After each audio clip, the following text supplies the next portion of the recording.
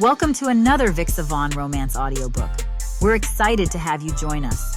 Whether you're into second chance romance, enemies to lovers, fake marriage, or any other trope, Vixa Vaughn offers you the chance to escape into stories that will carry you away into heart-pounding romance and gripping characters. While we want to get you the full experience, some parts of this audiobook are abridged to stay abreast of YouTube's community guidelines. If you want the full experience, you can always head to Vixa Vaughn Romance and use code VIXA40 to get the unabridged version of this audiobook for 40% off. Now sit back and enjoy the show.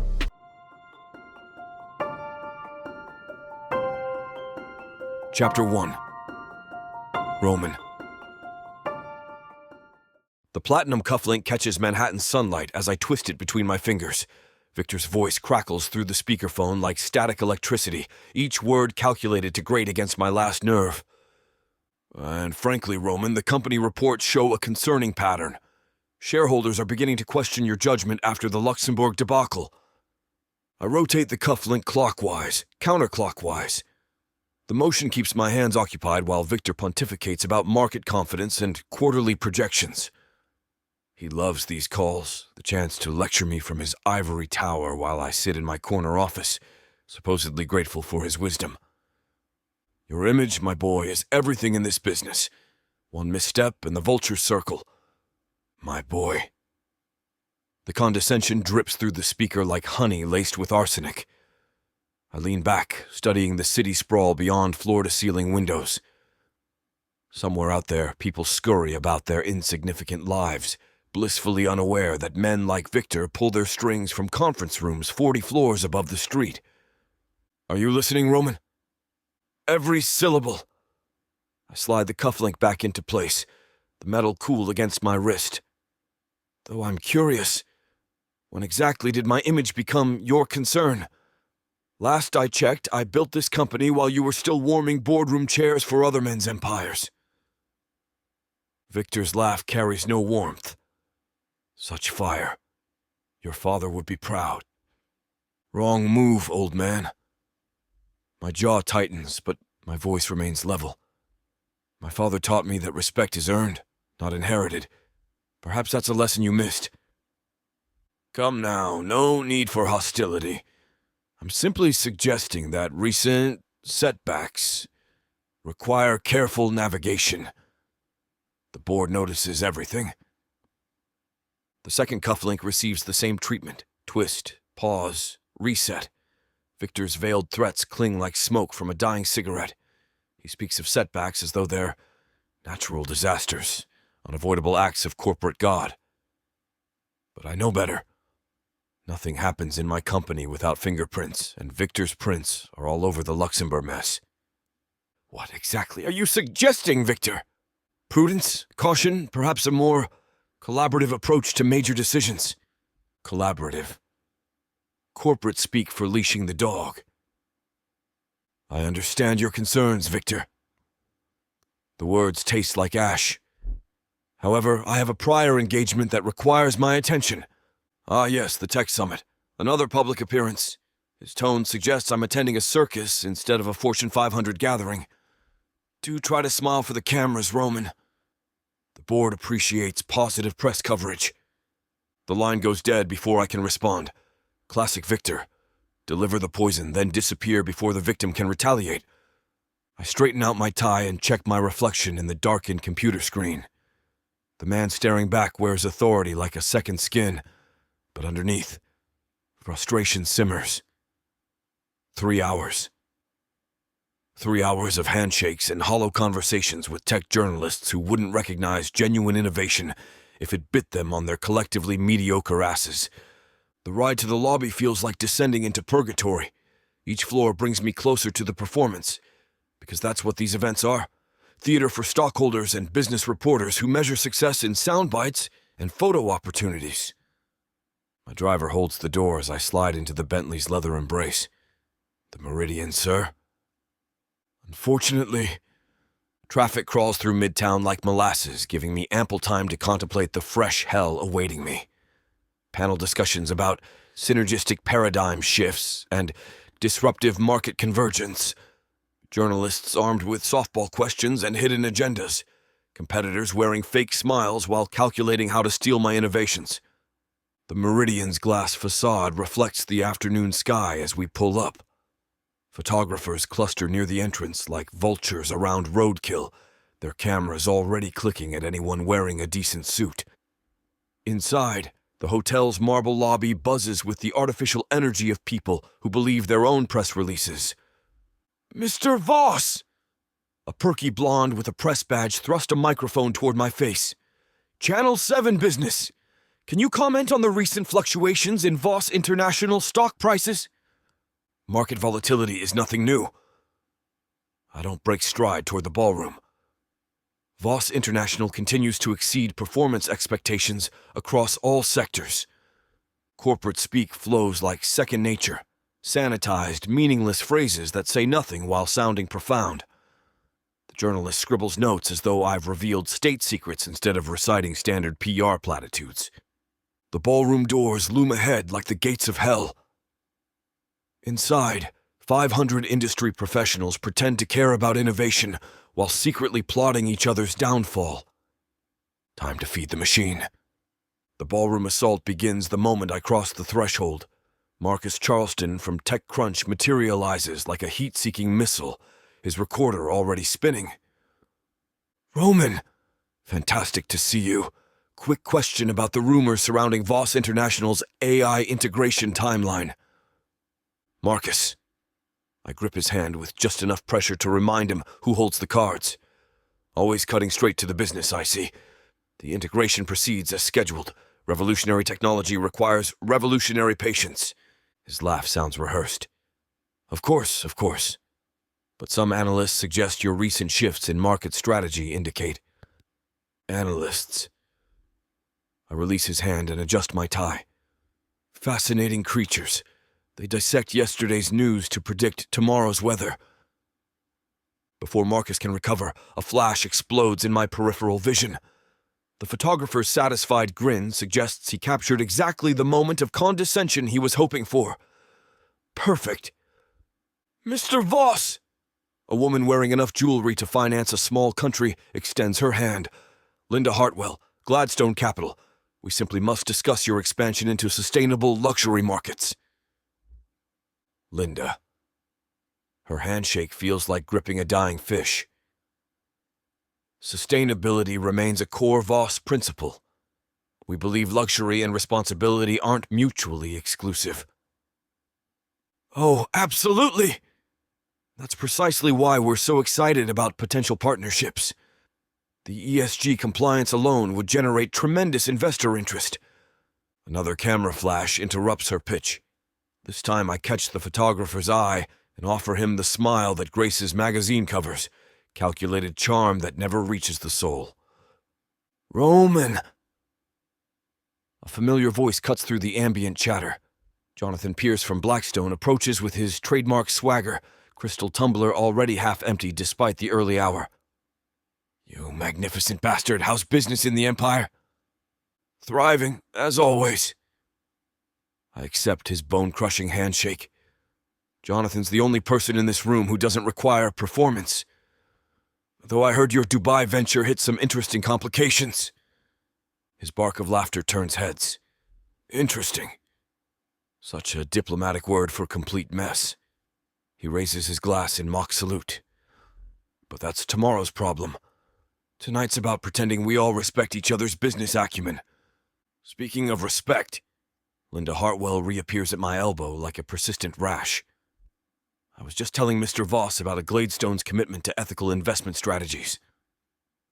Jonathan's expression suggests he's bitten into something sour. Ethical investment. Now there's an oxymoron for the ages.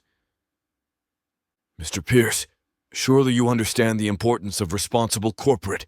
Lady, the only thing I understand is profit margins and quarterly projections. He drains his tumbler. Everything else is marketing. Linda's face flushes crimson as another photographer captures her mortification for posterity.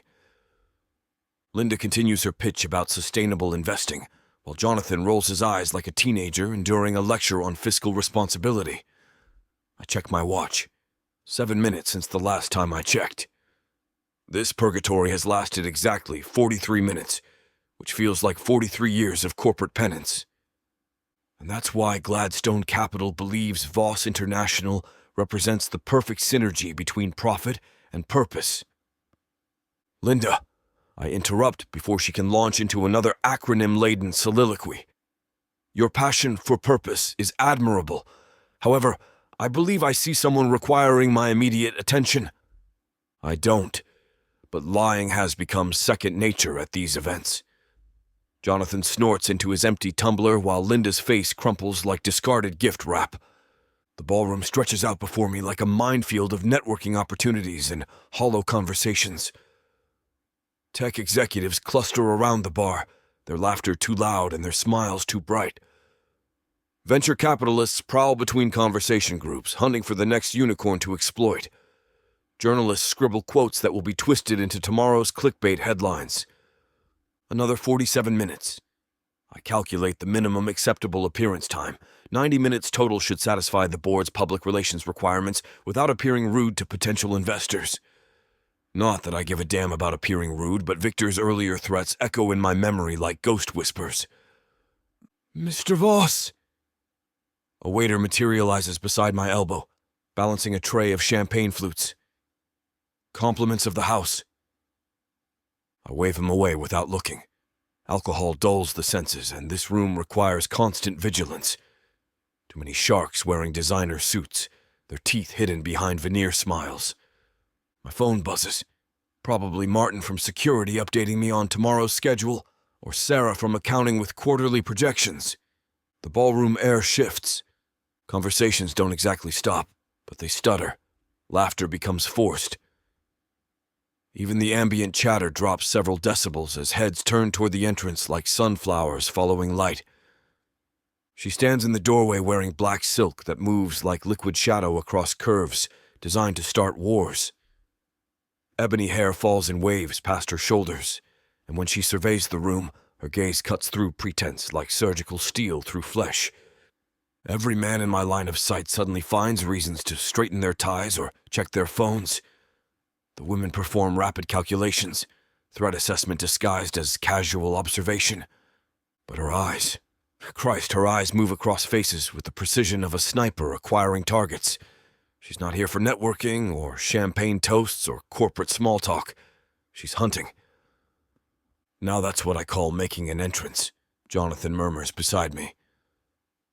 I don't respond because my throat has forgotten how to form words. She's scanning the room with purpose, and when her gaze inevitably finds mine, because it will, I have the strangest sensation that everything up to this moment has been prologue. The woman in black smiles, and the expression holds no warmth whatsoever. God, I hope I have the chance to talk to her tonight. We have some unfinished business to attend to. Chapter 2. Sloane. The Valentino dress cost more than I'd care to admit, but investment pieces require no apologies. I step through the Meridian's ballroom entrance, like I own the marble beneath my Louboutin heels, because in every way that matters, I do. The fabric moves with liquid precision against my skin, black silk that catches light and throws it back like obsidian. Every stitch engineered for maximum impact, every seam calculated to remind this room exactly who walks among them. Conversations fracture mid-sentence. A tech executive's champagne flute pauses halfway to his lips. The blonde journalist near the entrance actually stops mid-interview, her microphone dangling forgotten while she recalculates her evening's priorities. Perfect. Just what I wanted. I pause in the doorway, allowing the moment to crystallize. Let them look. Let them wonder who dares enter their exclusive sandbox, wearing confidence like armor and ambition like jewelry. My God, is that... A woman's whisper carries across the sudden quiet. Sloane Mercer. Another voice, male this time, recognition laced with something resembling fear. Good. Fear keeps the wolves honest. I sweep my gaze across the assembled crowd with surgical precision. CEOs cluster like nervous sheep near the bar, their wives performing rapid threat assessments, disguised as polite interest. Venture capitalists pause their predatory networking to stare. Even the waitstaff moves with newfound purpose, sensing the shift in atmospheric pressure.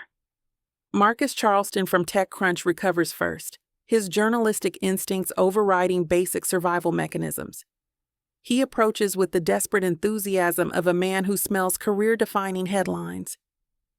"Miss Mercer." Marcus Charleston. "We spoke last month about the Kellerman Industries restructuring.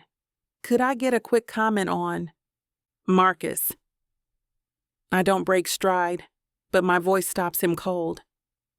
"Still fishing in shallow waters, I see. When you're ready to discuss stories with actual substance, you have my assistant's number." His face cycles through confusion, embarrassment, and resignation in rapid succession.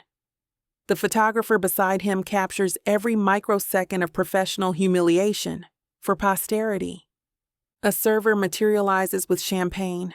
I accept the flute with one finger, holding it like the prop it is. I won't drink. Alcohol dulls edges, and tonight requires surgical sharpness. The crowd parts as I move deeper into the ballroom. Not obvious deference, but the subtle repositioning of people who recognize apex predators and adjust accordingly. Conversations resume, but with the artificial brightness of performers who know they're being watched. Near the far wall, a cluster of pharmaceutical executives discusses market volatility with the passion of accountants reading grocery lists. Their wives wear diamonds like armor and smiles like shields, protecting territory they've never had to fight for. I catalog faces, connections, weaknesses. Patricia Kellerman stands near the auction display, her recent divorce settlement making her vulnerable to certain opportunities. David Chang from Johnson Capital nurses his second whiskey, his gambling debts a poorly kept secret among industry insiders. But my attention settles on a figure near the center of the room. Tall, immaculate in charcoal wool, wearing authority like a second skin. Roman Voss holds court without effort, magnetic in the way that draws both admirers and enemies into his orbit. He hasn't seen me yet. Soon, though. Soon. I approach the bar with deliberate intent, my heels clicking a steady rhythm against polished marble. The bartender, a young man who's clearly out of his element, straightens with the reflexive attention service industry professionals reserve for those who tip in hundreds. "What can I get you this evening, ma'am?" Around us, crystal tumblers filled with amber liquid and wine glasses containing Bordeaux, older than democracy, populate every manicured hand. The corporate elite sip their liquid power plays with ritualistic precision. Passion fruit margarita, extra lime, salt rim, and make it loud enough that the entire room questions my judgment. His eyebrows climb sharply, but years of service industry survival instincts prevent verbal commentary. He reaches for silver shakers and exotic bottles, constructing my deliberate rebellion one measured pour at a time. The drink emerges sunset orange, with crystalline salt catching overhead lighting like scattered diamonds.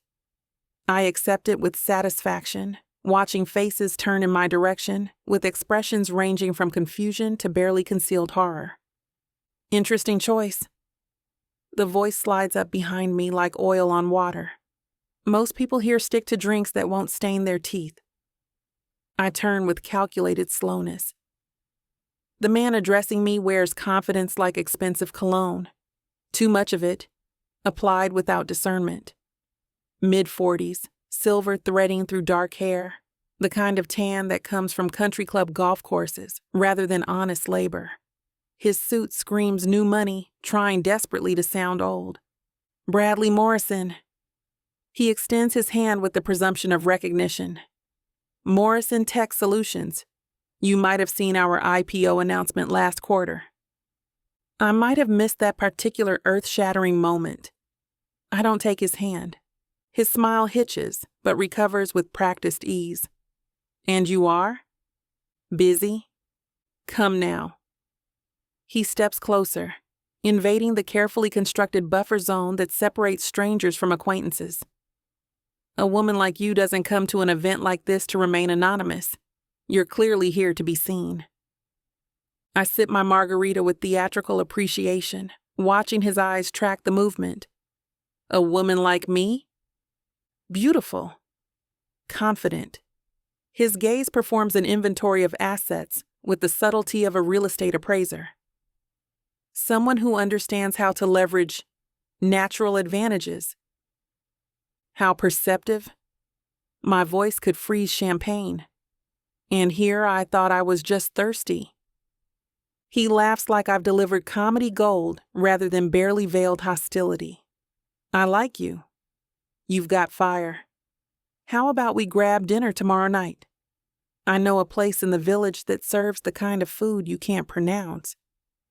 Let me guess. You'll order for me? I'm a man who takes charge when necessary. How generous of you to offer leadership I never requested. I set my margarita on the bar with deliberate precision, but I'll have to decline. Come now, don't be shy. His smile stretches wider, revealing teeth whitened to an unnatural gleam. One dinner? What's the harm? The harm is that I said no. His laugh carries the hollow ring of someone who's never heard that word applied to himself. Playing hard to get? I appreciate the challenge, but we both know how this ends. The presumption in his voice triggers something cold and sharp behind my ribs. I straighten to my full height, adding the 4 inches my heels provide for maximum psychological impact. Mr. Morrison, I'm going to explain this once, using small words. I'm not interested. Not tonight. Not tomorrow. Not if you were the last functioning testosterone producer on the planet. The charm melts from his face like cheap makeup in rain. Listen here, sweetheart. Miss Mercer will do nicely. Right. His tone shifts, edges hardening. Miss Mercer. You're making this harder than it needs to be. I'm offering you a good time with a successful man. Most women in your position would jump at the opportunity. My position. The temperature around us drops several degrees. Which position would that be exactly? He glances around, checking whether nearby conversations have paused to eavesdrop on our increasingly tense exchange. Satisfied we're operating below radar, he leans closer. Look, we both know why you're really here. Women like you don't buy $1,000 dresses to drink fruit cocktails alone. My fingers tighten around the margarita glass. Women like me? Smart, ambitious. His eyes perform another inventory, looking to make connections with the right kind of people. I can be very generous to women who understand how business works. The insult lands with surgical precision, designed to reduce me to commodity status in 3 sentences. Around us, crystal continues to clink, and conversations flow like water over perfectly polished stones. But I feel the universe narrow to this moment of reckoning. I'm going to give you exactly 3 seconds to reconsider that statement. Or what? He steps closer, close enough that can I catch whiskey and expensive cologne mixed with something uglier underneath. You'll storm off. Make a scene? These people don't care about your feelings, sweetheart. They care about results. 2 seconds. Fine. His hand shoots out, fingers wrapping around my wrist with casual ownership.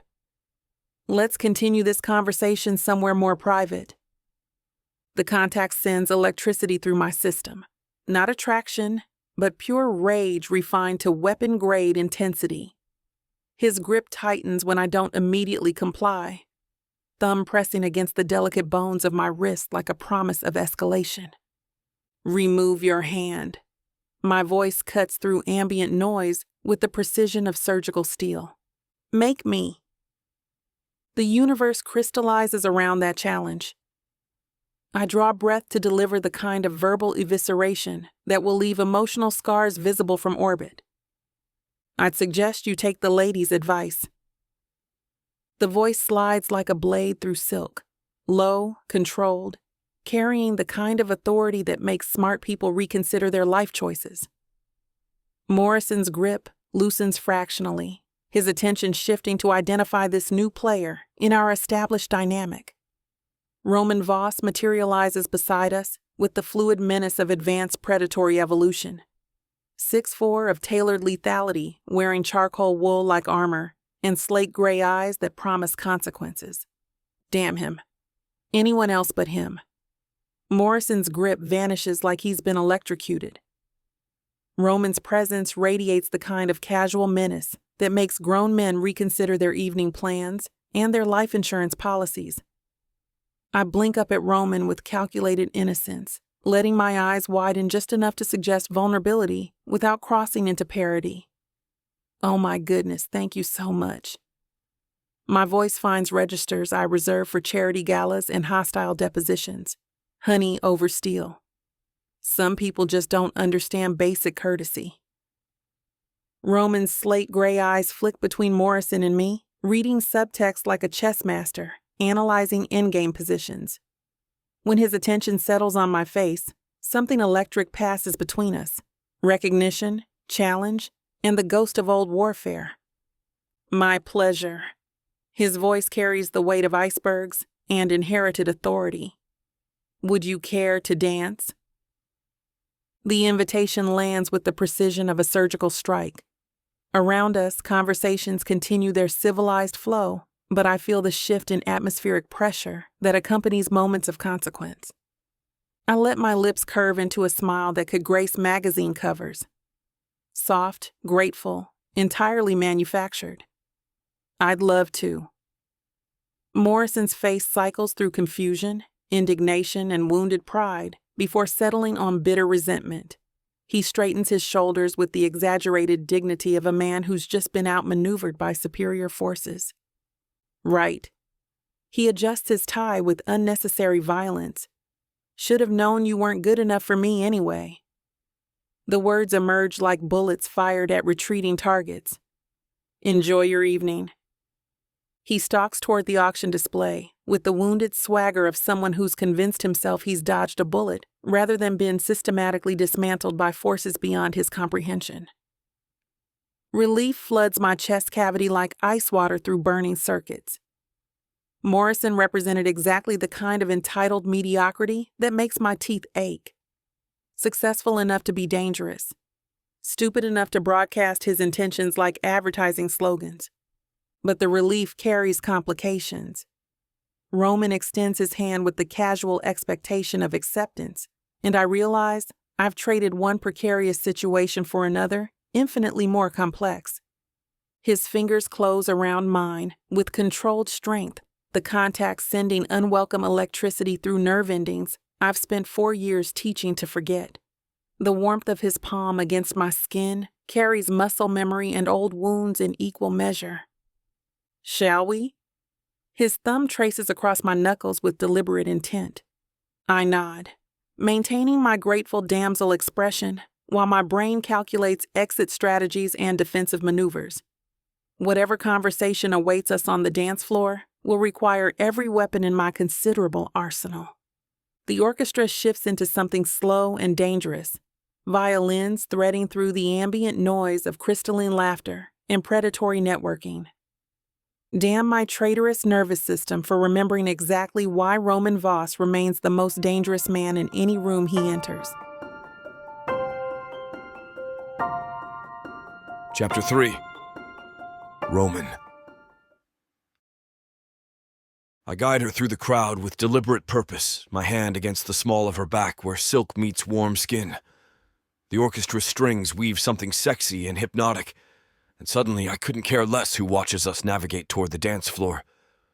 Victor would have an aneurysm, 300 industry vultures with cameras, and I'm about to give them front row seats to Roman Voss dancing with a woman. The smart play would be polite distance, professional networking, carefully managed optics. Instead, I pull her closer as we reach the polished parquet. She moves like liquid metal in my arms, her body finding mine with the kind of precision that suggests either exceptional natural rhythm or extensive practice. The black silk of her dress whispers against my suit jacket as we settle into the music's cadence. Well, Her laugh sparkles between us like champagne bubbles breaking surface tension. This is unexpected. Around us, other couples maintain respectful distances, their movements careful and calculated. We orbit closer, defying unspoken rules about appropriate public behavior. Her fingers curl against my shoulder, nails catching fabric with just enough pressure to remind me she's fully present. From the corner of my vision, I catch flashes going off. Marcus Charleston positions himself near the edge of the dance floor, his photographer capturing angles that will grace tomorrow's society pages. Patricia Kellerman pauses mid-conversation to stare, her expression cycling through recognition and poorly concealed envy. Good. Let them look. Let them wonder who commands Roman Voss's attention with such apparent ease. Do you always play the hero? She tilts her head, studying my face with those devastating eyes. Rescue damsels from pushy bar thugs? Only for women who make me forget I'm at work. The admission slips out before my internal filter can intervene. Dangerous territory, acknowledging that she affects me, that her presence transforms this obligatory corporate theater into something resembling actual human interaction. Her smile shifts, losing some of its practiced perfection. For a heartbeat, I glimpse something authentic beneath the flawless presentation. Surprise, maybe, or the recognition of someone who wasn't expecting honesty. Careful, sir. Her voice drops to conspiracy-level intimacy. Comments like that might give a girl ideas. What kind of ideas? The dangerous kind. We turn with the music, her body following mine in perfect synchronization. The crowd beyond our immediate orbit becomes background noise, ambient murmur punctuated by crystalline laughter and the soft percussion of designer heels against marble. She's magnetic in ways that transcend mere physical attraction. Intelligence radiates from her like heat from a carefully banked fire, and every word carries multiple layers of meaning that demand immediate decoding. This woman could destroy empires before breakfast and still look flawless doing it. The music shifts into something slower, more intimate. Our bodies adjust accordingly, closing the already minimal distance between us. Her hand rests against my chest now, fingers spread over the silk of my tie. I realize we've skipped the formalities. Her eyes meet mine with deliberate intensity. I'm Sloane. Just her first name, offered like a gift wrapped in velvet. No surname, no business card, no corporate affiliation. In a room where everyone announces their professional credentials before their given names, the omission feels revolutionary. Roman. Roman! She repeats it like she's testing how it tastes, rolling the syllables around her tongue. Just Roman. The way she says it suggests she knows exactly who Roman is. Roman Voss, CEO, industry titan, the man whose photograph graces magazine covers and whose approval can make or break careers. But she's choosing to treat me like just another first name at a party, and the pretense feels deliciously subversive. I'm certain she recognizes me.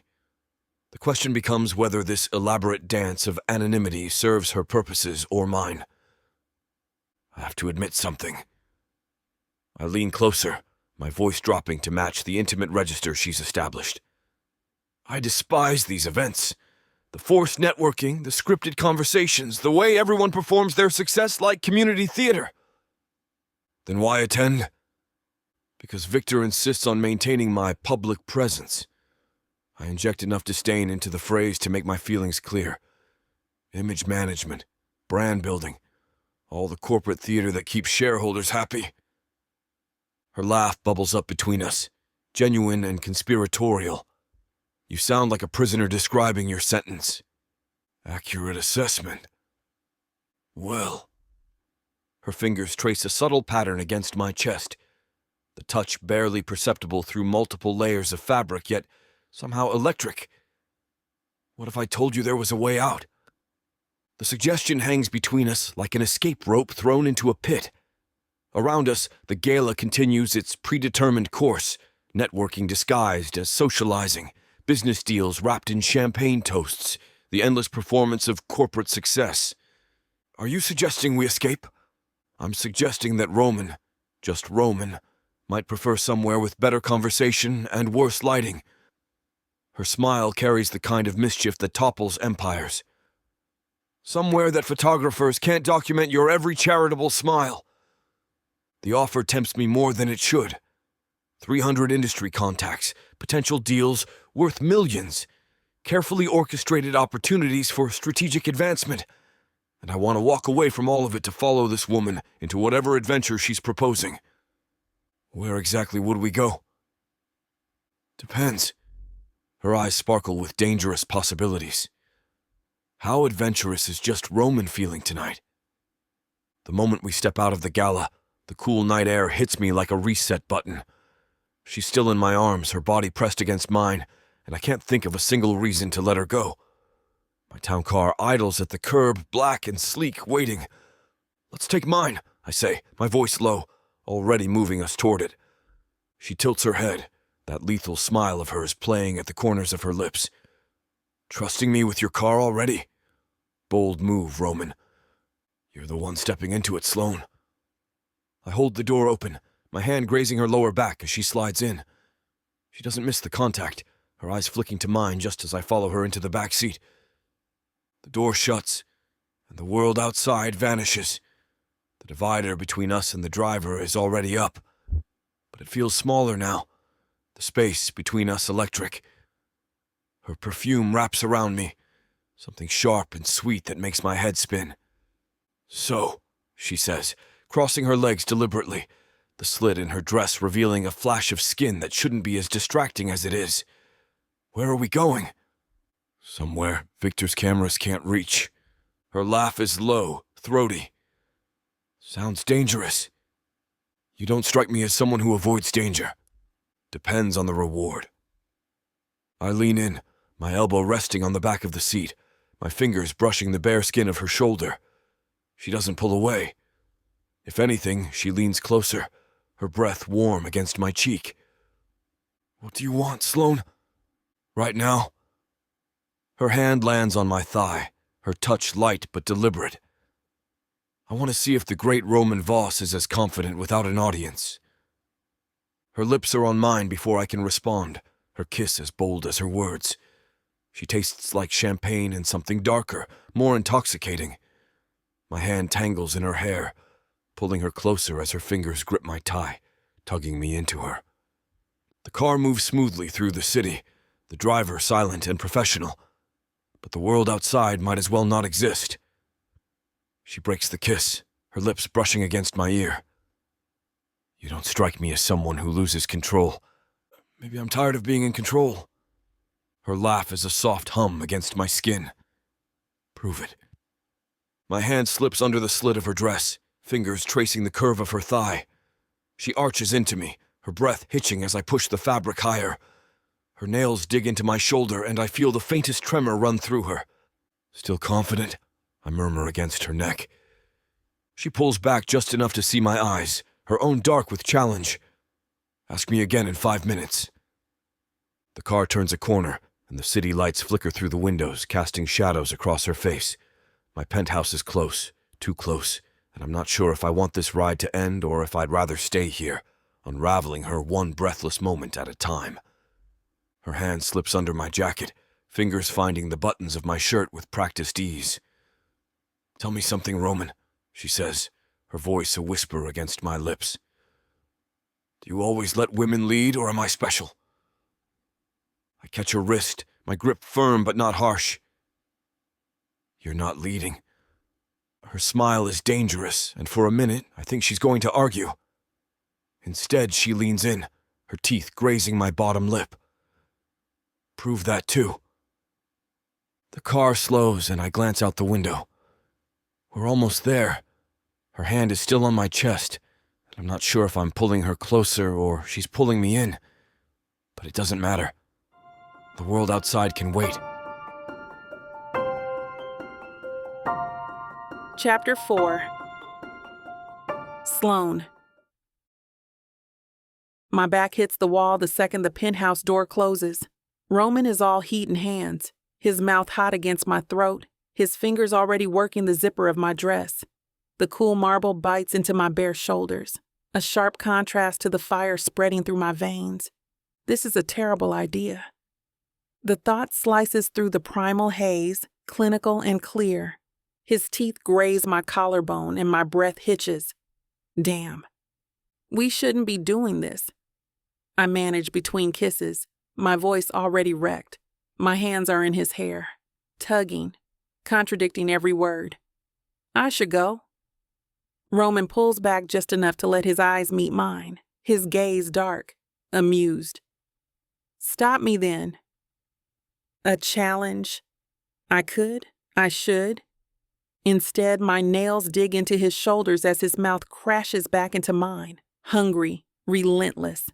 The dress slips down my arms, pulling at my waist. His hands roam, possessive, mapping skin like he's memorizing territory. Come on, you can tell me. He murmurs against my lips, his voice rough. I don't. His mouth curves into a smirk before he drags me off the wall, his arm hooking behind my knees as he lifts me effortlessly. My legs wrap around his waist on instinct, my heels digging into the small of his back. Still think you should go? I bite his lower lip hard enough to make him groan. Shut up and take me to bed. His laugh is low, dangerous, demanding, but he does. The bedroom door slams behind us, and Roman's hands are everywhere, stripping me of what's left of my self-control with a precision that borders on surgical. His mouth follows, down my neck, over my shoulders, along the curve of my waist, leaving a trail of heat that makes my breath catch. I arch into him, my fingers tangling in his hair, pulling him closer. Well, things are heating up here. You know what to do. Go to BWWM to get the dirty details that this platform won't put on the air. I know it sucks, but at least you can get a 40% discount with code VIXA40 to make up for it. Use it while it lasts and apply it to every digital product in your cart. Back to the story. I wait, count the seconds between his breaths. 1, 2, 3. When I'm sure he's asleep, I slide out from under his arm, slow and deliberate. The sheets whisper against my bare skin as I ease off the bed, my bare feet silent against the cold marble floor. My dress is crumpled near the door, black silk pooling like spilled ink. I scoop it up, shaking it out before stepping into it, the fabric cool against my overheated skin. The zipper is a quiet hiss as I pull it up, my fingers steady despite the way my pulse thrums in my throat. I don't look back at the bed. My heels are by the armchair, discarded in the heat of the moment. I slip them on, the familiar click of stilettos grounding me. One last sweep. Phone, clutch, the faintest trace of my perfume lingering in the air. Then I'm at the door. Roman shifts in his sleep, a low murmur escaping him. My hand freezes on the doorknob, but he doesn't wake. I step out, closing the door behind me with a soft click. The penthouse hallway is empty, the only sound the hum of the elevator as it arrives. The ride down is silent. The city lights blur beyond the glass, bright and indifferent. By the time I hit the lobby, my Uber is waiting. The car idles at the curb, exhaust curling into the night air. I slide into the back seat without a word. The door shuts, and just like that, I'm gone. Chapter 5. Roman. I wake to sunlight streaming through floor-to-ceiling windows, stretching across empty sheets. The warmth hits my bare chest first, then the realization that I'm alone. My arm sweeps the space beside me. Cold silk, no lingering warmth. The pillow still holds the faint impression of her head, but that's all that remains. I sit up, running a hand through my hair. The penthouse is silent except for the distant hum of traffic 40 floors below. Figures! I almost sound amused. I clear my throat, stretch my shoulders until they crack. Too good to be true. But there's no real bite to it. If anything, I'm a little disappointed. Women who slip out before dawn aren't new to me. Hell, I prefer it most of the time. No awkward morning conversations, No expectations. Clean breaks. So why does the empty space feel bigger than it should? I swing my legs over the edge of the bed, feet hitting cold marble. The bathroom mirror reflects exactly what I expect. Satisfied exhaustion written across my features, stubble darker than usual, a faint mark on my shoulder where her teeth cashed in. The shower is scalding. I let it beat against my neck, washing away the last traces of her perfume from my skin. By the time I step out, I filed last night away where it belongs.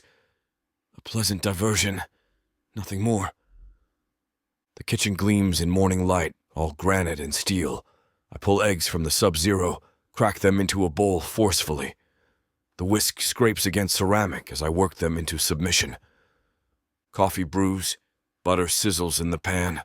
Normal morning routine, no different than any other. Except it is different, and I can't quite put my finger on why. The eggs are perfect, creamy, rich, the way my housekeeper taught me years ago. I plate them beside fresh berries, pour coffee into my favorite mug, the one with the chip on the handle that I refuse to replace. I'm halfway through my first bite when my phone moves across the marble countertop. The screen is literally ablaze with Victor's name. I stare at it, fork suspended midway to my mouth. 3 more buzzes in rapid succession. Then it starts ringing. Christ! I set the fork down, reaching for the phone. What fresh hell is this? The screen lights up like a Christmas tree. 32 missed calls, voicemails stacked like dominoes, text messages flooding in faster than I can read them. My blood turns to ice water. No. The word punches out of me before I can stop it. No. No. No. I scroll through the chaos. Victor's name blazes across every notification. The timestamps paint a horrifying picture. Calls starting at 9 last night, escalating through midnight, becoming frantic by 3 a.m. The first voicemail crackles through the speaker. Roman, where the hell are you? The Singapore investors are asking questions. I skip ahead, dread crawling up my throat like acid. Roman, this isn't funny anymore. You've got 300 people waiting for your keynote. I'm stalling, but... Delete. Next message. Jesus Christ, Roman, I had to send them home. Do you have any idea what you've just done? Call me back immediately. The phone slips from my hand, clattering against the marble countertop. The sound echoes through the penthouse like a gunshot. My speech, the keynote address, the entire reason for last night's gala, announcing our expansion into Southeast Asia, securing partnerships worth hundreds of millions. I left. I walked out on the most important presentation of my career to chase a woman in a black dress. Damn. I grip the edge of the counter until my knuckles go white. The berries on my plate gleam like tiny accusers.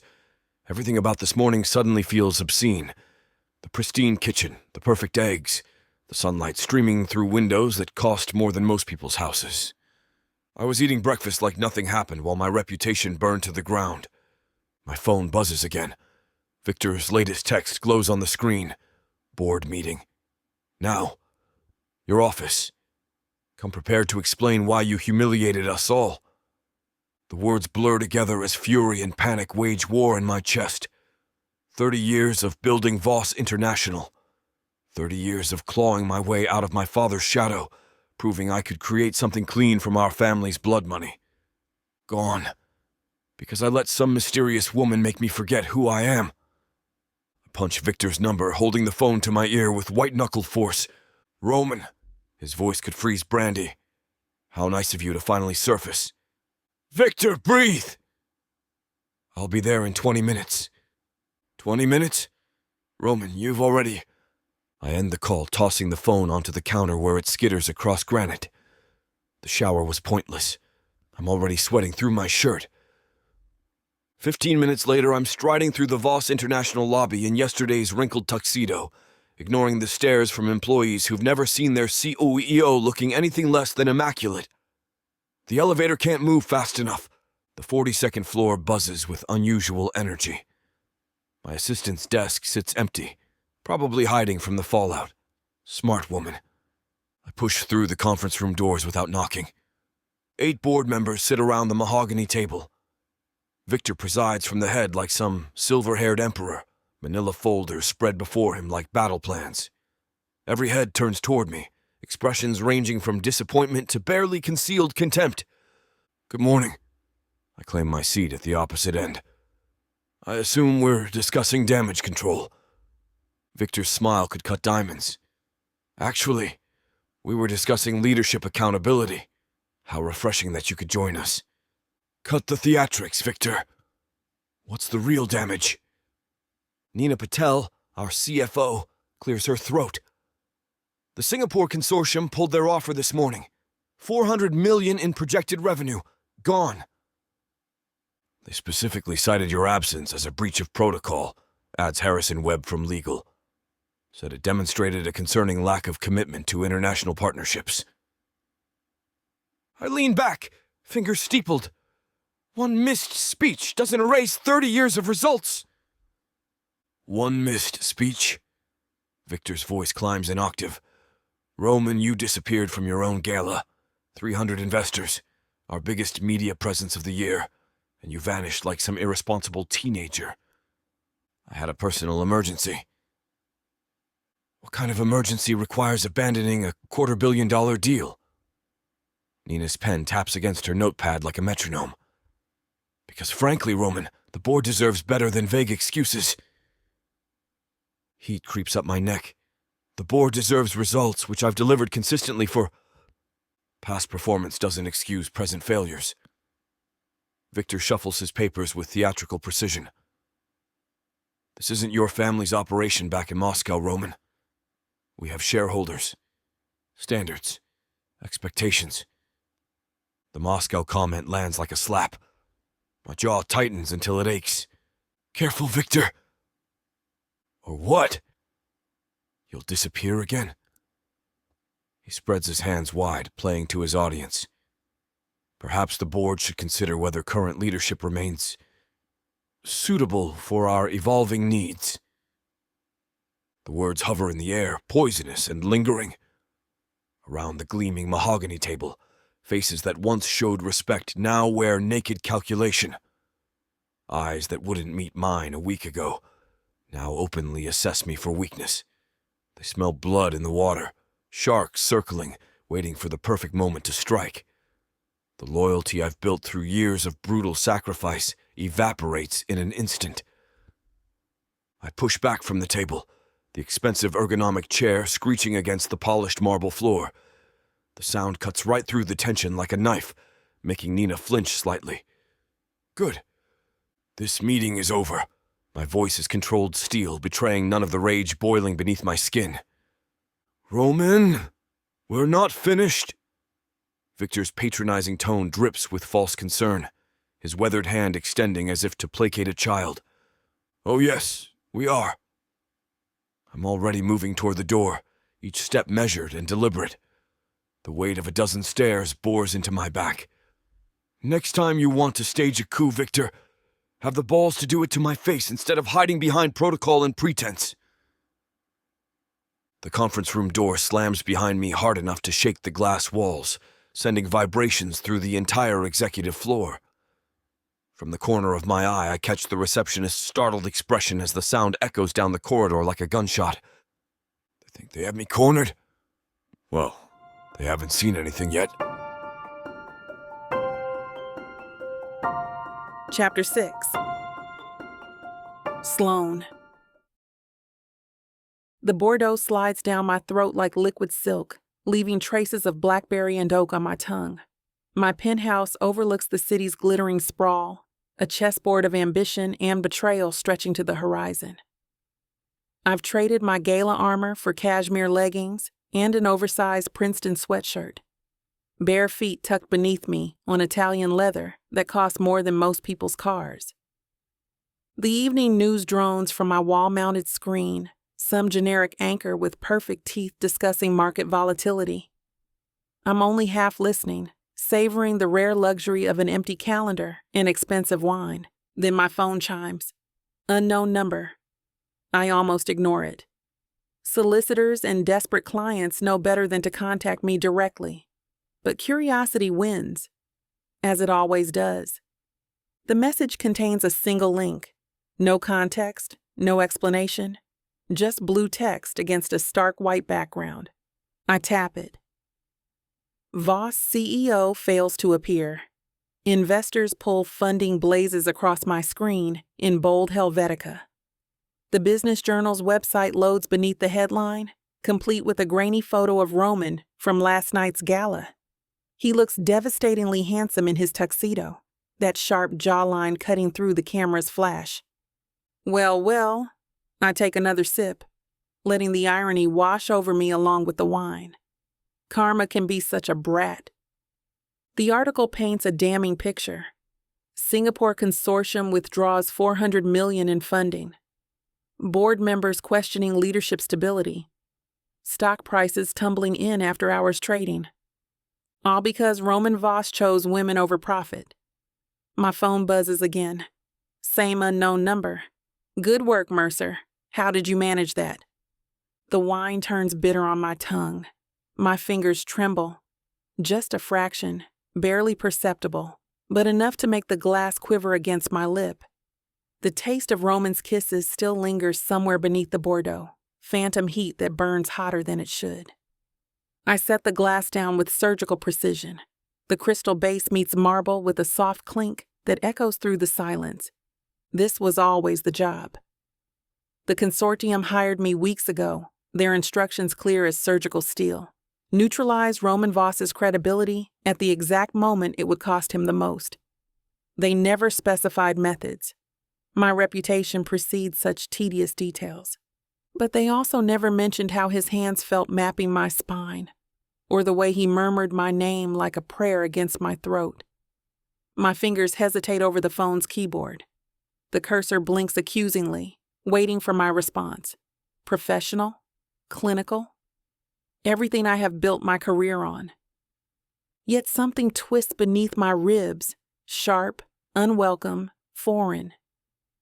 Roman's face surfaces unbidden, the way he studied at me on that dance floor, pupils dilated with something that transcended mere lust, like I was sunlight breaking through storm clouds, not another conquest to catalog. Stop it, I whisper to the empty penthouse. It was a job. The lie tastes worse than the wine. My thumbs move across the screen with mechanical efficiency. I don't discuss methods. Transfer confirmed? The response arrives before I can second-guess myself. Already processed. Swiss account 447B as requested. Pleasure doing business, Mercer. My banking app refreshes with the distinctive chime of incoming wealth. The numbers blur for a moment before snapping into crystal clarity. $250,000 deposited into Swiss account 447B. Clean. Digital. Untraceable as morning mist. I stare at the screen until the numbers burn themselves into my retinas. $250,000 for one night's work. The most expensive lay in Manhattan. And Roman doesn't even know he paid for it. My stomach churns. Wine mixing with something acidic that tastes suspiciously like guilt. The phone buzzes again. Transaction complete. We'll be in touch if we require your services again. You exceeded expectations, Mercer. Thank you. My thumb hovers over the keyboard. Professional courtesy demands a response. A simple acknowledgement. Maybe a gracious thank you for their business. The kind of closing ritual that separates contractors from amateurs. Instead, I toss the phone onto the couch like it's radioactive. The wine sits abandoned on the coffee table. Burgundy liquid catching the city light streaming through floor-to-ceiling windows. Each reflection fractures into tiny stars, scattered and broken across the surface. Like Roman's face when he realizes what I've done to him. It's business, I say to the empty penthouse, testing how the words sound in the acoustics of Italian marble and designer emptiness.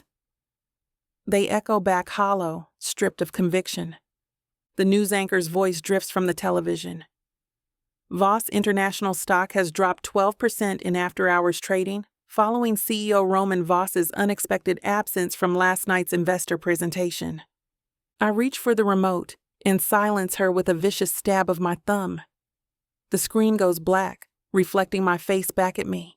Sharp cheekbones, perfectly applied makeup, eyes that reveal nothing. Merciless Mercer, the woman who dismantles empires over breakfast and doesn't flinch when the bodies hit the floor. So why does my chest feel like someone's carved out my lungs with a rusty spoon?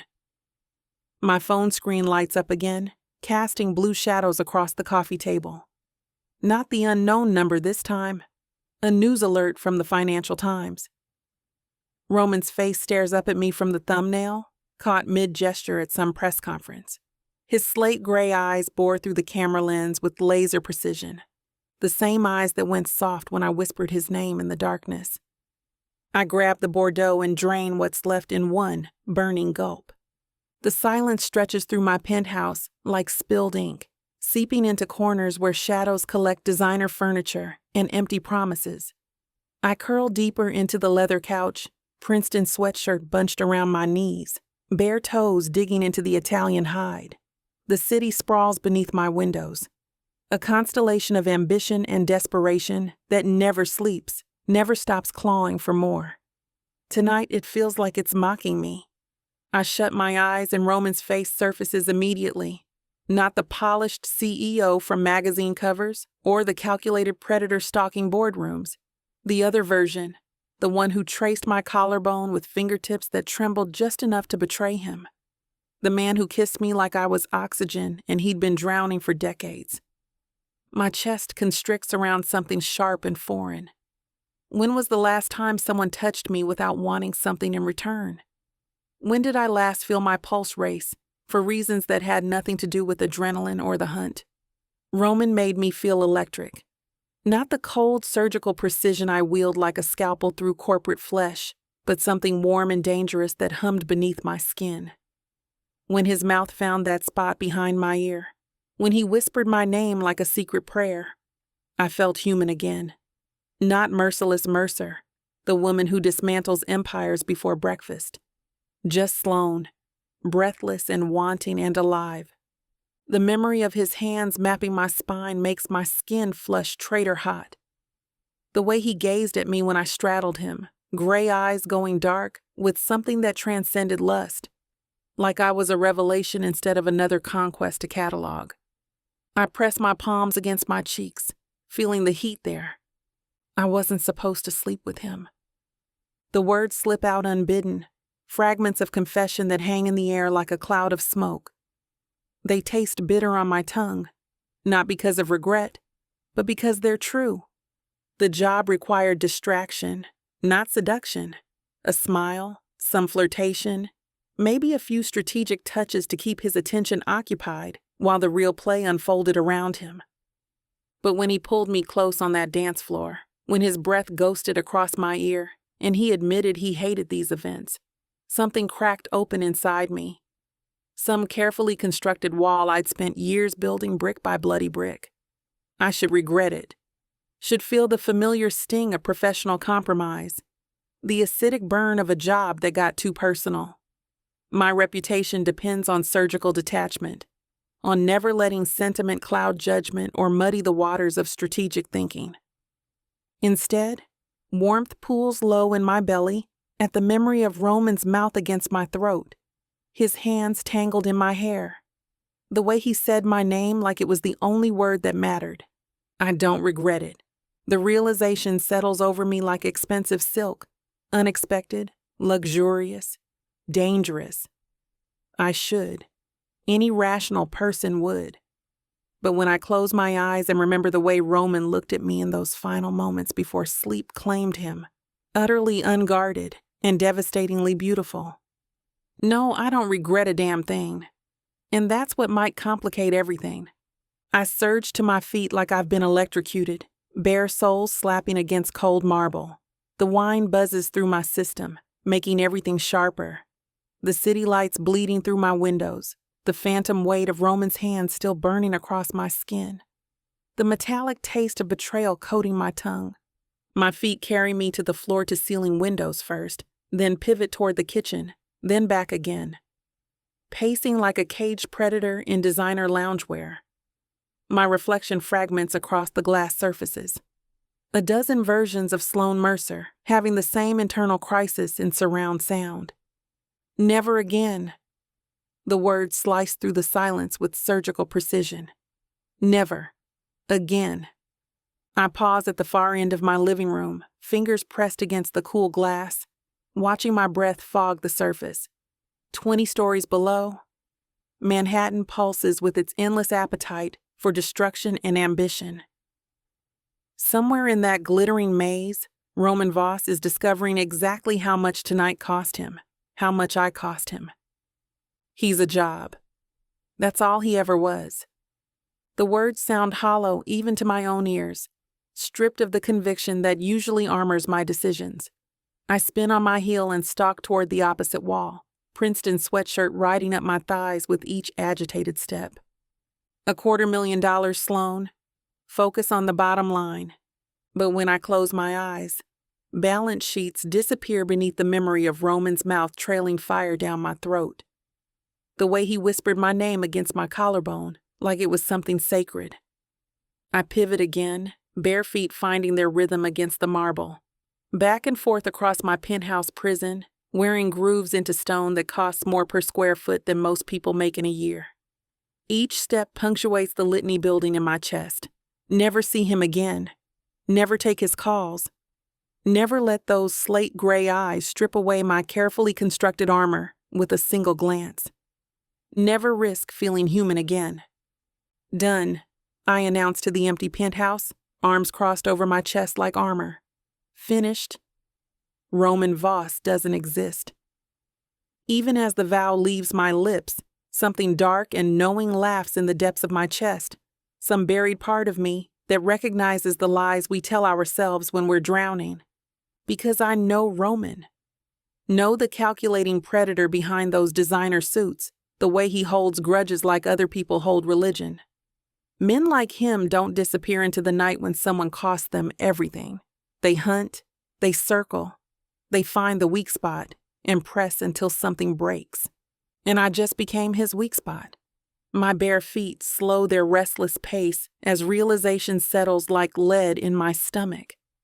I've played this game long enough to recognize the opening moves. Roman will discover what I did. Men with his resources always do. He'll trace the threads back to their source, follow the money until it leads him straight to my door. Then what? Revenge? Retribution? Something worse? The smart play is distance.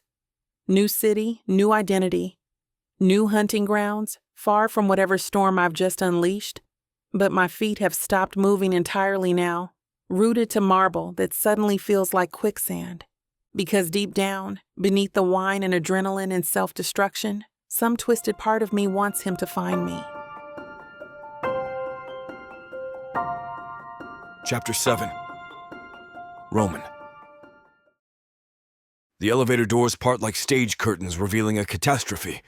Voss International's executive floor buzzes with the frantic energy of damage control. Phones ringing, keyboards clicking, the sharp staccato of crisis management in its purest form. I stride through the chaos toward my corner office, Italian leather soles eating up marble with predatory precision. Harold intercepts me before I reach my door, his usually pristine appearance disheveled in ways I've never witnessed in our 5 years working together. Sweat beads his forehead despite the Arctic air conditioning that keeps the executive floor at a precise 68 degrees, and his tie, a Hermes I gifted him last Christmas, sits crooked against his collar. These are cardinal sins for a man who treats presentation like scripture and once rescheduled a board meeting because his shirt developed a microscopic wrinkle. "Sir, we need to—" His voice carries the unmistakable tremor of impending disaster. "Contact Singapore, now." I brush past him into my office, already shedding my jacket and tossing it over the nearest chair with calculated disregard. The cashmere wool blend lands in a crumpled heap. "Get Zhao on the line, then Williams, then the entire consortium if necessary. Pull whatever strings you need to. Threaten bribe, I don't care." Harold's fingers fly across his tablet with frantic precision. stylus dancing between screens like a conductor's baton during the most chaotic movement of a symphony. His breathing is shallow, his normally composed demeanor crumbling under the weight of what we both know is happening. Zhao's assistant says he's unavailable until next week, claims he's on a meditation retreat in Bali. He swallows hard before continuing. Williams isn't returning calls either. I've tried his private line 3 times. Their whole team has gone radio silent, legal, finance, everyone. It's like they've vanished into thin air overnight. I slam my hands against the mahogany desk hard enough that it rattles the crystal paperweight, a gift from my first major acquisition. The sound cracks through the office like a gunshot. Unavailable. The word tastes like acid. 400 million in funding evaporates overnight, and Zhao is unavailable. My computer screen blooms to life, revealing an inbox that looks like a war zone. Red flags mark urgent messages from board members, investors, financial journalists circling like vultures. Each subject line drives the knife deeper. Concerns about leadership stability, emergency board meeting requested, Voss International stock volatility. I scroll through the carnage while Harold hovers near my desk like an anxious priest. Email after email paints the same picture, confidence bleeding out through a wound I carved myself by choosing one woman over everything I've built. The Journal wants a comment about your absence last night. Harold's voice carries the tremor of a man delivering terminal diagnoses. So do the Times, Reuters, and Bloomberg. Tell them to screw themselves with their comments. I click through financial reports that read like obituaries. Stock prices diving, analyst downgrades, trading volume that suggests panic selling. Sir, with respect, that might not be the optimal. Harold. I look up from the screen, letting him see exactly how thin my patience has stretched. Contact every investor who pulled funding. Schedule meetings, conference calls, interpretive dance performances, if that's what it takes. I want them all in a room where I can remind them exactly why they'd backed me in the first place. Harold scribbles notes with the fervor of a court stenographer. What about the board meeting Victor called? That stops me cold. Victor calling emergency meetings without my knowledge violates every protocol we've established. It also signals something darker. A vote of no confidence that could strip me of executive control faster than a hostile takeover. When? Tomorrow morning, 9 sharp. I lean back against my chair, fingers steepled beneath my chin. The leather creaks like old bones settling. Through floor-to-ceiling windows, Manhattan sprawls beneath gray October skies, a concrete jungle where I've carved out an empire, one calculated move at a time. 20 years, Harold. My voice comes out rougher than intended, abraded by exhaustion and fury. 20 years I've poured into this company. Every sleepless night, every cutthroat deal, every sacrifice that bled me dry. Harold nods like he understands, but how could he? He's never built something from the ground up, only to watch it crumble because he chose desire over discipline for one goddamn night.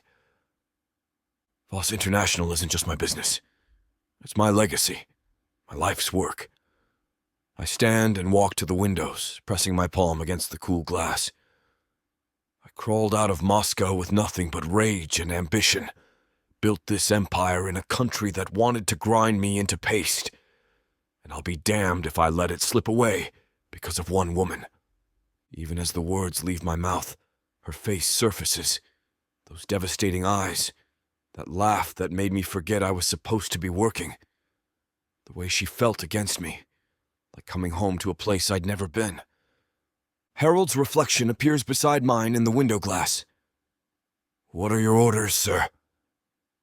I turn away from the city, from the memories threatening to derail my focus. There'll be time for analysis later. Right now, I have a company to save. Get me that list. Every investor, every board member, every financial reporter who thinks they can write my obituary. We're going to war. Harold's footsteps fade down the hallway, leaving me alone with the wreckage of my empire. I settle into my chair, pulling up a computer screen that now reads like science fiction. Numbers that assume a future where my company still exists, where investors haven't fled like rats from a sinking ship. The cursor blinks accusingly at me from an empty email draft. I should be crafting damage control, spinning narratives, doing what I've always done, taking control of the situation through sheer force of will. Instead, my mind keeps wandering to places it has no business going. Her laugh when I told her about hating corporate events. The way she tilted her head when she asked if I always played hero. How her skin felt like silk beneath my hands. How she moved against me with a confidence that suggested she knew exactly what she was doing to me. I slammed the laptop shut hard enough to rattle my coffee cup. This is exactly the kind of distraction that got me into this mess. I pressed the intercom button with way more force than necessary. Harold. Sir? I need the guest list from last night's gala. Full manifest. Everyone who walked through those doors. Bring that in too. Of course.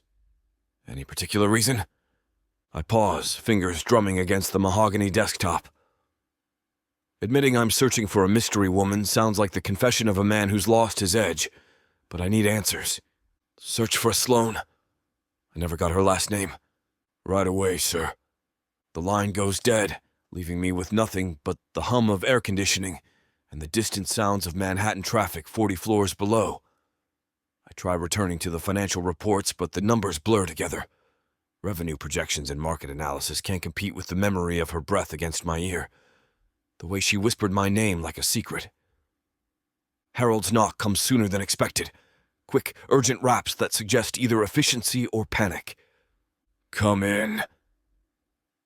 He enters with his tablet clutched against his chest, expression troubled. The color has drained from his usually composed features, leaving him looking like a man who's discovered something he wishes he hadn't. The guest list, sir. And... Harold's throat works like he's swallowing broken glass. Sir, there was no Sloane on the list. The words hit me like a physical blow. I lean against the back of my chair, processing what he's just told me while my world tilts sideways. Run it again. I've checked 3 times. Cross-referenced with the +1 manifests, the staff roster, even the catering company's employee list. No Sloane anywhere. The silence stretches between us like a taut wire ready to snap. Harold shifts his weight, clearly uncomfortable with delivering information that makes no sense. I stare at my computer monitor, watching my reflection fragment in the black screen. The pieces of last night rearrange themselves in my mind. Her convenient appearance, her perfect timing, the way she seemed to materialize exactly when I needed distraction most. Then who the hell did I bring home? Oh, so you think you're ready for some hockey romance, huh? Baby, you don't even know what you're about to step into. This is not your grandma's romance collection. No, sir. We're talking muscles on the ice, dirty talking men who can handle a stick. And I do mean every kind of stick. 8 full-length audiobooks, over 30 hours of heat, sass, and love stories that'll melt more than just the ice. And honey, these aren't just some regular old stories. These are the kind that'll have you fanning yourself, yelling at your headphones, and staying up till 3 a.m. talking about one more chapter. Normally, a collection like this would cost you a small fortune. But baby, you know we don't play like that. Right now, it's already sitting at a jaw-dropping 70% off. If you order today and use the YouTube exclusive code VIXA40, that's VIXA40. Boom. Even bigger savings. That's right. Your romance binge just got cheaper than your last DoorDash order. One click, endless passion. Vixa Vaughn Romance.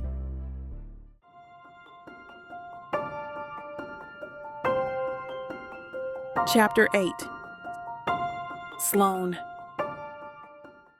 I sit cross-legged in my leather chair, bare feet tucked beneath me, wearing nothing but an oversized sweatshirt and boy shorts. My laptop rests on the desk beside a steaming mug of Ethiopian coffee that costs more per pound than most people spend on groceries. This is how I decompress after jobs, surrounded by the quiet luxury I've earned through careful calculation and strategic demolition of powerful men's egos. The email arrives with a soft chime that interrupts my review of investment portfolios. The sender's address raises my first red flag, a string of numbers and letters that screams encrypted proxy service. No corporate domain, no identifying information, just digital anonymity wrapped in professional courtesy. Subject: confidential consultation, time sensitive. I click it open, already suspicious. Miss Mercer, your reputation precedes you. We require your specialized services for a delicate matter involving corporate restructuring and executive transition. The target operates in the technology sector with significant international holdings. Compensation: $500,000 upon successful completion. Timeline: 2 weeks maximum. Discretion: paramount. If interested, respond within 24 hours. Further details will be provided upon acceptance. An interested investor. I lean back, coffee mug balanced on my knee, and read the message twice more. $500,000 for 2 weeks' work should excite me. It's double my usual rate for similar contracts. Instead, warning bells clatter in my skull like fire alarms. The language is too clean, too vague. Legitimate clients name names, provide specifics, explain exactly what kind of corporate restructuring they need. They don't hide behind concerned investor personas and speak in euphemisms about executive transitions. I pull up my secure browser and run a trace on the email's metadata. The results confirm my suspicions, routed through 6 different proxy servers across 3 continents, ending at a dead drop in Montenegro. Professional-grade digital laundering that costs serious money. My fingers drum against the ceramic mug while I consider the implications. Either I'm dealing with someone paranoid enough to make the CIA jealous, or this job involves the kind of corporate demolition that lands people in federal prison. Both scenarios fascinate and terrify me in equal measure. The smart play is deletion. Walk away from the suspicious money and stick to contracts where I know exactly who's paying me to destroy whom. I've built my reputation on surgical precision, not reckless gambles that could unravel everything I've worked for. But $500,000 represents 6 months of financial freedom. Time to be selective about clients. To maybe pursue a case or two that actually serves justice instead of just revenge. I type a response. Details first. Target identification, specific objectives, and verification of funding. I don't work blind. SM. My finger hovers over the send button while conscience wars with curiosity. The Voss job left me unsettled in ways I'm still processing, not because of the money or the challenge, but because of him. The way Roman studied me like I was salvation instead of destruction. How his touch made me forget I was there to ruin him. This new contract feels different, heavier.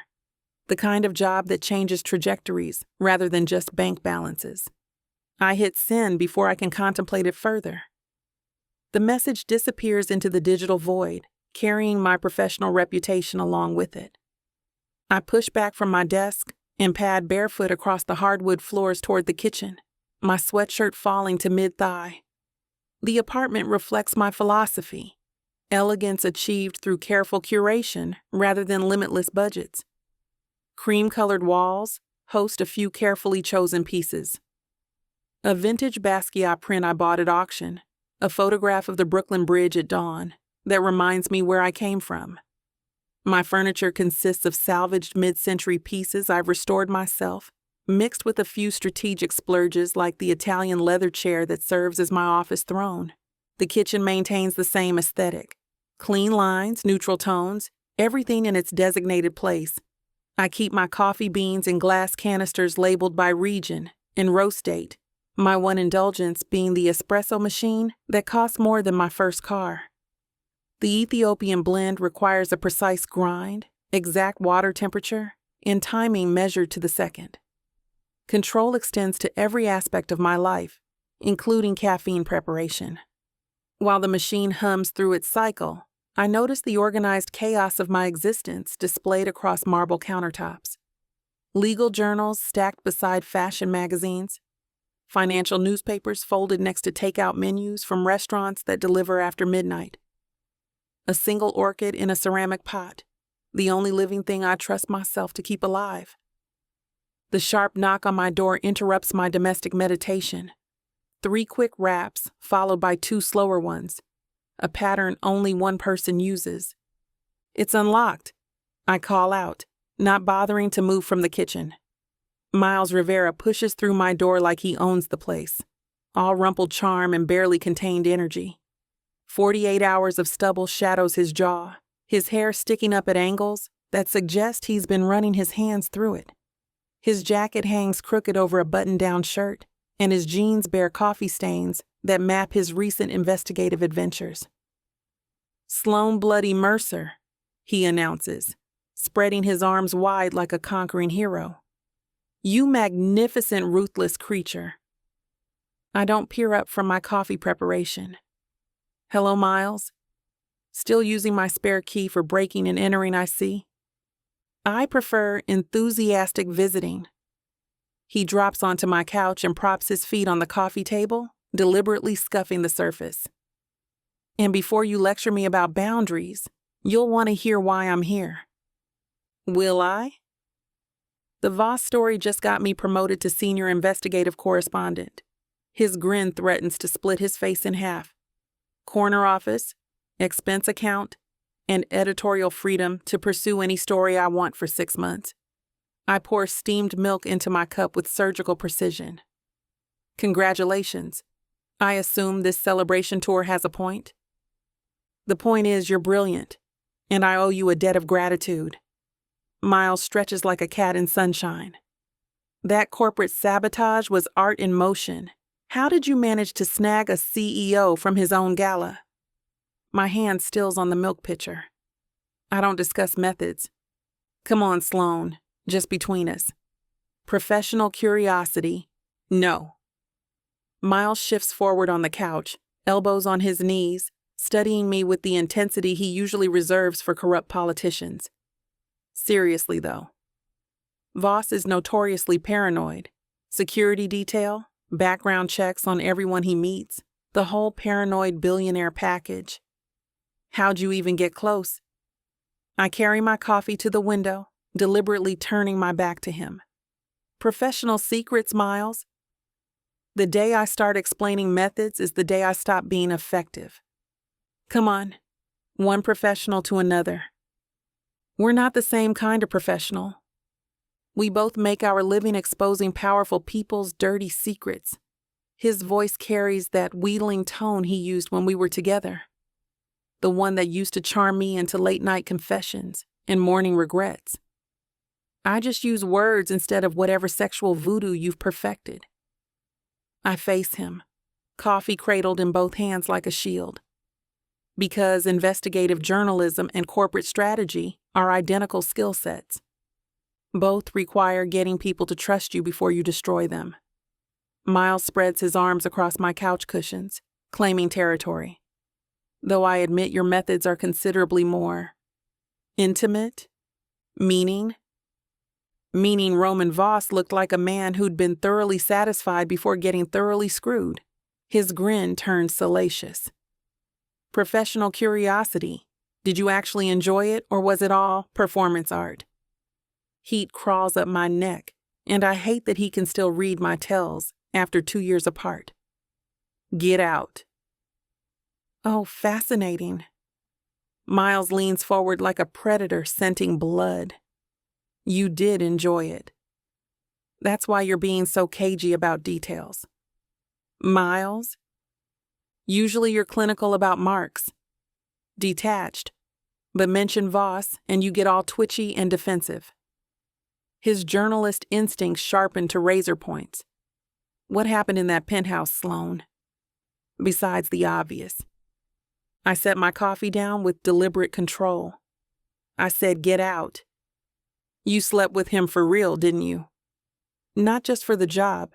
Miles stands, energized by his discovery. "Damn, you actually felt something for the guy." "I felt nothing." "Liar." He moves closer, crowding my space the way he used to when we fought about my emotional unavailability. "Roman Voss got under your skin. Probably the first man to manage it since you?" My voice drops to Arctic temperatures. "Don't flatter yourself." "I'm not talking about me. I'm talking about the fact that you're clearly wound tighter than a Swiss watch and overdue for a good lay that isn't connected to a paycheck." The words hit like a slap. I straighten to my full height, every muscle coiling with contained fury. "Excuse me?" Miles realizes his mistake too late, hands rising in mock surrender. "Sloan, I didn't mean—" "Oh, you meant it." I stride to my door and wrench it open. "You meant every condescending word." "I was joking."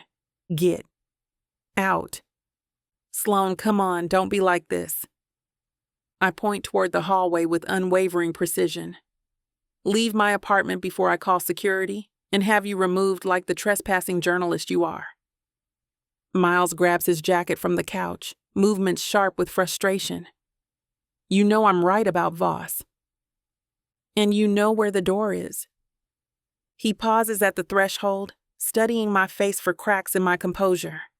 "When this blows up in your face, and it will, don't say I didn't warn you." I slam the door hard enough to rattle the frame. I lean against the door, my spine pressed to the cool wood, and close my eyes. The silence stretches through my apartment like a suspended breath. "Definitely not interested," I mutter to the empty room. "Especially not in Roman." The words taste like ash on my tongue. Lies always do. I push off the door and pace to the window, my bare feet silent on hardwood that suddenly feels too cold. Outside, Manhattan hums with its usual symphony of ambition and desperation. Yellow cabs weave between delivery trucks, while pedestrians navigate sidewalks like a choreographed dance of mutual avoidance. My reflection looks back from the glass, mahogany skin flushed with anger, brown eyes too bright, hair escaping from the messy bun I'd twisted it into this morning. I look rattled, exposed, everything I've trained myself never to appear. Miles doesn't know what he's talking about, I tell my reflection. My laptop chimes from the desk, the sound sharp in the quiet. Another email. Probably the mysterious investor with more cryptic instructions about corporate restructuring and executive transitions. I should check it. $500,000 demands attention, regardless of how sketchy the source. Instead, I find myself replaying fragments of that night. Roman's hands threading through my hair, the way he adored me as if I was something precious instead of predatory. How he whispered my name, just Sloan, soft and reverent, when he thought I was asleep. Professional transaction, I say aloud, testing the words. That's all it was. But even as I speak them, I remember the weight of his arm across my waist, possessive even in sleep, the scar along his ribs that I traced with curious fingers while he dozed, the vulnerability that flickered across his features when he thought no one was watching. I'd seen powerful men naked before, literally and figuratively. Stripped them of dignity, secrets, carefully constructed facades. It was a skill I'd honed to surgical precision, the ability to find and exploit weakness like arterial pressure points. Roman had been different, dangerous in ways that had nothing to do with wealth or influence. When he touched me, I forgot to catalog his tells. When he kissed me, strategy dissolved into sensation. For 3 hours, I wasn't merciless Mercer, corporate assassin and emotional fortress. I was just a woman drowning in slate gray eyes. Ridiculous, I snap, spinning away from the window. Absolutely ridiculous. My coffee sits abandoned on the counter, lukewarm and forgotten. I dump it down the sink with a little more force than necessary, the ceramic mug clattering against stainless steel. Miles saw through my defenses like they were tissue paper. That's what bothers me most. Not his crude observations about my sex life, but his casual dismantling of walls I've spent years constructing. He recognized something in my reaction to Roman's name that I'm not ready to acknowledge. Interest, investment, the beginning of something that could compromise everything I've built. The laptop chimes again, insistent. Work, focus. The antidote to whatever emotional poison Roman Voss injected into my bloodstream. I stride to my desk with renewed purpose, cracking my knuckles before opening the new message. Professional obligation trumps personal confusion every time. Not interested, never will be. Chapter 9. Roman. I've been staring at my computer screen for 3 hours, scrolling through socialite blogs and event photography websites like a man possessed. The quarterly reports sit untouched on my desk, while I chase digital ghosts through Manhattan's party circuit. Society snapshots loads with agonizing slowness, displaying thumbnail after thumbnail of champagne-soaked faces from last week's gala. I click through them methodically, searching for a flash of mahogany skin and killer cheekbones. Nothing. Page after page of plastic surgery and forced smiles, but no trace of the woman who disappeared from my bed like smoke. My phone buzzes with another missed call from Harold, probably wondering why I've ignored 17 emails about the Henderson merger. I swipe it away and open another tab. Manhattan Elite Weekly, New York Social Diary, Upper East Side Confidential. The names blur together as I hunt through archives, cross-referencing dates and venues. She had to appear somewhere in the digital ecosystem that documents every breath these people take. The security footage from the gala arrived this morning. 6 hours of high-definition surveillance that should contain answers. I've watched the entrance cameras 4 times, studying every woman who walked through those doors. Black dresses blur into a parade of designer anonymity, but none of them move like she did. None carry themselves with that particular blend of elegance and danger. My office door opens without a knock. Nina Patel enters wearing an expression that could freeze champagne mid-bubble. Her dark eyes take in my disheveled appearance, shirt sleeves rolled up, tie loosened, stubble approaching day 3 territory, and her mouth compresses into a line of professional disapproval. "You look like hell," she announces, settling into the chair across from my desk, with the precision of a surgeon making an incision. "Hello to you too, Nina." She crosses her legs and fixes me with the stare that's made grown investors weep during board presentations. "The Henderson people called. Twice. They're wondering why our CEO missed yesterday's conference call." I refuse to look up from my screen. "Reschedule it." "I already did. For this morning, which was 47 minutes ago." My fingers pause on the keyboard. "What?" "Roman." Nina leans forward, her voice dropping to the tone she reserves for particularly dense financial analysts. "You've clearly set something on fire. The question is whether it's intentional arson or accidental combustion." I close the laptop forcefully. "I'm handling the personal matter." "Personal matters don't make the Henderson Group question our leadership stability." She produces a tablet from her briefcase and scrolls through what looks like a catastrophically detailed schedule. "Victor's already started damage control with the board. He's suggesting we need interim leadership protocols while you work through whatever breakdown you're experiencing." The mention of Victor's name sends ice right through my veins. "He said that? What the hell?" "Verbatim. Along with several colorful theories about executive burnout and the pressures of maintaining your father's legacy."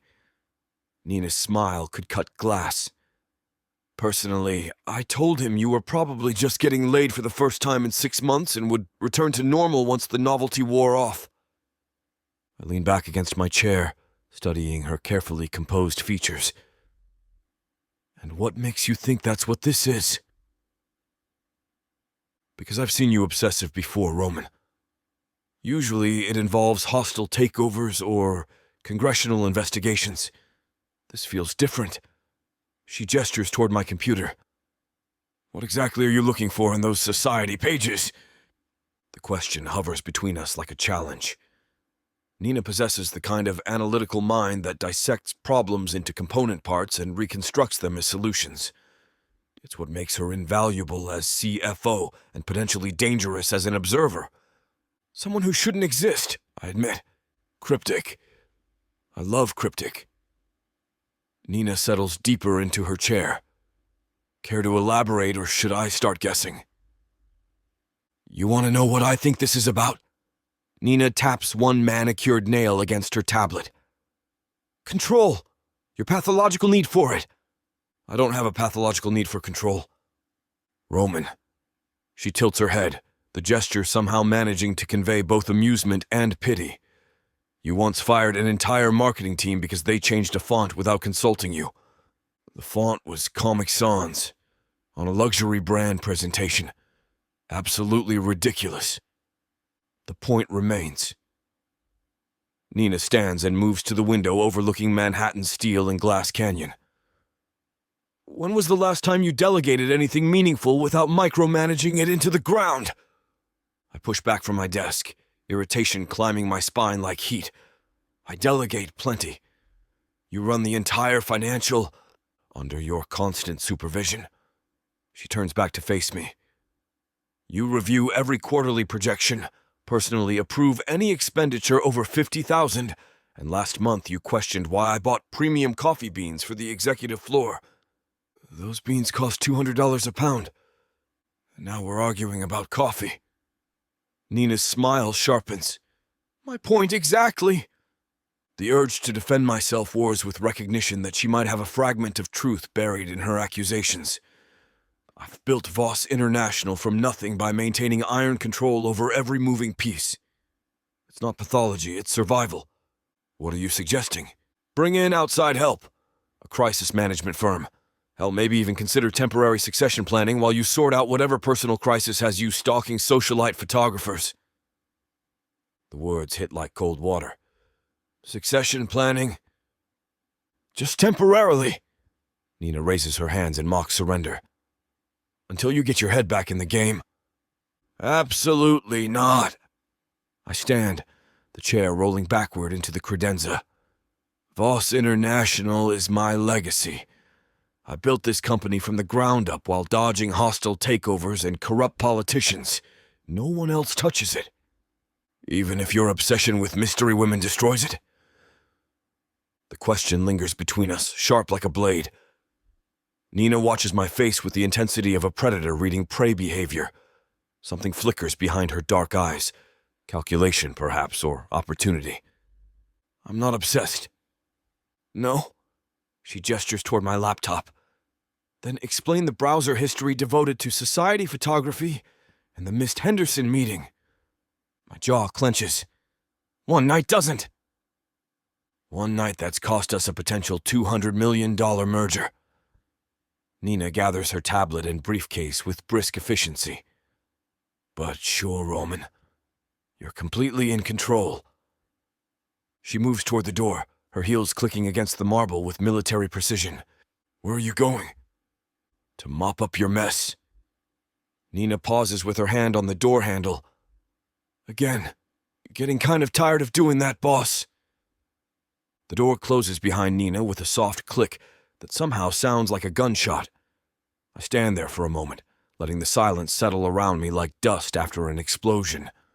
The woman has an uncanny ability to strip away pretense and leave you staring at truths you'd rather ignore. I move to the window, pressing my palms against the cool glass. From up here, the people look like ants, predictable, manageable, controllable. Nothing like the woman who slipped through my fingers like smoke. A soft knock interrupts my brooding. Harold's voice carries through the door with the tentative quality of a man delivering bad news. Mr. Voss. I have that information you requested. Come in. Harold enters with the careful steps of someone navigating a minefield. He carries a single sheet of paper like it might explode. I found her, sir. Her name is Sloane Mercer, and she... Well, his words trail off as he extends the paper toward me. I take it, noting how his hand trembles slightly. Harold has worked for me for 5 years, weathering hostile takeovers and congressional hearings without breaking a sweat. Whatever's on this page has rattled him. The photograph hits me first, a professional headshot that captures her exactly as I remember. Those cutting cheekbones, the intelligent eyes that seem to see straight through corporate nonsense. Even in a business portrait, she radiates the kind of controlled danger that stops conversations mid-sentence. Then I read the text beneath, and the world tilts sideways.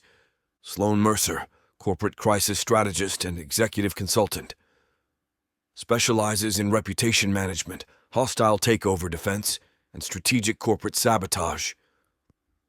Known professionally as Merciless Mercer, following high-profile successes in executive removal campaigns. The words swim before my eyes as the implications crash over me like ice water. Corporate sabotage, executive removal. She wasn't some socialite who wandered into the wrong gala. She was there on purpose, with a job to do.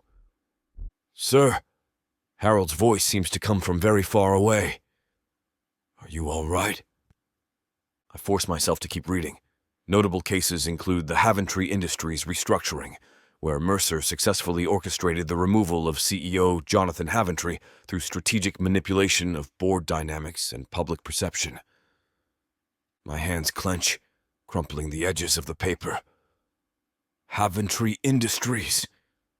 I remember that case, a masterclass in corporate destruction that left Haventry broken and his company carved up like a holiday turkey. The business press had called it surgical precision. I'd called it brutal brilliance. And now I know who wielded the scalpel. Where did you get this?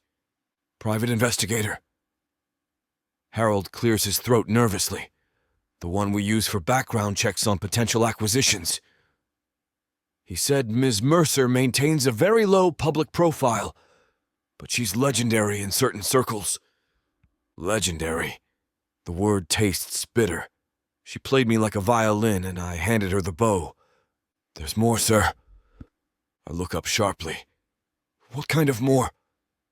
The timing of her presence at the gala, it wasn't coincidental. Harold shuffles his feet. Someone hired her. Someone who wanted you distracted that night. The rage that's been simmering beneath the surface finally boils over. I turn back to the window, my jaw flexing as I process the full scope of what happened. She used me, seduced me, made me forget everything except the taste of her mouth and the sound of her laugh while my company burned around me. But more than that, someone paid her to do it. I placed my forehead against the glass, watching my reflection merge with the city below.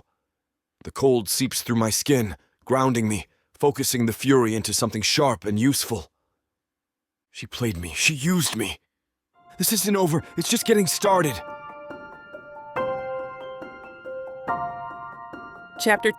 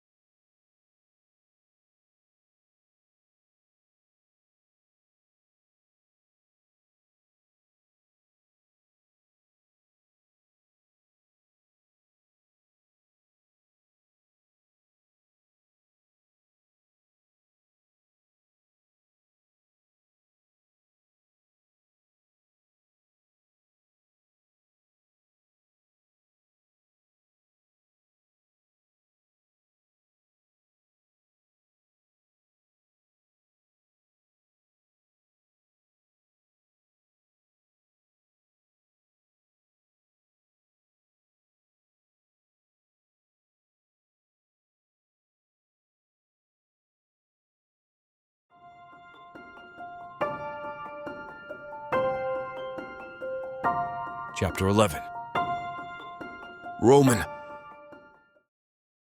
The lights in my office buzz like angry wasps as I stare at the phone display showing 23 missed calls.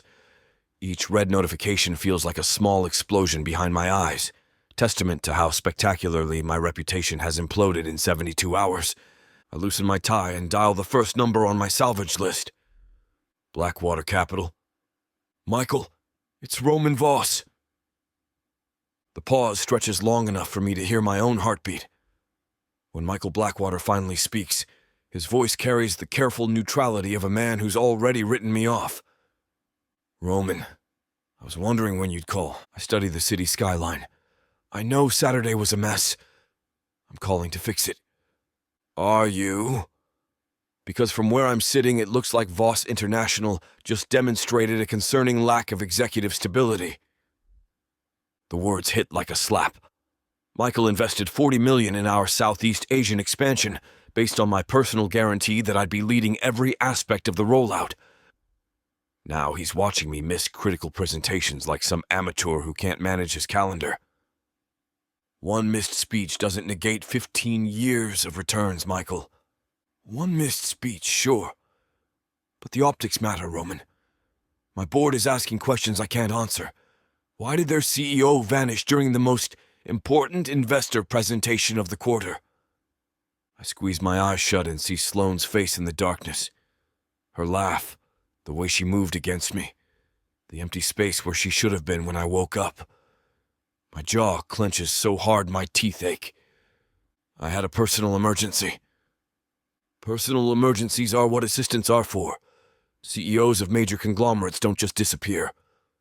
Harold appears in my doorway, holding a tablet and wearing the expression of someone delivering terminal medical results. I wave him away with enough venom that he actually flinches. What do you need from me, Michael? Transparency? Accountability? A blood sacrifice on the altar of corporate confidence? His laugh carries no warmth. Don't be dramatic. I need assurance that Saturday was an anomaly, not a preview of your leadership style. I stand and pace to the windows, watching miniature people navigate miniature streets 40 floors below. Each tiny figure looks purposeful, directed. Everything I'm not right now. You've known me for 8 years. Have I ever given you reason to doubt my commitment to Voss International? No. But I've also never seen you miss a presentation without explanation. My partners are nervous, Roman. Nervous enough to pull funding if they don't see immediate course correction. The threat lingers. Blackwater's $40 million is just the beginning. If they withdraw, it starts a cascade that could destroy everything I've built. What kind of course correction? Transparency. Long-term strategic planning. Maybe bring in some external oversight to demonstrate fiscal responsibility. External oversight.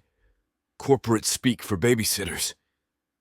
The suggestion makes my skin crawl with memories of my father's business partners, men who smiled while they sharpened knives behind their backs. I don't need oversight, Michael. I need time to demonstrate that Saturday was an aberration. Time isn't something you have in abundance right now. The market notices everything, and your absence sent ripples through investor confidence that extend beyond our partnership. I press my head against the cool glass, feeling the vibration of wind against the building's steel skeleton. Somewhere in this city, Sloane Mercer is probably celebrating her successful character assassination while I clean up the wreckage of my reputation. Give me 30 days. Roman --. 30 days to prove that Voss International remains the most profitable investment in your portfolio. Complete transparency, quarterly reports, whatever documentation you need. But no oversight, no external management. This is still my company. The silence stretches again. I can hear him calculating probability and risk, weighing my history of returns against Saturday's spectacular failure. 20 days, and I want a detailed explanation for Saturday's incident. Something my board can digest without questioning your stability. 20 days to rebuild what Sloane destroyed in one night. The timeline feels both generous and impossible, depending on how quickly I can contain the damage. Done? And Roman? Next time you have a personal emergency, maybe handle it after you've fulfilled your commitments to the people investing in your vision. The line goes dead, leaving me staring at my reflection in the window. A man who looks like he's aged 5 years in 3 days. Harold appears again, this time brave enough to actually enter my office. Sir? The board meeting is starting in 5 minutes. I adjust my tie and check my watch. Time to face the firing squad. Tell them I'll be right there. And, sir, Chancellor Industries called. They want to discuss their account. Another investor reconsidering their position. The dominoes keep falling, each one triggered by a woman who played me better than I've ever been played in my life. I grab my jacket and head toward the boardroom, my mind already calculating how many more calls like Michael's I'll need to survive before this bleeding stops. 20 days to save everything. No pressure at all. Harold hovers in my doorway like a moth circling a flame, his tablet clutched against his chest with white-knuckled determination. Sir, there's one more call on the priority list. I don't look up from the investor files scattered across my desk. Each folder represents millions in potential losses, each contract a thread in the web that's currently unraveling around me. Unless it's the Pope offering to canonize me, it can wait. It's Victor Ellison. The name stops my pen mid-signature. I lean forward in my chair, studying Harold's carefully neutral expression. The man's with long enough to know when he's delivering news that's going to detonate. What does the chairman want? A private meeting. He said it was urgent regarding the current situation. The way Harold pronounces situation makes it sound like a terminal diagnosis, which, considering my company's current bleeding, might not be far from accurate. I set down my pen and fix Harold with the kind of stare that's made grown executives reconsider their career choices. Let me guess. Victor wants me to come running to his office like some junior analyst who's missed a deadline. Why can't he just meet us in the boardroom? Harold shifts his weight, tablet now serving as a shield between us. He did mention his office specifically, sir. And he used the word immediately. The audacity hits me like cold water. Victor Ellison, with his silver hair and shark smile, summoning me like I'm still the 25-year-old who needed his backing to secure my first major acquisition. The man who spent the last decade trying to micromanage every decision I make, now capitalizing on my first public stumble to reassert his authority. I stand, buttoning my jacket with deliberate precision. Each movement is calculated to project the kind of control that Victor's trying to strip away. Here's what's going to happen, Harold. You're going to call Victor back and tell him that if he wants to discuss business, he can meet me in the boardroom in 10 minutes. Harold blinks rapidly, processing the diplomatic minefield I'm asking him to navigate. The boardroom, sir? Not his office? Did I stutter? No, sir, but he specifically requested privacy. The boardroom has glass walls. Exactly. Glass walls that ensure our conversation remains visible to every executive, analyst, and intern who happens to walk past. No backroom power plays, no whispered threats, no opportunity for Victor to position himself as the patriarch dispensing wisdom to his wayward protege. Privacy is earned, Harold. Right now, Victor's operating on the assumption that Saturday night gives him leverage over me. It doesn't. I move toward the window, watching traffic crawl through Midtown like blood through clogged arteries. Somewhere in that maze of steel and ambition, Sloane Mercer is probably planning her next victim while I play damage control with board members who smell weakness like sharks scent blood. Sir, what if he refuses? Then he doesn't want to talk as badly as he claims. Harold makes a note on his tablet, stylus moving with the careful precision of someone documenting potential career suicide. Should I mention the 10-minute time frame specifically? Word for word. And Harold, make sure you use that tone that suggests punctuality isn't optional. He nods, already retreating toward his desk. I can see him rehearsing the conversation, calculating exactly how to deliver my message without triggering Victor's legendary temper. One more thing, I call after him. Harold freezes in the doorway. Set up the conference camera. If we're having this conversation, I want it recorded. His eyes widened slightly. Recording board meetings is standard procedure, but private conversations with the chairman traditionally happen off the record. All of it, sir. Every word. Let's see how bold Victor feels when he knows his power plays are being preserved for posterity. Harold disappears, leaving me alone with my reflection in the glass, and the growing certainty that whatever Victor wants to discuss, it's going to require more ammunition than simple corporate courtesy. 10 minutes to prepare for a conversation that could determine whether I remain CEO of my own company, or become a cautionary tale about executives who let personal mistakes destroy professional empires.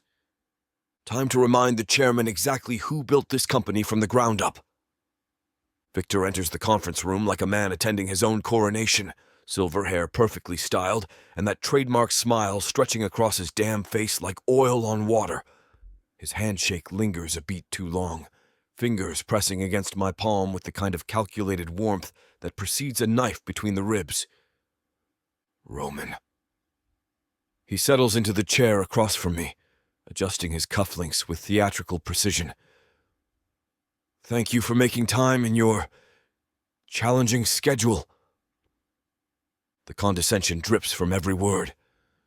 I lean back, arms crossed, watching him perform this little pantomime of concern and authority. Cut the bull, Victor. You said urgent. Start talking. His laugh sounds like champagne bubbles bursting, effervescent and ultimately empty. He reaches into his jacket pocket and withdraws a folded piece of paper, sliding it across the polished conference table with the reverence of someone presenting Holy Scripture. I think you'll find this conversation quite illuminating. I don't touch the paper. Instead, I fix him with the kind of stare that's made hostile takeover attempts wither before they started. What is it? A solution to your current predicament. Open it.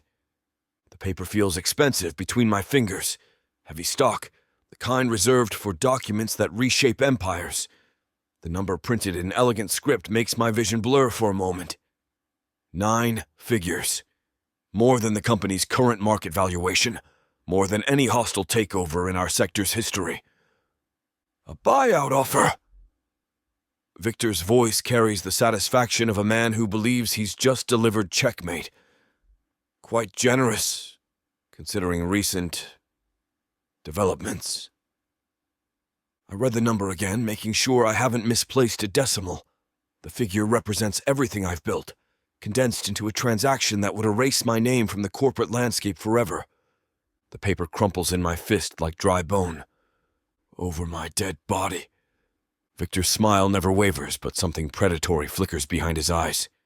He leans forward, arms crossed in a gesture that probably looked distinguished when he practiced it in the mirror. Roman, empires fall. It's the natural order of business. Alexander's Macedonia, Caesar's Rome, every dynasty that believed itself eternal. The wise ruler recognizes when the tide has turned and negotiates favorable terms while he still can. This is my company. Was your company. The moment you vanished Saturday night, you surrendered the moral authority that kept the board's confidence. Do you think Blackwater's the only investor asking questions? Chancellor Industries called this morning. So did Meridian Group and Apex Holdings.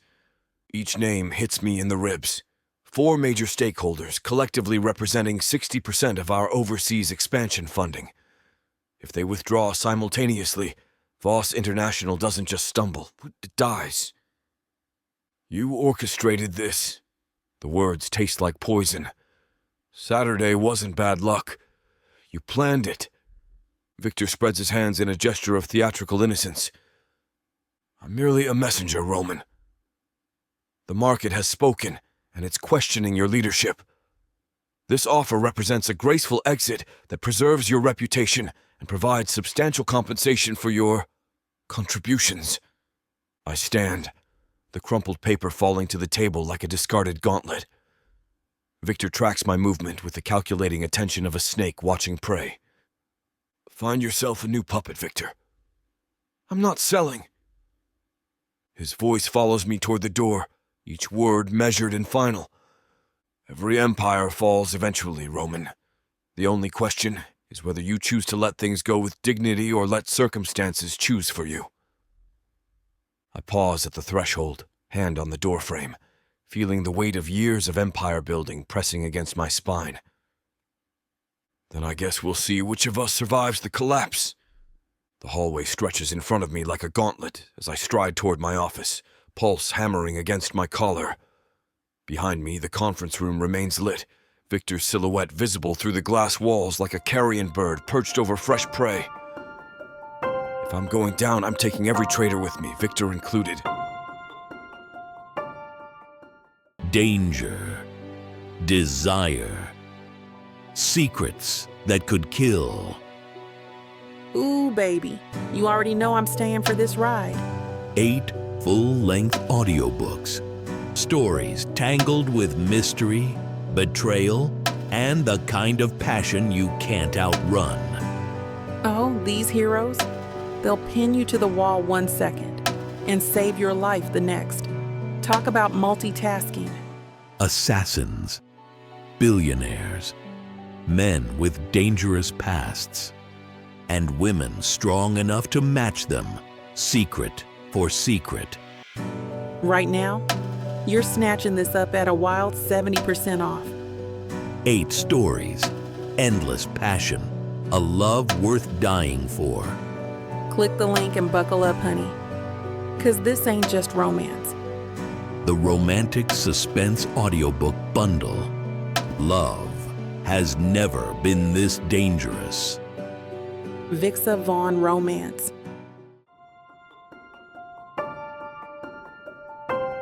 Chapter 12. Sloan. The bar carries itself like old money, mahogany that survived 3 recessions, crystal that catches light like trapped starfire, and the kind of hushed atmosphere that charges 500% markup on whiskey. I choose it precisely because it's the sort of place where conversations disappear into leather and shadows. My reflection in the brass door handle shows exactly what I intended. Charcoal slacks pressed to knife-edge precision. White silk blouse, hair pulled back in a bun that could cut glass. No makeup beyond clear lip balm. No jewelry except my watch. This is Sloan Mercer in pure business mode, sharp enough to draw blood, cold enough to stop a heart. The hostess glances at my attire and immediately upgrades her posture from bored to deferential. Table for 1. Corner booth, furthest from the entrance. She leads me through the maze of executives nursing their failures and trust fund babies pretending to discuss mergers.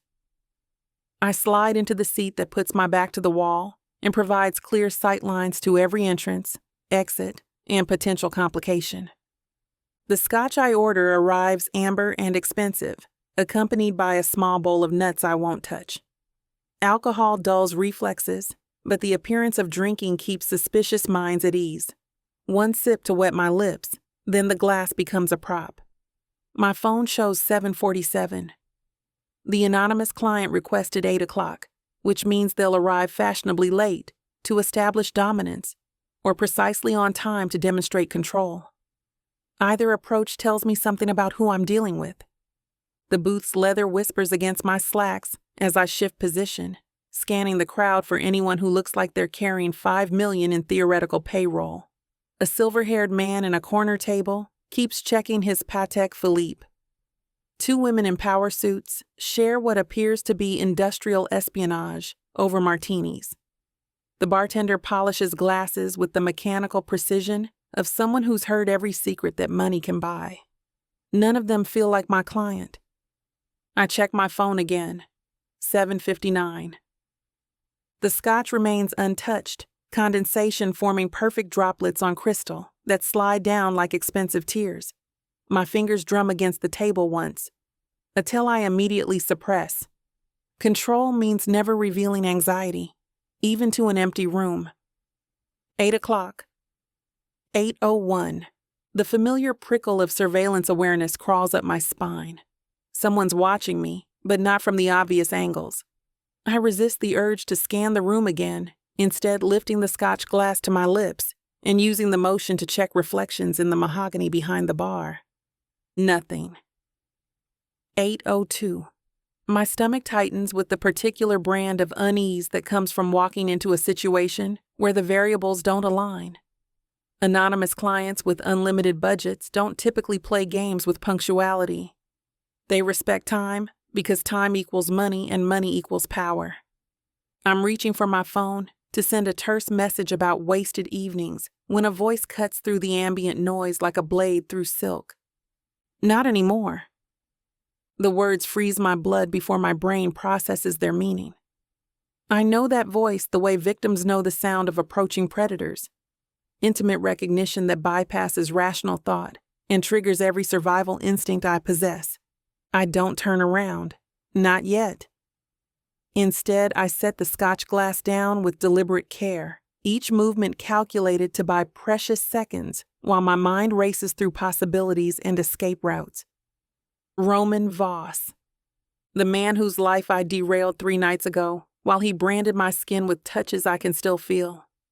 My reflection in the scotch glass shows eyes gone wide, with something between shock and anticipation. I force my features back into neutrality before rotating in the booth to face the man who just turned my perfectly controlled world into a minefield. He stands beside my table like judgment incarnate, expensive suit tailored to emphasize the shoulders that pin me against his penthouse wall. His smile carries all the warmth of Arctic wind. Hello, Sloan. My body moves before my mind catches up. Sliding toward the booth's edge with fluid precision, muscles coiled for flight. But Roman's hand snaps out like a striking viper, fingers wrapping around my wrist with just enough pressure to stop me cold.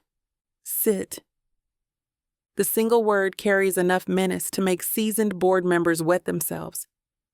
I glance down at where his thumb presses against my pulse point. He can feel my heart hammering against my ribs like a caged bird. I don't think... Down, now. His grip tightens. Not enough to bruise, but sufficient to remind me that beneath the $1,000 suit lurks something far more dangerous than a corporate predator. I lower myself back into the booth with calculated grace, chin lifted in defiance even as he releases my wrist. Roman slides into the opposite seat, those slate gray eyes never leaving my face. You played me beautifully. His voice carries the particular venom reserved for betrayals that draw blood. The innocent routine, the wide-eyed charm. Tell me, how long did you practice that breathless little gasp in the mirror? I have no idea what you're... Cut the bull, Sloan. My name in his mouth sounds like a curse. You seduced me to destroy me. The gala, the dance, taking me home, all perfectly choreographed to make me miss my speech. Heat floods my cheeks despite every instinct screaming to maintain composure. The sex wasn't part of the plan. His laugh scrapes against my nerves like sandpaper on silk. Christ, you really are a terrible planner then. Most professionals would have stuck to the mission instead of their mark senseless. The crude words are almost painful, stripping away the veneer of sophistication that separates us from animals. I force my voice into Arctic temperatures. It's just business, Roman. Business. He leans forward, close enough that I get a whiff of his scent. Expensive cologne layered over something darker, more primal. Seemed pretty personal when you were screaming my name with my face in your thighs. The words detonate in my chest like grenades, sending shockwaves of memory cascading through my nervous system. Heat blooms across my skin, shame at being caught, arousal at the vivid recollection of his mouth on places that still burn from his attention, and rage at his ability to weaponize our intimacy against me. My hands clench into fists beneath the table where he can't see them shake. You bastard! There she is. His smile turns predatory, satisfied at finally cracking my mask. The real Sloan Mercer, the one who isn't all calm and collected. My pulse drums against my throat like a trapped bird as Roman's words hang between us, crude and cutting. The ambient noise of the bar, clinking glasses, murmured conversations, the bartender's rhythmic polishing, fades into white static. Every survival instinct I've honed over years of navigating corporate warfare screams at me to regain control of this situation. I force my breathing to steady, shoulders squaring as I meet his predatory gaze head on. "What do you want, Roman?" He leans back against the leather booth, fingers drumming against the mahogany table with the measured precision of a man who's accustomed to extracting confessions. The gesture should look casual. Instead, it carries the weight of barely restrained violence. A name. His voice drops to barely above a whisper, forcing me to lean forward to catch every syllable. "Tell me who hired you to destroy me, and I'll consider this debt paid." The request shouldn't surprise me. In his position, empire bleeding, investors fleeing, reputation in free fall, I demand the same information. Still, something in his tone suggests this isn't merely about business damage control. I shake my head, allowing a small smile to curve my lips. "I don't get names, only contracts." The truth tastes like liberation after 3 days of carrying guilt I never asked for. Everyone works under an alias in my line of business. Anonymous accounts, encrypted communications, digital dead drops. My job is to complete the contracts, not interrogate my client's motivations. Roman's jaw flexes, a muscle jumping beneath skin that my mouth remembers mapping in the dark. His fingers stop their drumming, hands flattening against the table like he's restraining himself from reaching across the space between us. "And do you complete those contracts by your targets?" The words slice through me with surgical precision, finding every vulnerable spot I've spent years armoring against exposure. Heat floods my chest, part shame, part rage, part something I refuse to acknowledge as wounded pride. The careful mask I've worn since walking into this bar cracks down the middle. My hand moves before conscious thought intervenes, snatching the untouched scotch from its resting place and launching amber liquid across the narrow table. The expensive whiskey catches Roman square in the face, droplets clinging to his 5 o'clock shadow like golden tears. No, I don't. I'm already moving, sliding from the booth with fluid grace while he sits frozen in shock, scotch dripping from his chin onto what I'm certain is a custom Italian shirt that costs more than most people's monthly rent. "You were a mistake." The words leave my mouth with the finality of a judge's gavel. Roman doesn't move to wipe his face or call after me as I turn toward the exit, but I feel his gaze burning between my shoulder blades, like a brand. My heels strike the polished floor with staccato precision, each step a declaration of war, a retreat, a promise I'm not sure I want to keep. The hostess glances up from her station, mouth forming a perfect O of surprise, as I stride past without acknowledgement. The brass door handle feels solid beneath my palm, real and grounding after the surreal horror of the last 10 minutes. Cool evening air hits my face like salvation as I emerge onto the sidewalk, lungs expanding to drag in oxygen that doesn't carry Roman's scent. My heart pounds against my ribs with such violence, I'm certain passers-by can hear it echoing off the buildings. Distance. I need distance from him, from this situation, from the way his words stripped me bare and left me bleeding. The click of my heels against concrete sounds like gunshots in the evening stillness. Don't look back. Don't you dare look back. Chapter 13. Roman. The penthouse elevator ascends with the whispered efficiency of German engineering, each floor marker blinking past like accusations. 23, 24, 25. The scotch on my shirt has dried to a sticky reminder of Sloane's parting gift, the fabric clinging to my chest with every breath. My reflection in the polished steel doors shows exactly what I expected. A man who looks like he's been in a bar fight with his own pride. Amber stains map the front of my shirt like battle scars, and my hair carries the faint scent of expensive whiskey that I'll never drink again without tasting her rage. The doors part with a subtle chime, revealing my domain. Floor-to-ceiling windows showcase the city sprawling below like a circuit board, every light representing lives and fortunes that dance to rhythms I've spent decades learning to conduct. Tonight, those lights seem dimmer. I strip the ruined shirt without ceremony, letting Italian silk fall to marble that costs more per square foot than most people's cars. The city watches through glass as I pour 3 fingers of vodka. Russian, naturally, because some habits die harder than empires. The first swallow burns like penance. My phone sits on the kitchen island like an unexploded bomb, screen dark and accusatory. Harold sent 17 messages during my humiliation at the bar. Nina left 4 voicemails about damage control. The board wants another emergency session tomorrow morning. Hell, all of it background noise compared to the message I'm composing.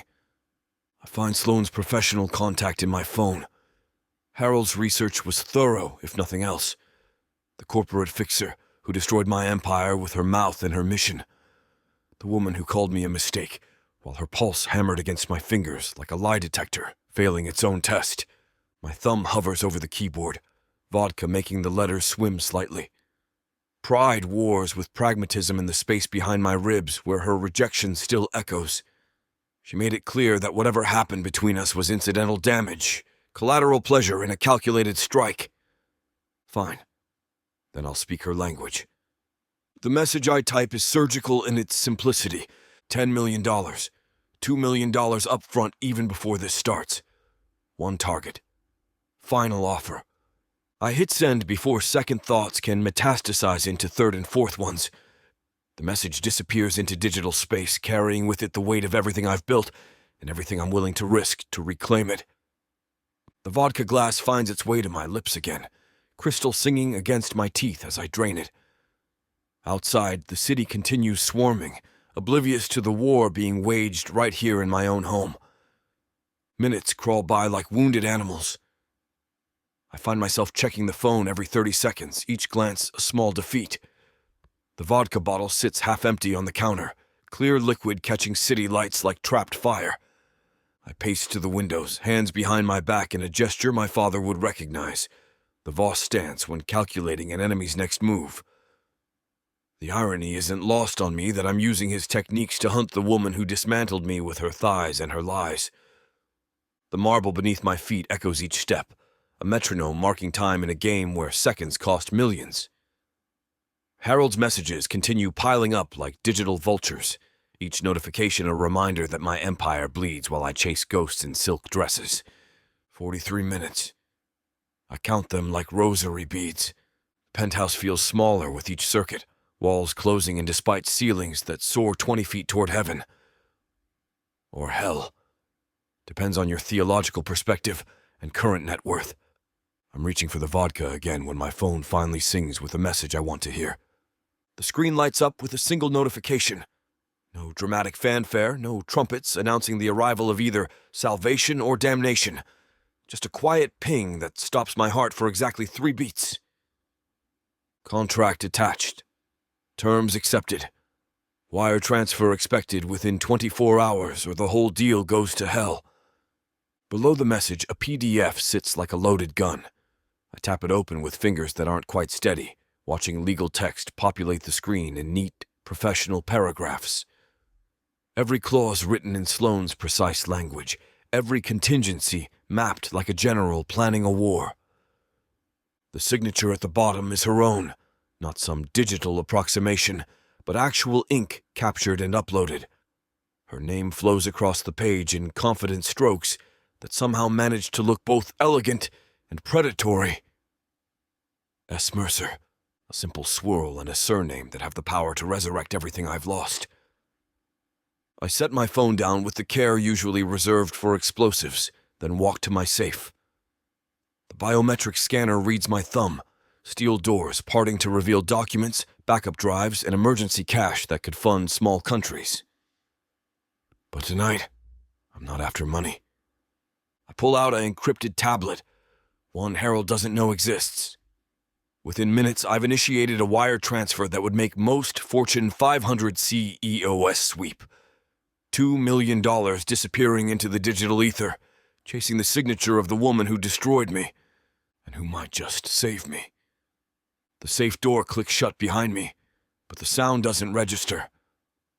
My mind is elsewhere, specifically in my penthouse bedroom, replaying the way Sloane had looked beneath me, the way her skin tasted, the way her breath hitched when I nipped at her collarbone.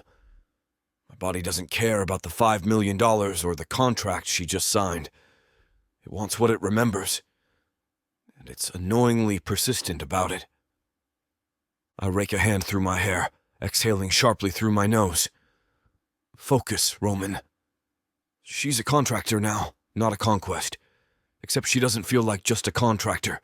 She feels like wildfire I can't put out, no matter how much I douse her in money and professional detachment. The vodka bottle beckons from the kitchen counter, but I ignore it. I don't need liquid courage or numbness. I need clarity. And maybe a cold shower. My phone buzzes again and my pulse surges. Is it her? Already? I snatch it up, but it's just Harold with another update about the board meeting. I toss the phone onto the sofa without reading the message. The board can wait. Everything can wait. Except this humming in my veins. This electric pull toward her that I can't shake. I stride to the windows, the city lights blurring as I stare through them without seeing. Sloane's laughter echoes in my head, that low, knowing chuckle she'd let out when she thought I wasn't paying attention. She'd laughed like she knew something I didn't, like she was always 3 steps ahead. And maybe she was. Maybe she still is. God damn her. My jaw tightens as I remember the way she'd looked at me in the bar. Sharp, unyielding, even as her pulse raced under my grip. Even when she called me a mistake, there'd been something in her eyes that didn't match the words. Something that said she wasn't as unaffected as she wanted me to believe. I brace a hand against the glass, the cool surface doing nothing to temper the heat coiling in my groin. This is dangerous. More dangerous than the buyout offer, more dangerous than the crumbling empire around me. Because empires can be rebuilt. But her?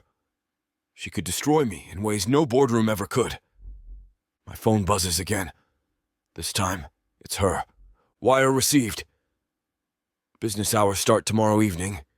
I type back without thinking. Business hours? That's adorable. The reply comes instantly.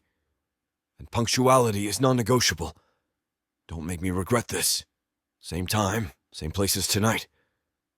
I smirk, the banter already sparking something primal in me. Regret's not in your vocabulary, Mercer. Neither is tardiness, she shoots back. I stare long and hard at the message, the words burning into my brain. It's just business. Has to be business. Except the tension in my body suggests otherwise, and I'm not sure which one of us is lying to themselves more. I throw my phone down, heading for the shower. I have to get my head in the game, not let her get the best of me again. As I turn on the hot water, I let it run down over my hand, scalding my fingers. I quickly shed what's left of sticky whiskey and step in, letting the water rain down on my already sweat-slicked skin. The steam from the shower curls around me, thick and suffocating, but it does nothing to clear my head. Every drop of water sliding down my skin feels like her hands, and I swear I can still taste her on my tongue. The memory of her moans reverberates in my skull, louder than the spray hitting the tiles. Her voice, low and unraveling, saying my name like it was hers to take. I scrub at my chest with a loofah, the bristles digging into my skin, but it's useless. I can't erase her. Not her laugh. Not her mouth, not the way she moved under me, like she owned me. My stick stiffens, hard and unrelenting, and I grit my teeth, shoving the loofah against the tile wall. Water drips down my face, and I close my eyes, but all I see is her. Her legs wrapped around me, her nails scraping down my back. Her breath hot against my ear as she whispered something filthy, something that made me lose every ounce of control I've spent a lifetime perfecting. Damn, I mutter, gripping the edge of the shower bench until my knuckles bleach white. My heartbeat thrums, pulsing with the memory of her tightening around me. I shouldn't do this. I shouldn't give her this. She's already taken enough. If you want to know where this naughty scene is headed, you'll have to get it from vixavonromance.com. This platform has rules and guidelines that we have to follow in order to keep these free stories coming. Find any Vixa audiobook on her website and use code VIXA40 for a 40% discount to make up for these interruptions. Let's return to the story. Chapter 14. Sloane. The bar's entrance feels like stepping into a gladiator arena, all polished brass and dim lighting designed to hide the bloodshed. I've armored myself in Armani black, slacks that could cut glass, a blazer tailored to broadcast authority, and my hair pulled so tight it makes my temples ache. Professional detachment made manifest. My heels click against marble as I scan the room, cataloging exits and escape routes like the paranoid creature I've become. Then I see him, and every carefully constructed defense crumbles like tissue paper in rain. Roman stands from the same corner booth, whiskey tumbler in hand, looking like sin in a three-piece suit. The bastard's even more devastating than I remember. Broader shoulders, sharper jaw, those slate gray eyes that could strip paint or panties with equal efficiency. My pulse betrays me immediately, hammering in my throat like a trapped bird. Damn my treacherous cardiovascular system. My genitals are equally traitorous. "Punctual," he says, voice carrying that gravelly undertone that used to make me forget my own name. I'm impressed. I approach his table with measured steps, refusing to let him see how his presence affects me. Punctuality is professionalism. Something you might try embracing. Professional. He gestures to the seat across from him but remains standing. Is that what we're calling it? I slide in the booth, crossing my legs and placing my hands flat on the table. Control, composure, the twin pillars holding up my sanity. That's exactly what we're calling it. You're paying for results, not reminiscing. He settles back into his seat, but not before I catch the way his eyes track the movement of my crossed legs. Good. Let him remember what he can't have again. Drink? The waitress materializes beside our table, like she's been hiding in the shadows. "McAllen, neat," Roman says without breaking eye contact with me. "Club soda with lime." I keep my voice crisp, businesslike. No fruity cocktails this time. No weapons he can turn against me. The waitress retreats, leaving us in a bubble of tension thick enough to choke on. Roman leans back, studying me like a predator evaluating prey, or like a man remembering exactly how I sound when I come undone. $2 million, I say, cutting through whatever psychological warfare he's attempting. Already received and confirmed. Now tell me who needs eliminating from your corporate food chain. His mouth curves into something that might be a smile on a kinder man. On Roman, it looks like a threat wrapped in expensive dental work. Straight to business. No small talk about the weather or how well I slept. You hired a fixer, not a therapist. Pity. He takes a slow sip of whiskey, and I hate how my eyes follow the movement of his throat.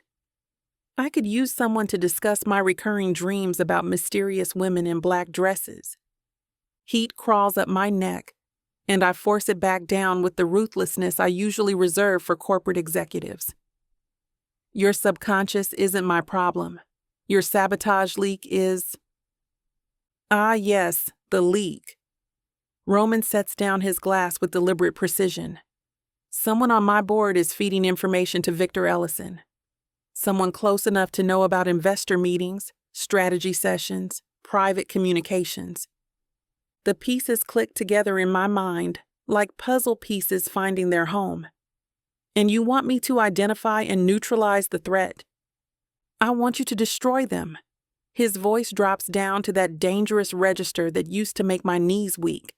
Still does, if I'm being honest with myself. which I'm not. Completely. Professionally. The way you destroyed me. Our eyes lock across the table, and for one terrifying moment, I'm back in his penthouse with his hands in my hair and his name on my lips. The memory nearly knocks me breathless, his mouth on my throat, the desperate sounds he made do. That was business too, I lie, voice steady as surgical steel. Nothing personal. Everything about that night felt personal. I won't take his bait.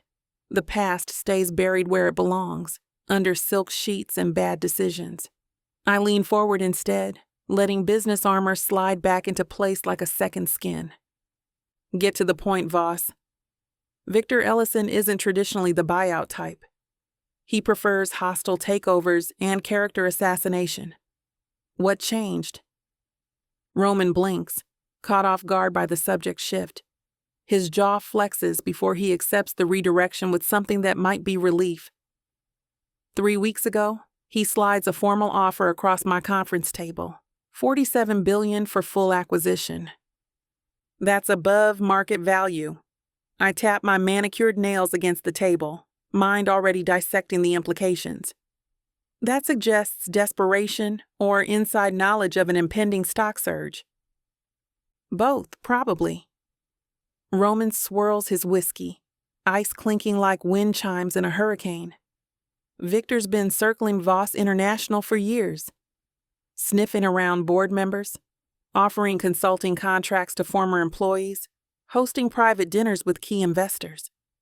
Standard predatory behavior. My knee brushes against his under the table. Solid muscle beneath expensive wool.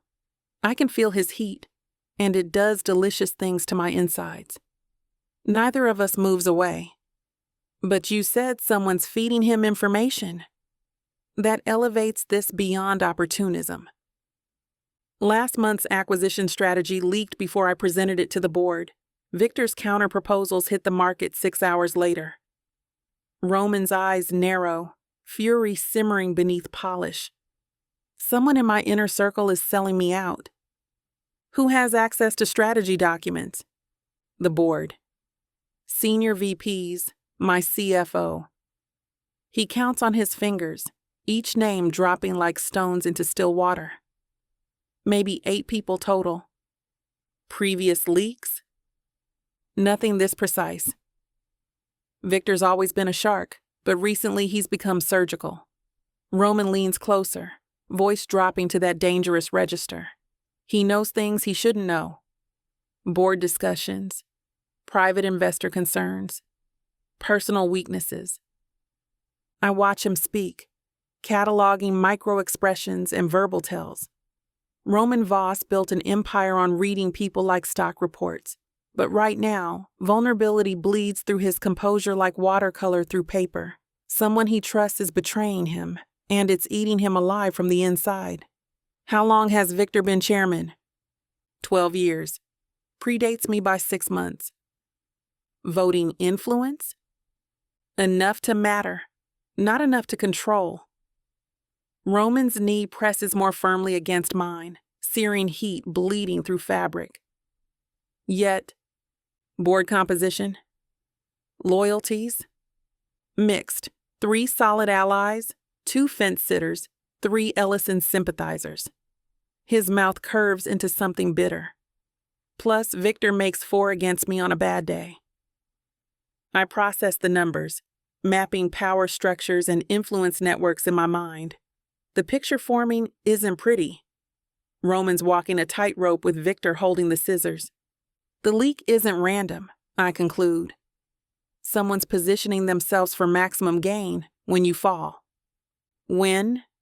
Roman's smile could cut diamonds. I like your optimism. I reach for my club soda, needing something to occupy my hands before they betray me by reaching across this table. The movement brings me closer to Roman's side of the booth, close enough that my shoulder nearly brushes his jacket. Damn, you smell? The words tumble from his mouth in a rough whisper, barely audible above the bar's ambient noise. He jerks backward like I've electrocuted him, putting dangerous distance between us again. Heat flashes through me. Not the good kind. The mortified, want to disappear into the floor kind. My spine snaps straight, ice crystallizing in my veins. "Excuse me?" Roman's eyes widen, realizing how his muttered words landed. "No, I didn't mean—" "Right." I set my glass down with enough force to make the ice rattle. "Well, you're no bouquet of roses yourself, Voss. Next time, try showering before business meetings." The words hit their target. I watch his jaw clench, that muscle jumping like a live wire. Good. Let him feel as off balance as he makes me. "That's not what I—" "Save it." I slide out of the booth, smoothing my blazer down with sharp, efficient movements. Professional armor, back in place. "I'll start tomorrow. Access to personnel files, board meeting transcripts, and Victor's calendar for the past 6 months. Roman remains seated, looking like he wants to grab me and explain whatever the hell just happened. His knuckles are white around his whiskey glass, and something dangerous flickers behind those slate eyes. "Sloan. Miss Mercer." I adjust my purse strap, preparing for my exit. We're not on a first-name basis anymore. Never were, actually. He stands then, towering over me even with my heels adding 4 inches. Too close. Too warm. Too everything I can't let myself want again. "Be careful," he says, voice dropping to that register that used to make me forget my own moral code. Victor doesn't play fair. Neither do I. I step around him, maintaining the careful distance my sanity requires. "That's why you hired me."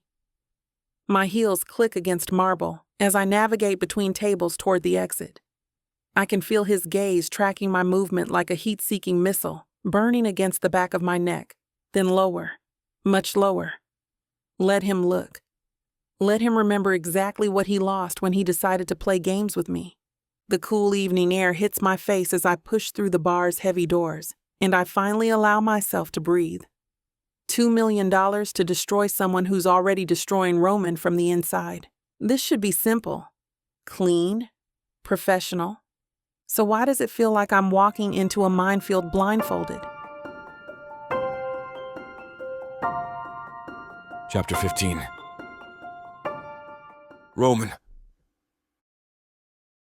I adjust my silk tie the 3rd time this morning, fabric catching the light like a blade being sharpened. The Tom Ford suit fits like liquid armor, charcoal wool that could stop bullets or boardroom assassination attempts. Both seem equally likely today. My reflection stares back from the office windows overlooking Manhattan, and I see what everyone else sees. Controlled power in an expensive package. Roman Voss, CEO and apex predator. What they can't see is the rage simmering beneath the surface, barely contained by Italian tailoring and years of discipline. Someone on my board is selling me out to Victor. Today I find out who. The elevator ride to the 32nd floor feels like descending into gladiatorial combat. Harold trails behind me, tablet in hand, spouting last-minute briefing points I've already memorized. Revenue projections, market analysis, strategic positioning data, all of it background noise compared to the hunt ahead. "Sir, shall I have security increase monitoring of the boardroom?" No. I step through the mahogany doors into the conference room, surveying my kingdom like Caesar entering the Senate. I want to see who flinches. The usual suspects are already assembled around the table, 9 faces that collectively control billions in assets and my professional fate. Some fidget with their phones. Others whisper in conspiratorial clusters. All of them look up when I enter, measuring my composure like wolves scenting weakness. Victor occupies the head position opposite mine, silver hair gleaming under recessed lighting. His smile could charm widows out of their inheritance or convince shareholders to liquidate their children's college funds. On him, it looks like expensive dental work performed by a serial killer. Gentlemen, I take my seat with deliberate calm, spreading my agenda across polished stone. Ladies, thank you for accommodating this emergency session. Margaret Jones adjusts her glasses nervously. David Morrison straightens his tie. Even Nina shoots me a look that screams, "What fresh hell have you unleashed now?" Only Victor remains perfectly relaxed, fingers steepled like a spider contemplating its web. "Before we address quarterly projections," I say, voice carrying the authority that built this empire, "we need to discuss the leak." Silence stretches uncomfortably. I watch faces, cataloging micro-expressions and guilty twitches. Someone in this room is hemorrhaging my secrets to Victor, and their tell will surface eventually. "What leak?" Dr. Phillips asks, his medical background making him naturally cautious about accusations without evidence. "Strategic documents are reaching external parties before board approval." I keep my tone surgical, precise. "Acquisition targets, merger timelines, confidential investor communications." Victor's eyebrows lift with practiced surprise. "That's quite an accusation, Roman. Are you suggesting someone at this table—" "I'm stating facts." I lean back, letting my gaze sweep the assembled faces. "Information is being weaponized against us. The question is whether it's intentional sabotage or catastrophic incompetence." Margaret shifts uncomfortably. "Perhaps we should involve corporate security. Perhaps we should examine why certain parties seem unsurprised by these revelations." My eyes lock on Victor's, and his smile sharpens into something predatory. "Paranoia doesn't suit you, Roman." Victor's voice carries paternal condescension that makes my jaw clench. "Market intelligence gathering is standard practice.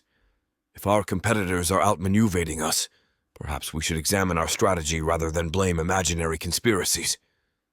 "Imaginary?" I pull out my phone, scrolling to the screenshots Harold compiled. 3 hours after our Meridian acquisition discussion, Victor, your consulting firm released a counterproposal addressing every point we covered. Fascinating coincidence. The temperature in the room drops 10 degrees. Nina's eyes narrow dangerously. She designed that acquisition strategy, and someone just made it personal. Victor spreads his hands in mock innocence. "Market analysis firms employ talented researchers. Good intelligence is hardly supernatural. Good intelligence requires inside sources, or competent analysts who understand predictable patterns." Victor's smile never wavers, but his eyes turn glacial. "Voss International isn't the innovative force it once was. Your strategies have become formulaic and predictable." The insult hits its mark, and I feel my composure fracture slightly. Morrison coughs nervously. Chen studies her notes like they contain state secrets. The fence-sitters are choosing sides, and Victor knows it. Formulaic strategies don't generate 37% annual growth. Past performance doesn't guarantee future results. Victor leans forward, Silver Fox closing in for the kill. Perhaps it's time to consider fresh leadership perspectives. The silence stretches like a wire about to snap. I can feel the weight of their collective doubt, their whispered ambitions crystallizing into boardroom rebellion. Time to remind them who built this empire. I rise slowly, letting my full height dominate the room. 6'4" in Italian leather has a way of adjusting perspectives. Let me clarify something for everyone present. My voice cuts through the tension like steel through silk. I have no intention of stepping down. I have no intention of relinquishing control. This company exists because I willed it into existence, and it will continue to exist under my leadership. Margaret Jones's pen freezes mid-note. Morrison's face drains of color. Even Phillips stops shuffling his papers. Voss International isn't some democracy where we vote on leadership based on quarterly hiccups or market fluctuations. I let my gaze sweep each face, watching them shrink back into their ergonomic chairs. This is my company, my vision, my legacy. Victor's smile finally cracks, revealing something uglier underneath. His fingers drum against the mahogany table, the first sign of genuine irritation I've seen from him all morning. I built this from nothing while most of you were managing trust funds or climbing corporate ladders someone else constructed. The words land like hammer blows. If you think market turbulence or boardroom theatrics will convince me to abandon what I've created, you've fundamentally misunderstood who you're dealing with. Dead silence. Morrison stares at his hands. Chen studies her reflection in the polished table surface. The fence-sitters have officially received their marching orders. Meeting adjourned. Chairs scrape against cement flooring as bodies file toward the exit with funeral solemnity. Victor gathers his notes with theatrical precision, those pale eyes shooting icicles in my direction, before he glides out like some silver-haired specter of corporate doom. I remain standing until the boardroom empties, counting heartbeats and cataloging which allies just became enemies. The silence feels cleaner now, purged of their whispered treachery. Nina lingers by the floor-to-ceiling windows, her petite frame silhouetted against Manhattan's skyline. She turns when the last footstep fades, dark eyes unreadable. Well, she approaches with that measured CFO stride, calculated steps across dangerous terrain. That was either brilliant intimidation or corporate suicide. Which do you think? I'm cautiously optimistic. Nina stops just close enough for conversation, far enough to maintain professional distance. You've reminded them why they need you. For now. I loosen my tie slightly. First time all morning my collar hasn't felt like a noose. I'm working with a specialist to root out the sabotage. Nina's eyebrows arch in genuine surprise. Sabotage? Specialist? What are you talking about? I study her face, every micro-expression, every flicker of curiosity or concern. Nina's always been impossible to read completely, which makes her either my most valuable asset or my most dangerous liability. I have it under control. Nina's eyes roll so hard I'm surprised they don't fall out of her skull entirely. She gathers her portfolio with exaggerated precision, every movement radiating disapproval. Stress is making you paranoid, Roman. Her heels click against the polished concrete as she heads toward the door. Maybe try yoga, or therapy, or both. The door closes behind her with a soft thud that somehow manages to sound judgmental. I stand alone in the boardroom cathedral, 30 feet of mahogany table stretching before me, like an altar to corporate warfare. Through floor-to-ceiling windows, Manhattan sprawls beneath gray October clouds, oblivious to the empire slowly hemorrhaging on the 32nd floor. My office feels smaller when I return, walls pressing inward with the weight of quarterly projections and investor confidence ratings. I settle behind the desk that once felt like a throne and now resembles a bunker command center. 3 monitors display real-time market data, internal communications, and the damage reports that keep multiplying like malignant cells. The Meridian acquisition. Dead. Peterson Industries backing out of their tech partnership. Sterling Investments requesting clarification on leadership stability before committing to the next funding round. Each withdrawal carves another chunk from Voss International's foundation. I pull up the confidential investor roster, scanning names that represent billions in backing. Henderson Group, wavering. Blackstone Capital, requesting emergency meetings. Even longtime supporters are hedging their bets, sensing blood in the water. Victor's handiwork spreads like poison through every business relationship I've spent years cultivating. The silver-haired bastard knows exactly which pressure points to target, which whispers will travel fastest through Manhattan's financial ecosystem. My phone sits silent on the desk, black screen reflecting fluorescent lighting. I pick it up, thumb hovering over Sloane's contact information. 2 days since I hired her. 2 days of radio silence while my company bleeds credibility. The text arrives before I start to second-guess myself. Any progress? Send. A response materializes within minutes. Victor's shady. I'm digging. I settle back in my leather chair, feeling something loosen in my chest for the first time all week. Short, direct, no unnecessary details. Pure Sloane efficiency. She's working the case, following leads. Probably 3 steps ahead of whatever game Victor thinks he's playing. My thumbs fly across the keyboard. That's my girl. The thought surfaces unbidden, and my pulse kicks up like I've been caught stealing. My girl? Where the hell did that come from? She's a corporate fixer I hired to solve a business problem. Nothing more. Nothing personal. Except the memory of her laugh echoes in my head. The way she moved against me in the back seat of my car. How she looked spread beneath me on Egyptian cotton sheets, saying my name like a prayer. Stop it, Roman.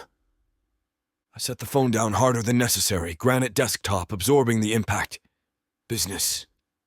This is business. Sloan Mercer is a means to an end. A weapon aimed at Victor's conspiracy, nothing more. But my heart hammers against my ribs like it's trying to escape, and I can't forget the heat in her eyes when she walked away from that bar. I have to get myself together. This business deal can't bring me to my knees. Except it already has. Chapter 16. Sloan. The rented office smells like disinfectant and broken dreams, industrial carpet that's seen too many failed startups, fluorescent lights that hum like dying insects. Perfect. Anonymous spaces leave no digital fingerprints, and right now, I need to be a ghost. I spread my equipment across the laminate desk. Laptop, encrypted drives, 3 burner phones, and a coffee that tastes like liquid tar. The building sits 6 blocks from Voss International, close enough to intercept signals, but far enough to avoid Roman's security suite protocols. Victor Ellison's financial profile loads across my screen, and within minutes, I'm swimming in the kind of corruption that makes politicians look like choir boys. Jesus Christ, I mutter, scrolling through offshore account transfers that ping across 7 different tax havens. How is this man not in federal prison? The pattern emerges slowly. Shell companies layered like Russian nesting dolls, each one hiding assets that shouldn't exist. Ellison Consulting feeds into L Corp Holdings, which funnels money to Meridian Strategic Partners, which disappears into a Cayman Islands black hole marked Private Investment Vehicle. My fingers fly across the keyboard, following digital breadcrumbs that lead deeper into Victor's empire of financial misery. Every transaction screams money laundering. Every company structure violates about 17 SEC regulations. The man doesn't just bend rules, he snaps them over his knee and uses the pieces as kindling. A new window opens, revealing Victor's recent asset shifts. 3 weeks ago, he liquidated $40 million in pharmaceutical stocks. 2 weeks ago, massive short positions against tech companies. Last week, suspicious currency hedges that suggest he knew exactly when certain markets would crash. Insider trading much? I lean back in the creaky office chair, studying patterns that would make forensic accountants weep with joy. You greedy bastard. But the real smoking gun sits buried in subsidiary filings, a company called Blackwater Strategic Analysis, registered in Delaware. Founded 6 months ago, 0 employees, millions in assets. And according to public records, their sole business activity involves corporate intelligence gathering and strategic consultation services. They pay people to destroy competitors. My blood chills as recognition dawns. 6 months ago, Roman cited the first signs of corporate sabotage. Board meeting leaks, stolen strategy documents, mysterious investor defections. Victor didn't just want Roman's company. He orchestrated its systematic destruction. I pull up Blackwater's financial records, and my stomach drops. Monthly payments to dozens of shell accounts, consulting fees that match my usual rates, retainer agreements for specialized services. The jerk's been hiring professional fixers to dismantle Voss International piece by piece. And somewhere in these records, I'll find proof that Victor was the one who hired me to seduce Roman at that gala. Someone to make him miss his speech, destroy his reputation, hand Victor the ammunition he needed. Someone who wasn't supposed to enjoy the job quite so much. My phone vibrates against the desk. Roman's name lighting up the screen. The memory of his text earlier burns behind my ribs. That's my girl. Possessive bastard. I'm nobody's girl, especially not his. But my pulse quickens anyway, and I hate myself for it. I silence the phone and return to Victor's financial trail, following electronic footprints through corporate structures so convoluted they'd make tax attorneys cry into their billable hours. Every document confirms what I suspected. Victor Ellison is dirty business personified. The question now is, which particular crime will burn him fastest? I dial the first number from my list of former Voss employees, a mid-level project manager who left 6 months ago under restructuring. The video call connects to reveal a nervous woman in her 40s. Background carefully neutral. Ms. Johnson, thank you for agreeing to speak with me. I'm not sure what I can tell you about Voss International that isn't already public knowledge. Her eyes dart sideways. Classic tell for someone who knows more than they're admitting. I'm particularly interested in Victor Ellison's management style. Any patterns you notice during transitions? Johnson's laugh carries no humor. Patterns. Try systematic purges. Victor would identify anyone who might challenge leadership, then create situations where they'd voluntarily resign. Such as project failures that weren't their fault, reassignments to impossible positions, budget cuts that made their departments look incompetent. She leans closer to the camera. Mark from accounting discovered discrepancies in Victor's expense reports. 2 weeks later, Mark was gone for performance issues. I make notes, connecting digital dots. How many people would you estimate left under these circumstances? Over the past 2 years? Maybe 20 key personnel. All coincidentally, people who asked uncomfortable questions or showed too much initiative. The second call yields similar intel. A former IT security specialist describes how Victor systematically replaced loyal Roman supporters with his own hand-picked candidates, people who owed their positions to Victor's influence rather than their competence. He never fired anyone directly, the specialist explains. Too smart for that. He'd just make their professional lives miserable until they quit. Classic corporate warfare, I murmur, scribbling connections between names and dates. The man's a master manipulator. Patient as cancer, twice as deadly. I'm cross-referencing termination dates with Victor's financial movements when footsteps echo in the hallway outside my rented office. The building's supposed to be empty, except for the overnight security guard. The doorknob turns. Roman steps inside like he owns the place, carrying 2 coffee cups and wearing that infuriating smirk that suggests he knows exactly how much he's pissing me off. How the hell did you find me? Tracked your rental car, GPS.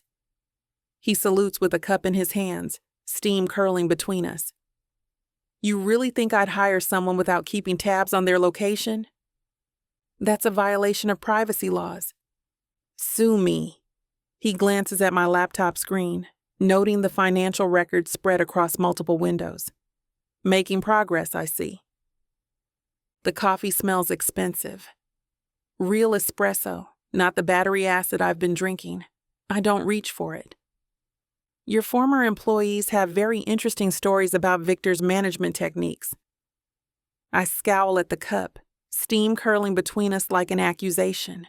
The aroma hits me, rich, complex, and I have to admit, appreciated. My resolve crumbles faster than my bank account after a designer shoe sale. Fine.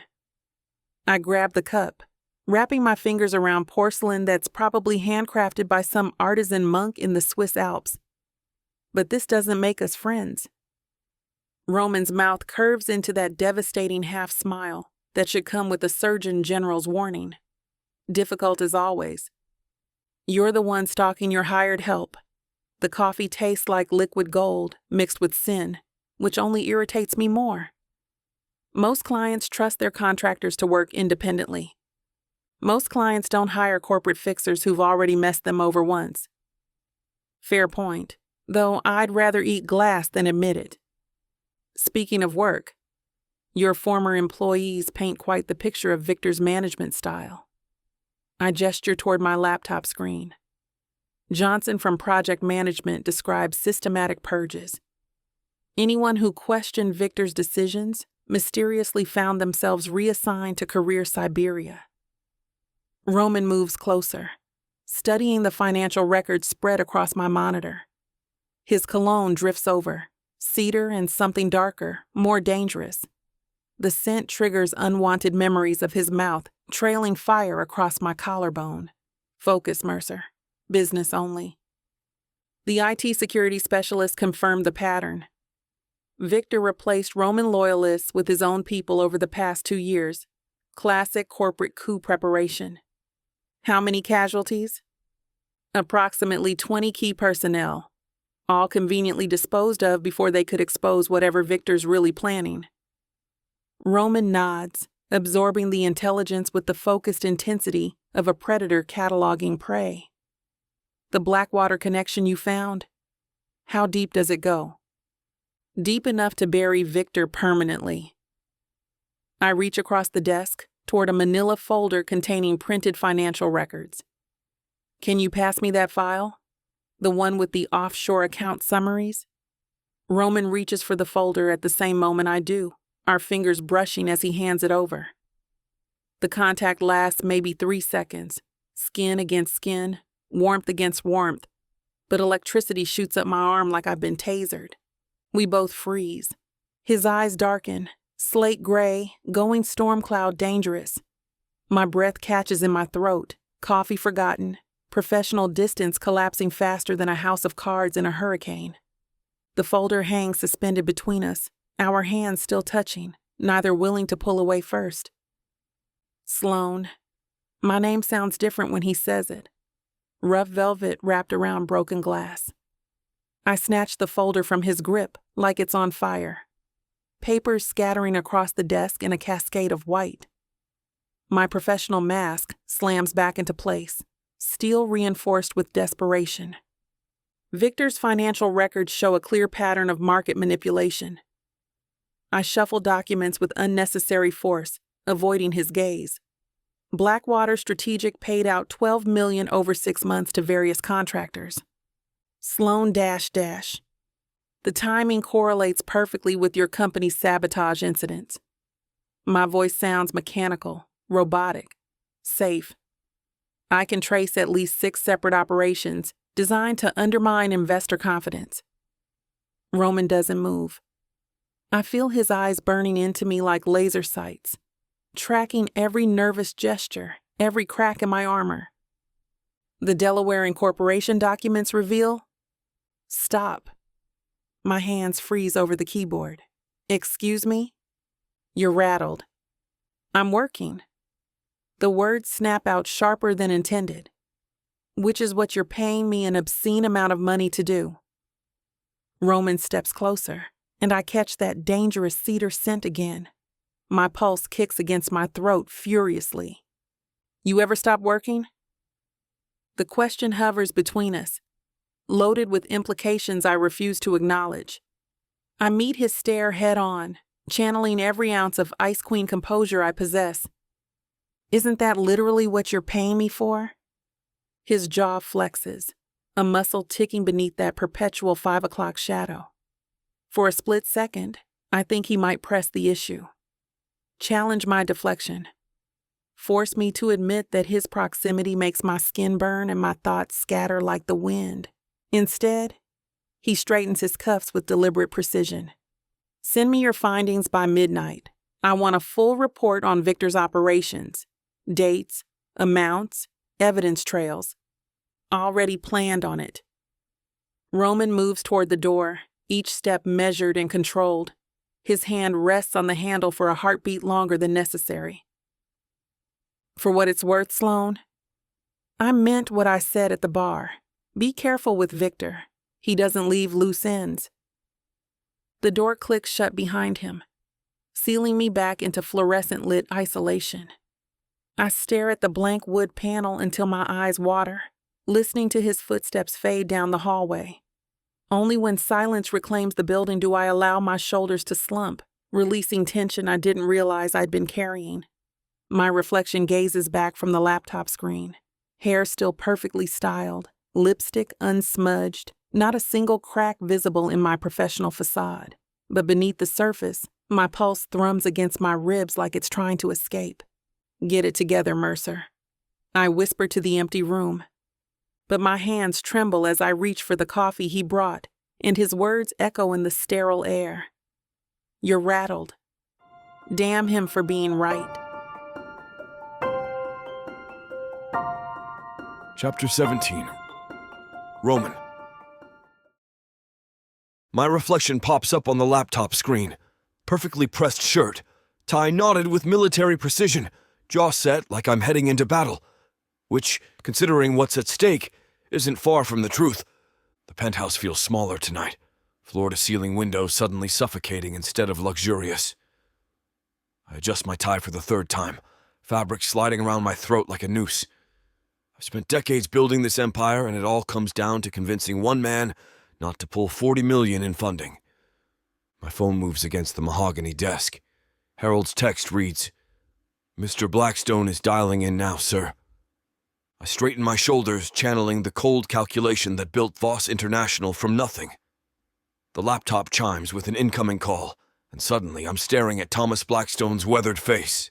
Steel gray beard, eyes like winter storms, old money written in every line. "Roman." His voice carries the weight of generational wealth. "You look like hell." "Thomas." I try to project confidence I don't feel. "Always a pleasure." Cut the bull. My board's breathing down my neck about the Voss investment. Half want to pull out immediately. The other half want to wait and see if you can stop the bleeding. The prepared talking points sit in a neat stack beside my keyboard. Market projections, recovery timelines, damage control strategies. 40 pages of corporate speak designed to soothe investor anxiety. I shove them aside. Voss International has hit a rough patch. The words come from somewhere deeper than strategy sessions and board presentations. But we're not broken. We're evolving. Thomas raises an eyebrow. That's not what the financial reports suggest. Financial reports show symptoms, not causes. I lean forward, letting him see the fire that's kept me fighting for almost 3 decades. Someone's been systematically sabotaging my company from the inside. Coordinated attacks designed to destroy investor confidence and tank our market value. Sabotage? That sounds paranoid? Desperate? I thought so too until I hired someone to dig deeper. My jaw flexes as memories of Sloane surface, her fingers flying across keyboards, piecing together Victor's web of corruption. Every leak, every failed deal, every mysterious investor defection. It all traces back to deliberate manipulation. Thomas's expression shifts from skepticism to guarded interest. "You have proof of this?" "I will. Within the week." The promise tastes like gunpowder on my tongue. But here's what I'm offering you right now. The chance to be part of the comeback story instead of another casualty of corporate warfare. The silence stretches between us, pixels and fiber optic cables carrying the weight of my company's future. Thomas drums his fingers against what looks like an antique desk. I imagine the mahogany older than both our families combined. "You're asking me to bet $40 million on your word." "I'm asking you to bet $40 million on my track record." I meet his gaze directly, letting him see the predator beneath the suit. Voss International didn't become a luxury conglomerate by accident. We survived economic crashes, hostile takeovers, and market corrections that buried companies twice our size. And now? Now we survive this. My voice drops to the register that closes billion-dollar deals and destroys enemies in equal measure. You can back out now. Join the vultures circling what they think is a dying company, or you can stand beside me and watch me burn the bastards who thought they could destroy what I built. Thomas leans back in his chair, studying me through the camera like I'm a chess piece he's considering sacrificing. The calculation in his eyes reminds me why he controls half the venture capital on the East Coast. 1 week, Roman. My pulse kicks against my collar. Excuse me? 1 week to show me concrete progress. Not promises, not theories, results. his fingers steeple beneath his chin. Evidence of the sabotage you claim. Proof you're handling the crisis instead of drowning in it. Something that justifies keeping 40 million tied to your company. The timeline hits like a sledgehammer. 7 days to unravel Victor's conspiracy, expose his network, and restore investor confidence. 7 days to save everything I've built. And if I can't deliver? Thomas's smile carries no warmth. Then Blackstone Capital pulls out, and I recommend every investor in my network do the same.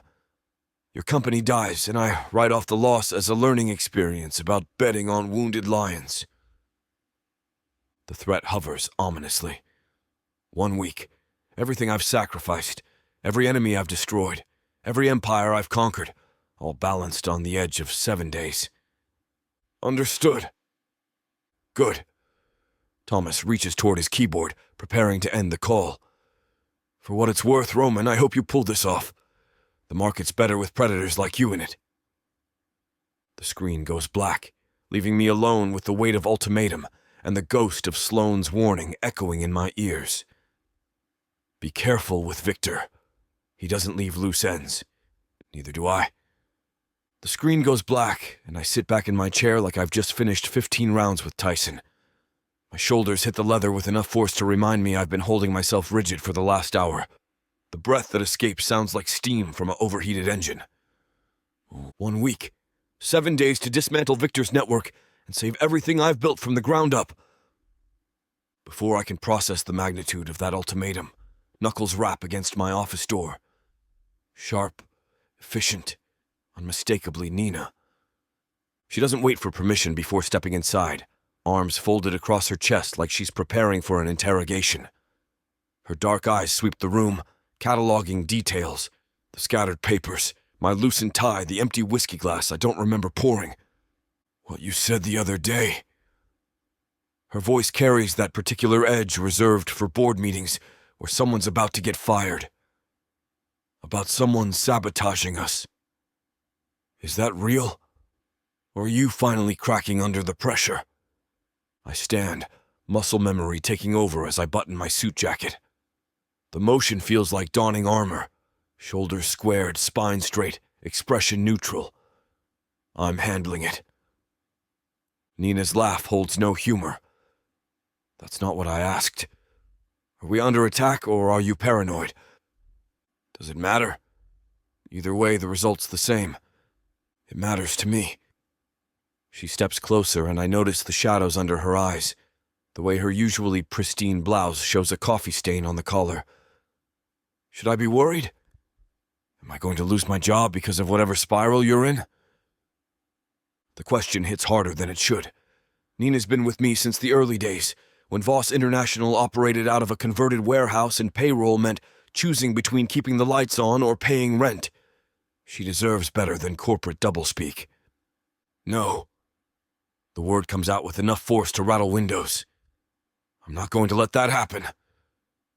Her eyebrows arch. Let me help then. Tell me who's targeting us, what they want, how we fight back. I shake my head, already turning toward the window.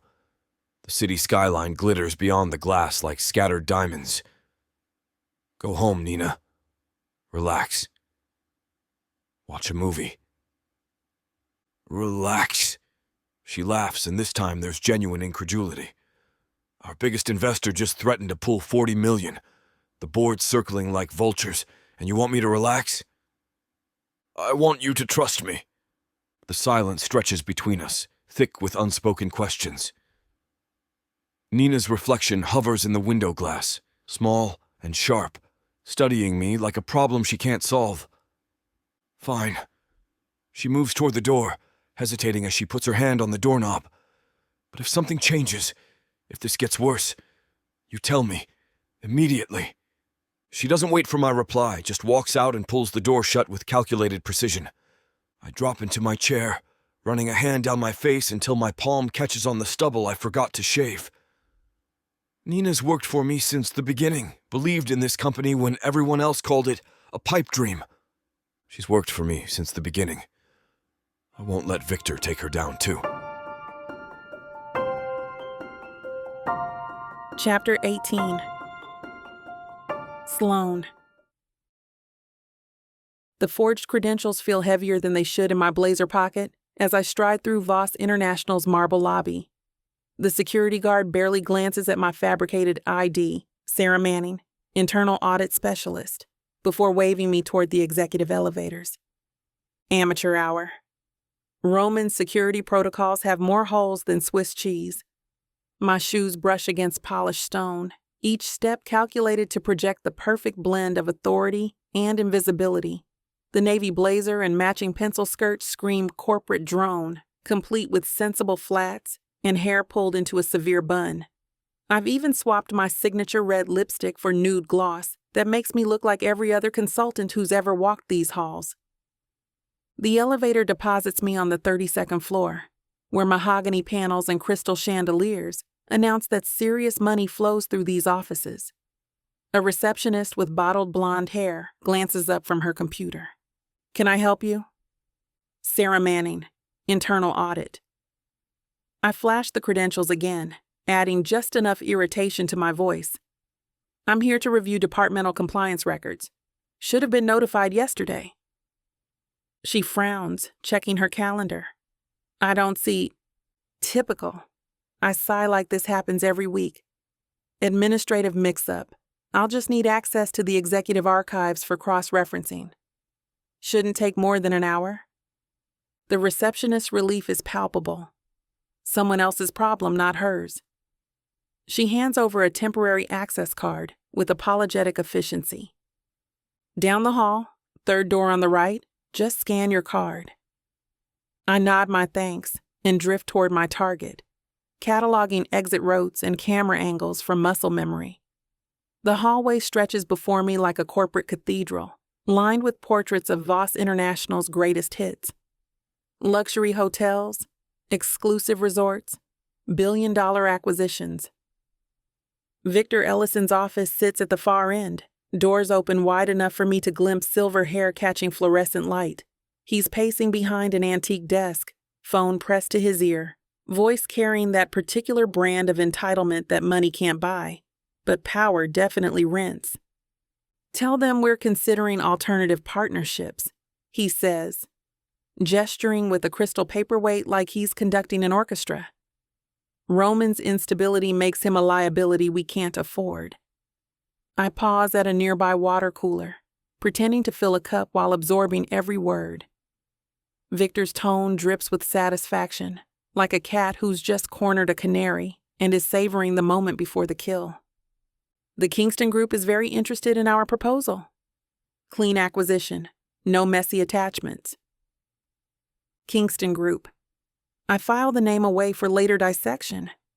Victor ends his call and strides out of his office, moving with the predatory confidence of someone who's never faced real consequences.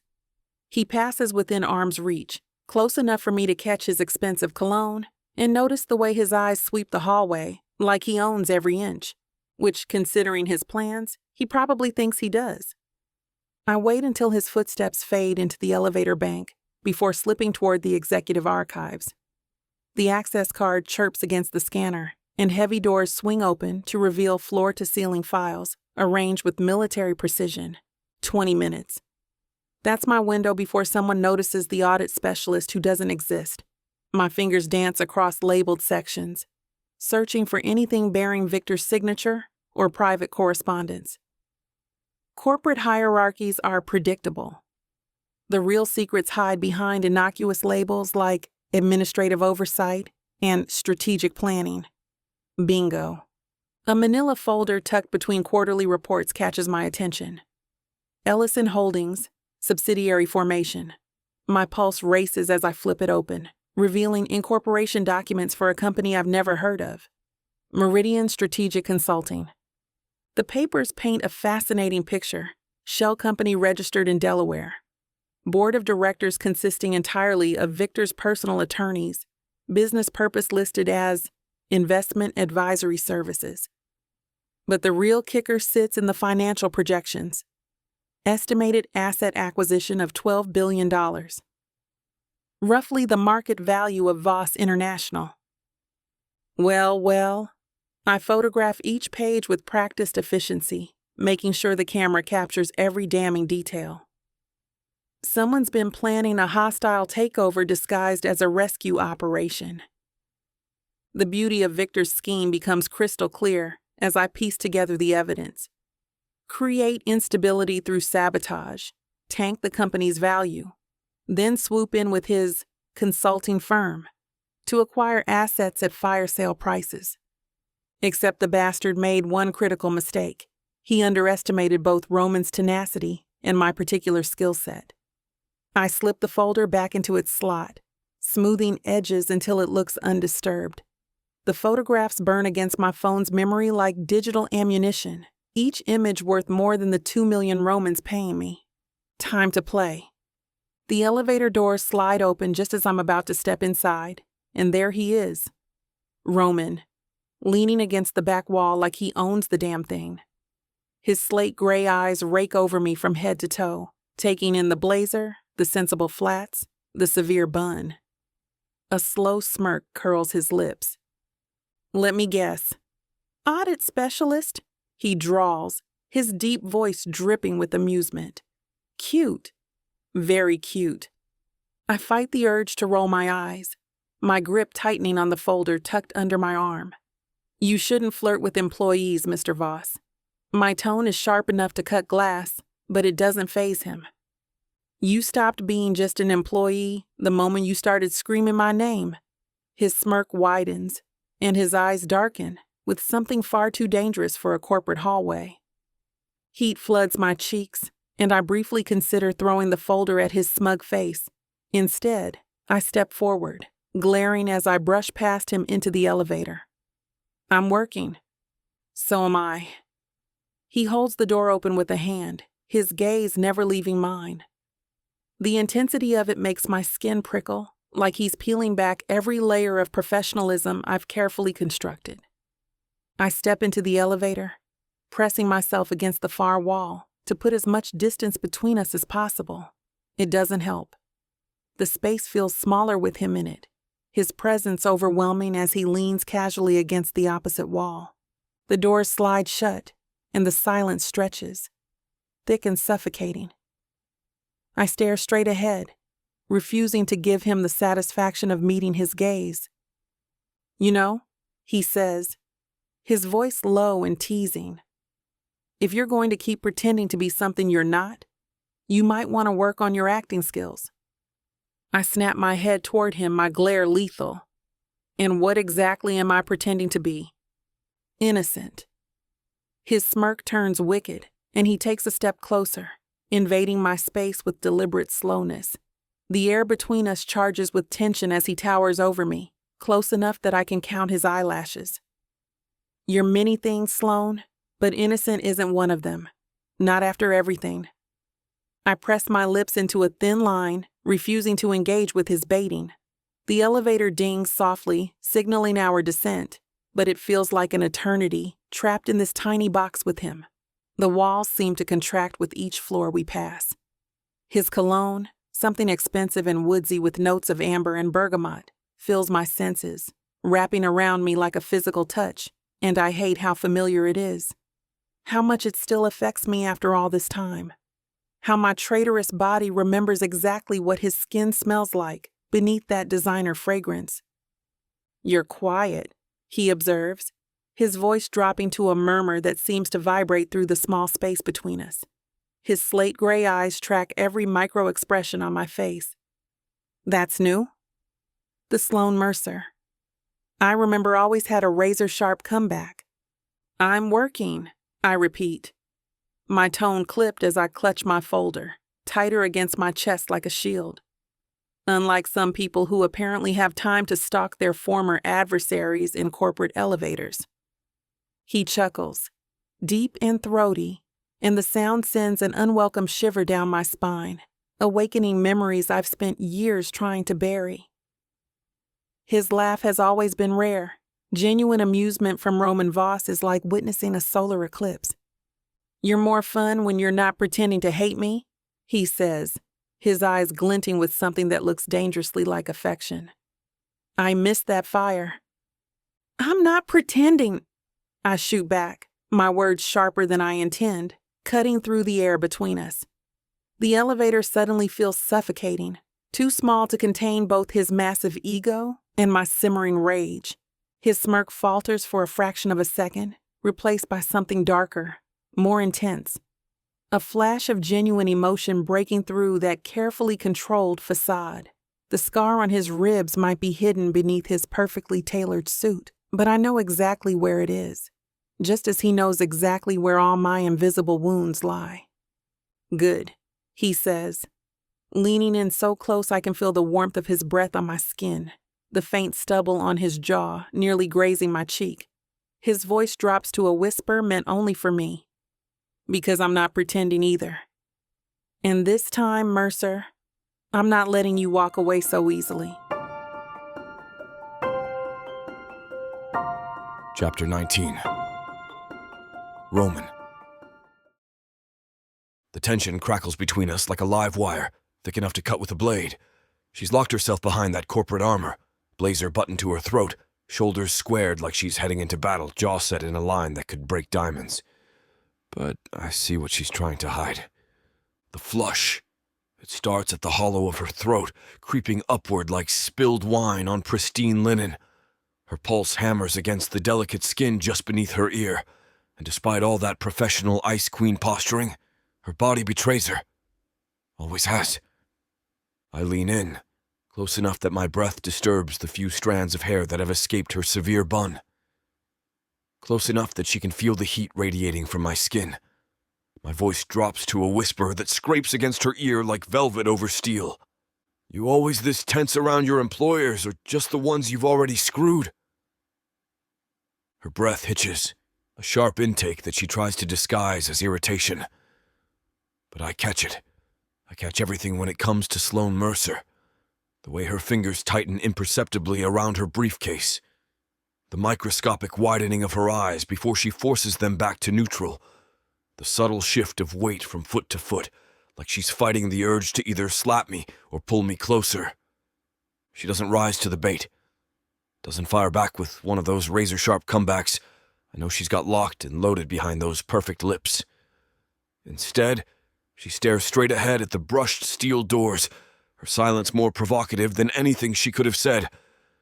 That only makes my smirk widen. God, I love watching her work. Even when she's working against me, there's something almost artistic about the way Sloane Mercer operates. Every gesture calculated, every expression measured, every breath a strategic decision. She's turned self-control into a weapon, and right now she's pointing it directly at my chest. The elevator continues its descent, floor numbers ticking by like a countdown. 28, 27, 26. Each second stretches taut between us, loaded with unspoken challenges and memories we're both pretending don't exist. Just as the doors begin their slow slide open, a hand shoots between them. Tan, manicured, wearing a university ring I recognize from countless board meetings. The doors jolt back, and suddenly our private battleground becomes a public stage.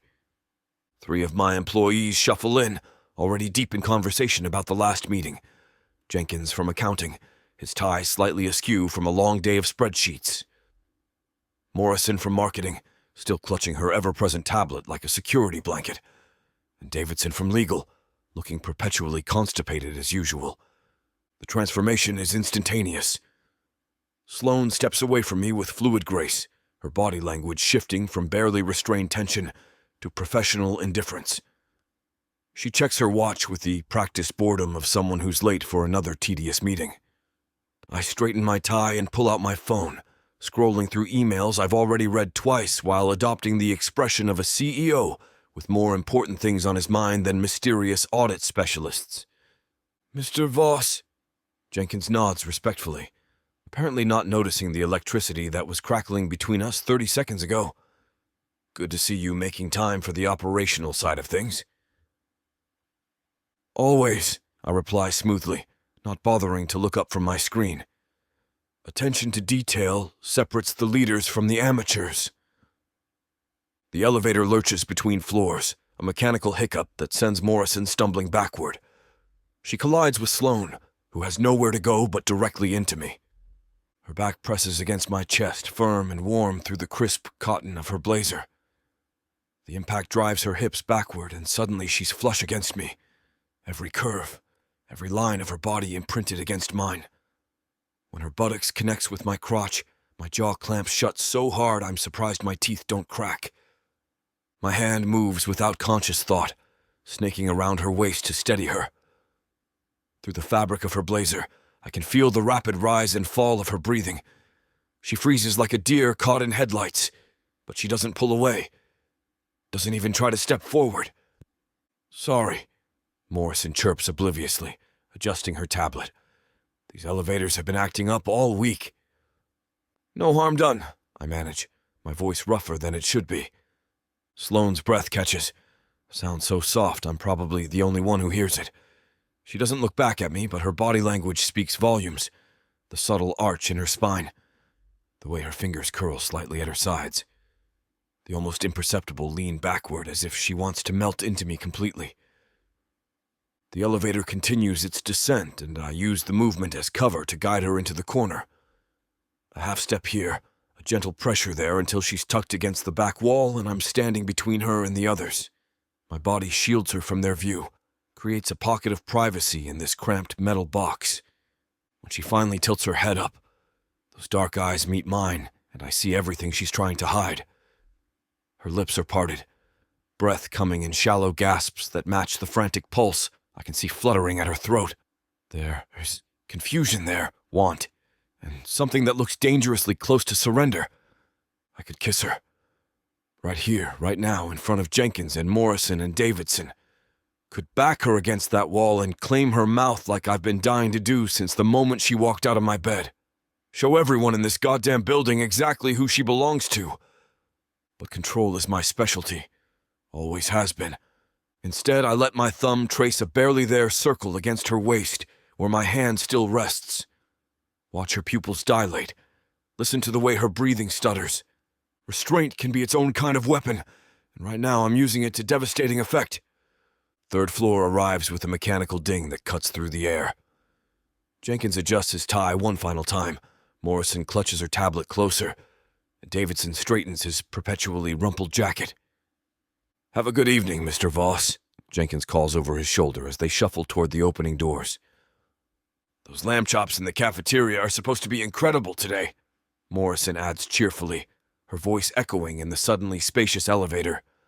"Overpriced cafeteria food," Davidson mutters, but he follows them out anyway.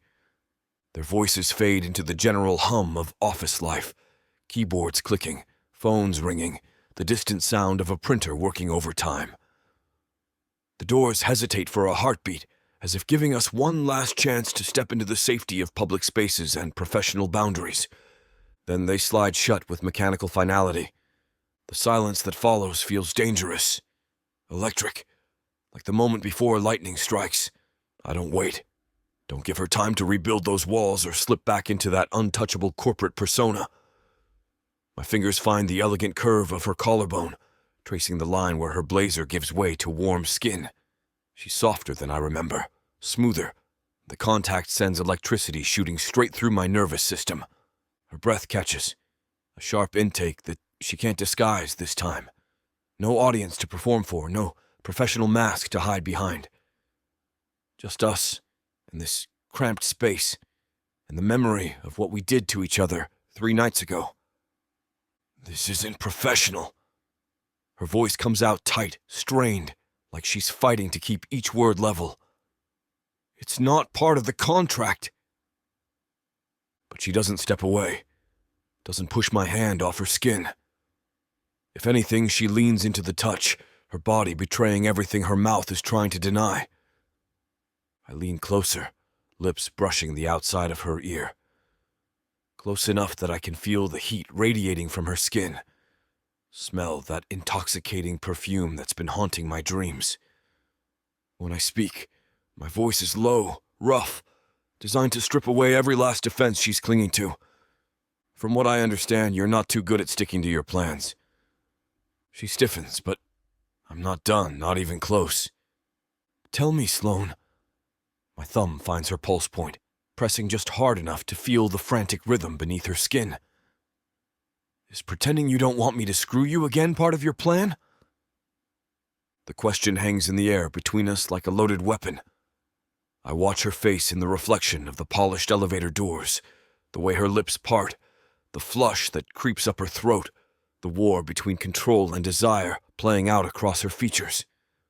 Her eyes snap to mine in the reflection, dark and turbulent and filled with everything she's trying not to feel. The elevator descends, the floor numbers ticking by in slow, deliberate increments. My hand slides up her thigh beneath the hem of her skirt, and she tenses, just for a moment, before she lets out a soft, shaky exhale. Her skin is warm, smooth, and I can sense the tremor that runs through her as my fingers trace the edge of her panties. "You're still trembling," I murmur, my lips brushing the tender skin of her ear. "Is it the elevator? Or me?" She doesn't answer, but her breath hitches, and her hips tilt ever so slightly toward my touch. I smirk against her neck, my hand slipping further, teasing her through the thin fabric. Her pulse jumps beneath my fingers, and I sense the heat of her, even through the barrier. "Roman," she whispers, her voice low, strained, like she's fighting to keep control. "This is unprofessional." I finish for her, my thumb circling lazily. "You keep saying that, but your body tells a different story." She makes a sound, half protest, half surrender, and I press closer, trapping her between my body and the wall. My fingers dip beneath the edge of her panties, and she shudders, her hands gripping the edge of the railing behind her. "You're wet," I say, my voice rough with satisfaction. "For me. Just for me." Her eyes flick to mine, dark and defiant, but there's no hiding the flush creeping up her throat, the way she's biting her lip to stifle a moan. She's trying so hard to keep control, to maintain that icy composure. But I'm unraveling her, one touch at a time. "Stop," she breathes, though her hips arch subtly into my hand. "We can't—" Ding!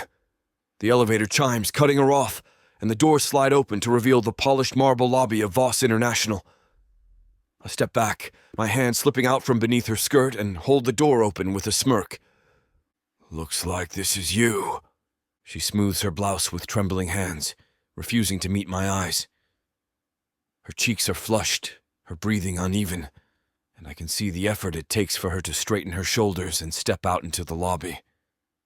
"Have a good evening, Miss Mercer," I say, my tone dripping with mock formality.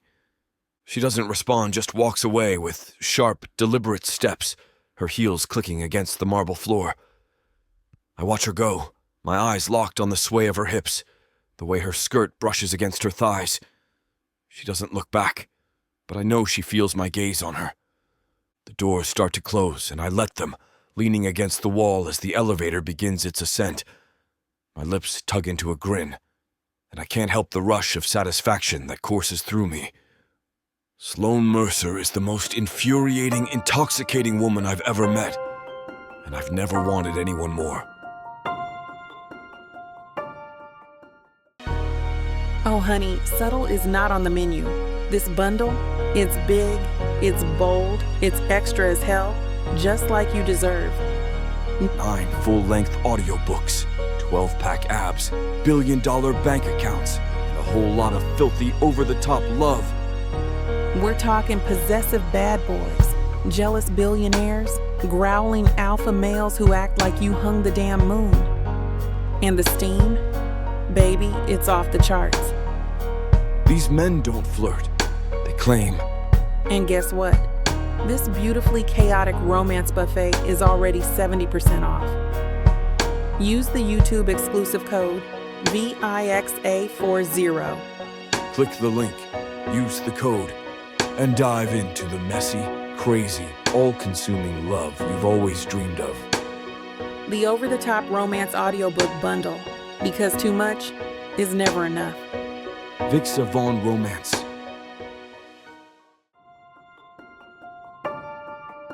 Chapter 20. Sloane. I slam the rental office door behind me and lean against it, chest heaving like I just sprinted 5 blocks instead of walking 3 at a perfectly reasonable pace. My hands are shaking as I fumble with the deadbolt, and I curse under my breath when it takes 3 tries to get the damn thing to catch. Professional. I'm supposed to be professional? The makeshift office spreads before me, a sterile space I've transformed into organized chaos. Financial documents carpet every available surface. Victor's transactions mapped across whiteboards like a spider web of corruption. Bank statements cascade from the desk onto the floor. Spreadsheets glow on my laptop screen, and sticky notes mark every inconsistency I've found in his books, which is a lot. Victor Ellison makes Al Capone look like an amateur. I drop into my chair and press my palms against my eyes, trying to scrub away the memory of Roman's touch. The way his fingers traced my collarbone like he was reading Braille. The heat of his breath against my ear when he whispered those words that turned my knees to liquid. Tell me, Sloan, is pretending you don't want me to screw you again part of your plan? Focus, I muttered to the empty room. You have a job to do. But my skin still burns where he touched me. My pulse hammers in my throat, and I can almost feel the phantom pressure of his hand sliding beneath my skirt, his thumb finding exactly the right spot to make me forget every professional boundary I've ever set. Dear God in heaven. I grab the nearest file, Victor's offshore holdings, and flip it open with enough force to scatter papers across my desk. Numbers swim before my eyes as I try to concentrate on shell companies and dummy corporations. But all I see is Roman's face in the elevator's reflection. The way his eyes darkened when he felt how my body responded to him. How I couldn't hide what he does to me. Shell company in the Caymans, I read aloud, forcing my voice to stay steady. 3 million transferred 2 weeks before the gala. Convenient timing, Mr. Ellison. My laptop chimes with an incoming email. I click over, expecting another lead from my research assistant, but Roman's name fills the sender line instead. Any progress? 2 words. That's all. But I can hear his voice saying them, low and rough like sandpaper across silk. Can picture the smirk he probably wore while typing them. I close the laptop without responding and reach for my coffee, only to discover my hands are still trembling. The mug rattles against the saucer when I set it down. This is ridiculous. I'm Sloan Mercer. I've taken down Fortune 500 CEOs and made senators weep in public hearings. I don't fall apart because a client touched me in an elevator. Except Roman isn't just any client. He's the man who made me forget every rule I've tried to build my career on. Who made me want things I swore I'd never want again. I snatch up another file, this one detailing Victor's real estate investments. Page after page of properties purchased through intermediaries, each one more suspicious than the last. A penthouse in Monaco that exists only on paper. A vineyard in Tuscany with no grapes. A ski lodge in Aspen that's never seen snow. What are you hiding, you disgusting snake? I mutter, cross-referencing purchase dates with Victor's board meeting attendance. The pattern emerges slowly, like a photograph developing in solution. Every major Voss international decision coincides with a new property acquisition. Every setback Roman faces puts more money in Victor's offshore accounts. My phone buzzes furiously against the desk, vibrating through the stack of Victor's financial records. I glance at the screen and my stomach drops. I'm outside. No signature, no pleasantries. Just Roman being Roman, assuming I'll know exactly who's texting and exactly what he wants. I look at the message for a full 10 seconds, then shove my chair back with enough force to send it rolling into the wall. Through the 3rd floor window, I spot him immediately, leaning against a sleek black Maserati like he owns the entire street, which he probably does, shoulders relaxed in that arrogant way that makes my pulse stutter. Even from this distance, I can see his grin. The elevator ride down feels endless. My reflection peers back from the polished doors, blazer wrinkled, hair escaping its tight bun, lipstick long since chewed off. I look like exactly what I am, a woman who's been worked over by Roman Voss in more ways than one. The lobby doors hiss open and I stride onto the sidewalk, heels clicking against concrete like bullets. Roman straightens when he sees me, hands sliding into his trouser pockets, and that insufferable smirk widens. Working late? His voice carries that lazy confidence that infuriates me, makes me want to slap him and kiss him in equal measure. What do you want? Dinner. He gestures toward the Maserati. There's a place I know. Quiet, private, perfect for discussing business. I'm not going anywhere with you. I cross my arms, armor snapping into place. And you can't just show up here whenever you feel like it. There are boundaries, Roman. Professional ones. His laugh is low and dangerous. Good. Good. He steps closer, close enough to catch his cologne, sandalwood and something darker that makes my knees forget how to function properly. Because I don't want anything standing between me and what I want. Heat floods my cheeks. You arrogant bastard. You think you can just snap your fingers and I'll come running? What am I, some kind of trained dog? If anyone's acting like a horny dog here, sweetheart, it's not you. The endearment hits just like a physical blow. I take a step back, then another, creating distance that feels crucial for my sanity.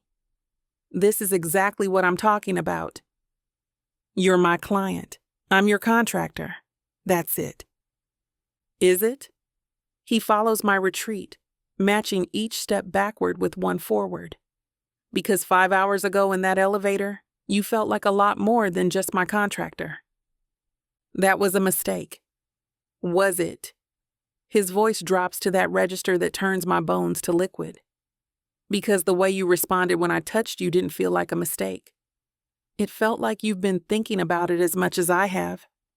I turn on my heel, ready to storm back inside and lock myself in the rental office until he gets bored and leaves. His hand closes around my wrist before I can take a single step. The touch burns through my blazer like a brand, and before I can form a protest, he spins me around and slams me back against the warm metal of his car. Roman, what the hell? The words die in my throat as his mouth claims mine. Hard, demanding, utterly without permission or apology. His free hand fists in my hair, tilting my head back as he devours me like he's been starving for weeks and I'm the first meal he's seen. This isn't the practiced seduction from the gala or the teasing heat from the elevator. This is raw hunger, barely leashed violence that makes my knees buckle and my carefully constructed walls crumble like sandcastles. I should push him away, should knee him in the groin and storm off with what's left of my dignity.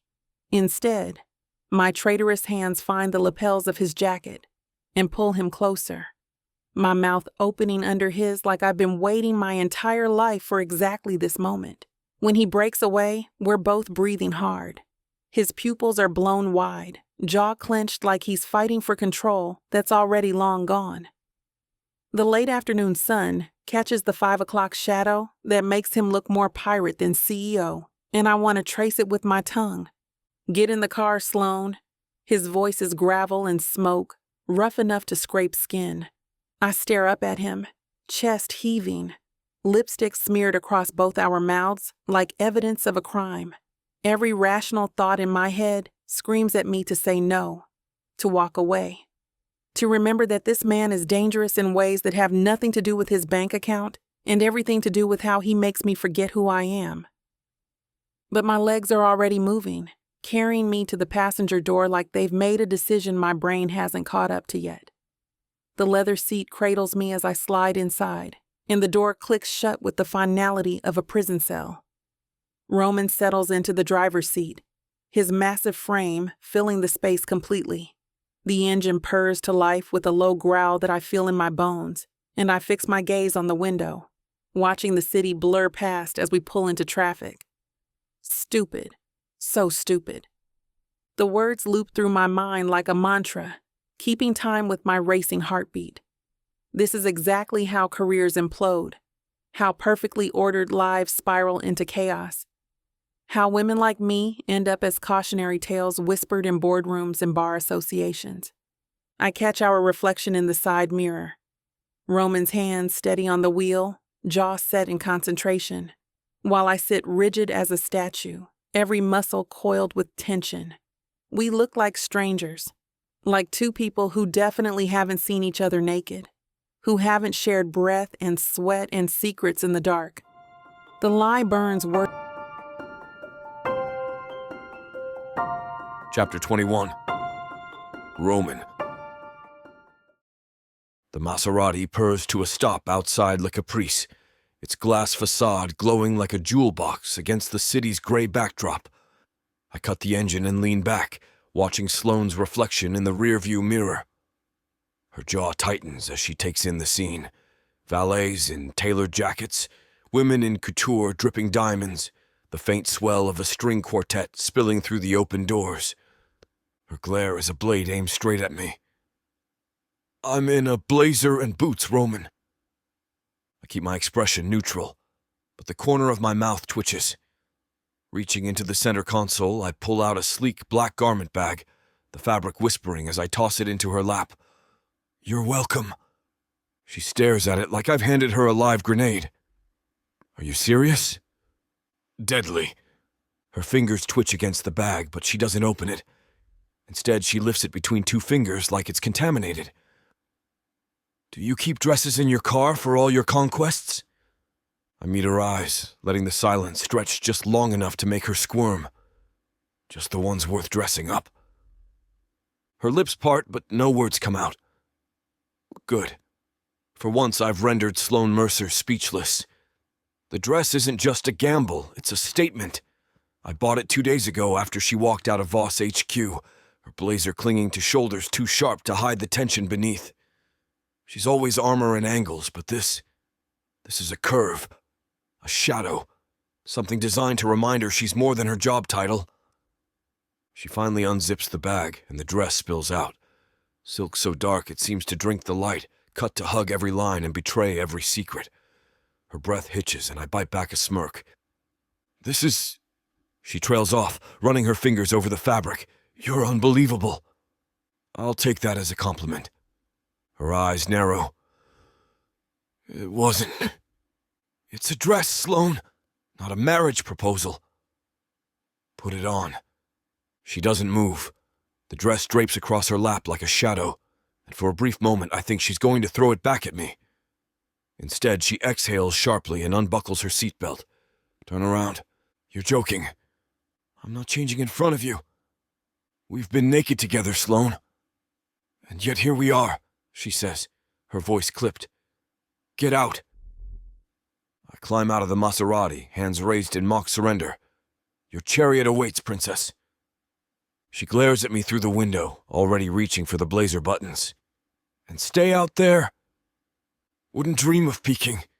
The lie rolls off my tongue smooth as silk. I lean against the hood, fishing out my phone to give her the illusion of privacy. But the tinted windows aren't dark enough to hide the shadows shifting inside. Fabric sliding, arms lifting, the curve of her spine as she bends forward. I clear my throat and focus on my email instead. 5 minutes later, the car door opens. I look up and forget how to breathe. The dress fits like I commissioned it for her body specifically, which, admittedly, I did. Black silk clings to her waist before flowing down her legs like liquid shadow. She's touched up her lipstick, that blood-red shade that inspires thoughts of biting her mouth until it's swollen. Her hair falls in loose waves over one shoulder, and the dress's neckline hints at the hollow of her throat, where I can still taste her pulse. Christ almighty. She arches one perfectly sculpted eyebrow. Is that your professional assessment? I push off the car, closing the distance between us in 2 strides. My hand finds her lower back, fingers splaying against silk and heat. My professional assessment is that you're going to make every man in that restaurant forget his own name. Good thing I'm only here with one arrogant bastard. Lucky me. Inside Le Caprice, crystal chandeliers cast everything in warm honey light. The maitre d' recognizes me immediately, as they always do, and starts leading us toward a corner table draped in white linen. Perfect. Private. Exactly what I ordered. We're halfway across the dining room when a voice booms across the space. Roman Voss! Well, I'll be damned. I freeze, jaw tightening. Sam Whitmore rises from a private booth near the windows, all silver hair and old money confidence. His wife, Diana, waves from beside him, diamonds catching the light like tiny stars. Join us, Sam calls, already signaling the waiter. We insist. Sloane's hand tightens on my arm. When I glance down, her smile could cut glass. Friends of yours. Investors. I guide her toward the booth, my hand still pressed against her spine. Play along. I wasn't planning on tap dancing. Sam pumps my hand like we're old war buddies instead of business acquaintances who barely tolerate each other. And who's this stunning creature? Sloane Mercer. She extends her hand with practiced grace. Pleasure to meet you both. Diana practically purrs. Roman, you didn't mention you were seeing someone. How delightfully secretive. I slide into the booth next to Sloane, close enough that our thighs brush. Her perfume wraps around me like a fist. Sloane prefers to keep business and pleasure separate. Smart woman, Sam chuckles, already signaling for champagne, though I'd hardly call Roman's company business. More like survival training. Sloane's laugh is musical and completely fake. He's certainly intense. Underneath the table, her heel finds my shin, hard. As the waiter lays out plates of seared scallops and truffle risotto, the rich aromas mingle with the subtle undertones of Sloane's perfume. It's the kind of food I'm intimately acquainted with, each dish a testament to the life I've carved out for myself.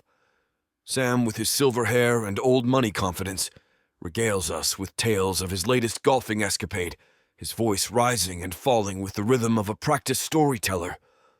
I nod at the appropriate moments, the epitome of attentive civility, while my left hand ventures on a journey of its own. Beneath the concealing drape of the tablecloth, my fingers trace the hem of Sloane's dress, finding the daring slit that had caught my eye earlier. Her thigh is warm, inviting, a stark contrast to the cool silk of her gown. At my touch, she stiffens, her fork hovering in the space between the plate and her perfect lips. Diana, ever the social butterfly, leans across the table, her eyes alight with curiosity. So, Sloane, she inquires, her voice a melodic purr. What is it you do? Sloane's grip on her wine glass tightens, her knuckles blanching. Corporate strategy, she replies, her voice a controlled lilt.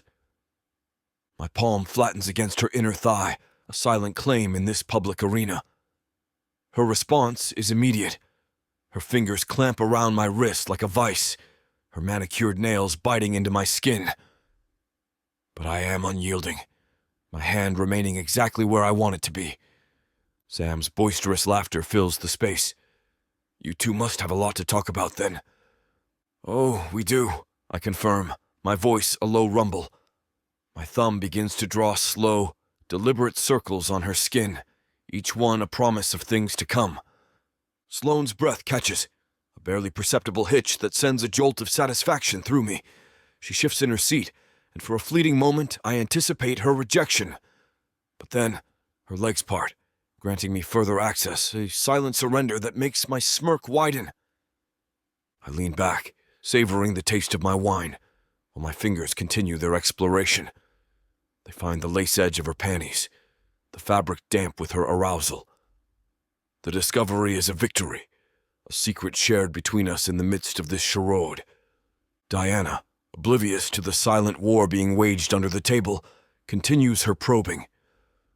Roman tells us how private you are, she muses, but you must have some hobbies outside of work. Sloane's voice is a marvel of composure. I run. Marathons? Diana presses, her interest piqued. No! Sloane's fingers flex around my wrist, neither pushing nor pulling, a testament to her own battle for control.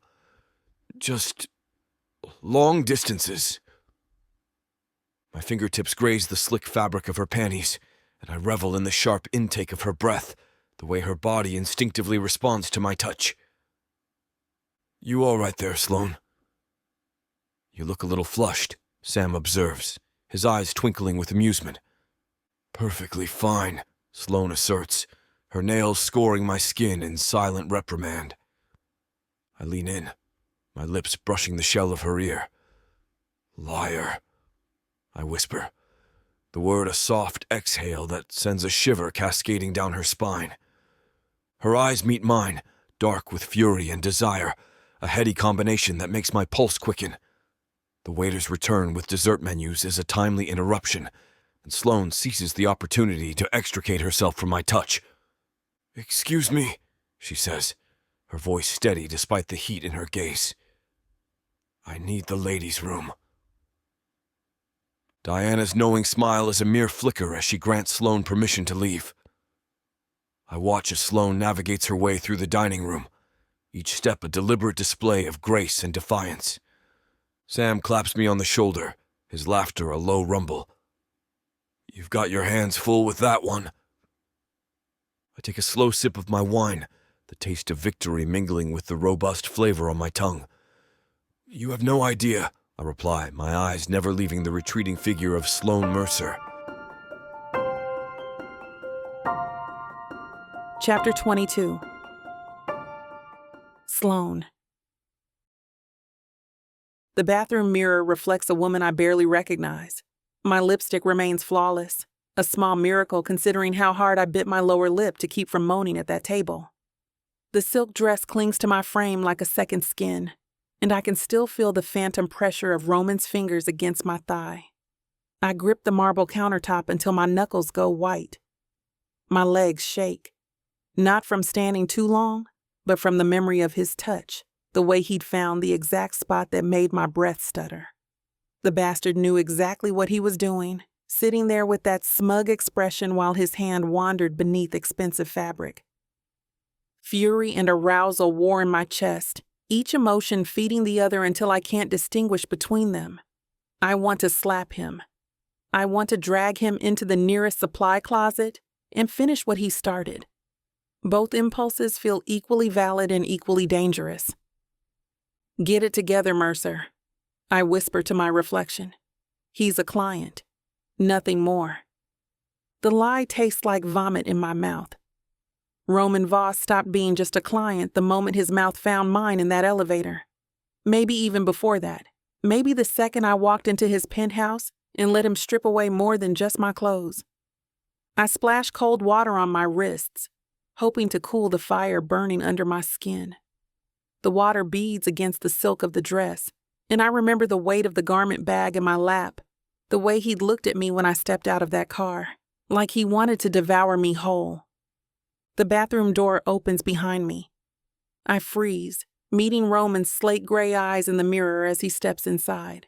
The soft click of the lock sliding home echoes off the marble walls like a gunshot. This is the women's restroom. Is it? He leans against the door, all 6 feet 4 inches of tailored menace. Hadn't noticed. Get out? No. The single word hangs between us, a challenge wrapped in silk-smooth certainty. His expression remains perfectly neutral, but his eyes burn with the same heat that's been building in my chest since we sat down at that table. Someone could come in. Locked? Roman. You left the table wet, Sloane? His voice drops into that dangerous register that makes my pulse skip. Don't pretend you didn't. Heat floods my cheeks, but I keep my spine straight, my chin lifted. You're delusional. Am I? He pushes off from the door, crossing the space between us in 3 measured steps. I should move, should create distance.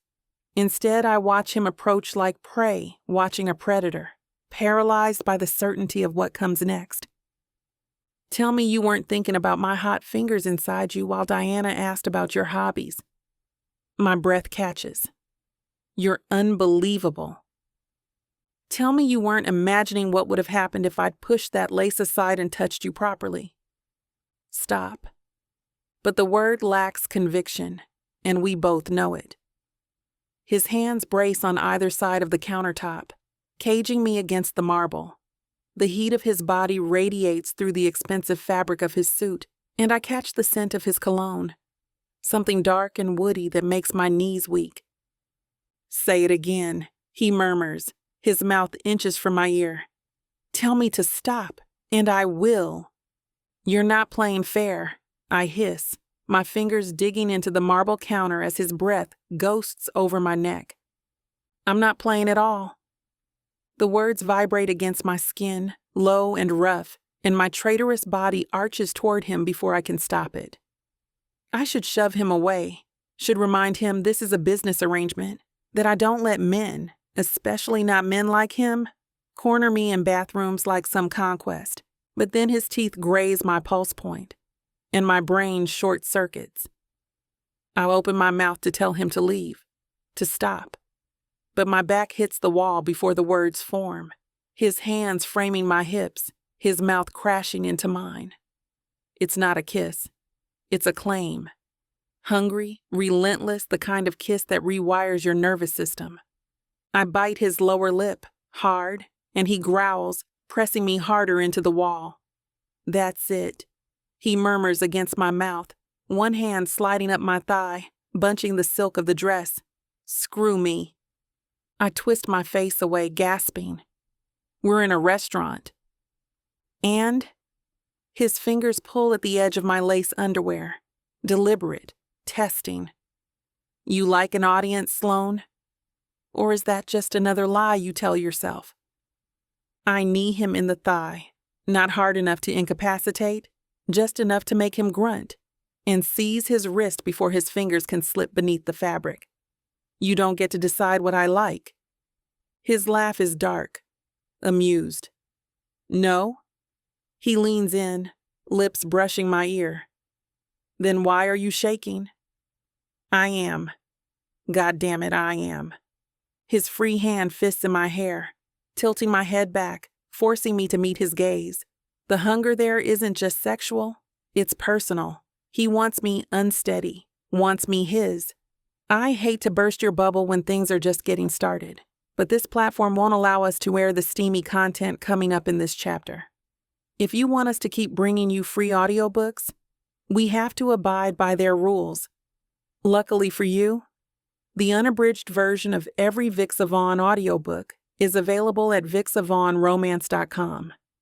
And with promo code VIXA40, you can get 40% off any digital product.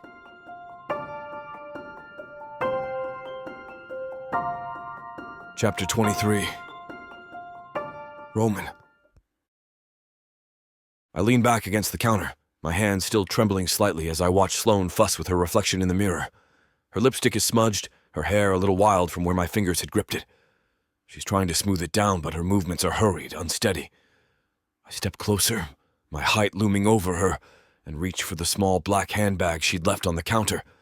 She glances at me, her eyes narrowing, but I ignore the warning in her gaze and pull out her lipstick. "Let me." My voice is low, calm, but it's not a request. She glares at me, her arms crossed tightly over her chest. "I don't need your help." "You're crooked," I say, tilting my head as I examine her mouth. Left side's higher than the right. Looked fine before, though. Must have been something you did. Her lips twitch, caught between irritation and amusement. "You're ridiculous." "So I've been told." I uncap the lipstick, the deep red shade she always wears, and hold it up. "Hold still." She swats at my hand, but it's half-hearted, her protest more for show than anything. "I'm not a child, Roman." "No, you're not." My hand catches hers mid-air, and I pin it gently against the counter. "But you're shaking." "Let me fix it." She exhales sharply, but she doesn't pull away. I start with the corner of her mouth, the lipstick gliding smoothly over her skin.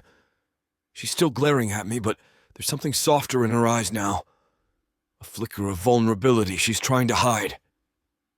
"You're staring," I murmur, focusing on the curve of her lower lip. "You're in my space," she shoots back, but her voice lacks its usual bite. "Am I?" I tilt her chin up with my free hand, forcing her to meet my gaze. Seems like you're letting me. She rolls her eyes, but she doesn't move. I finish with her lips, then tuck the lipstick back into her bag. Her hair's still tousled, though, and I reach up to smooth a strand back into place.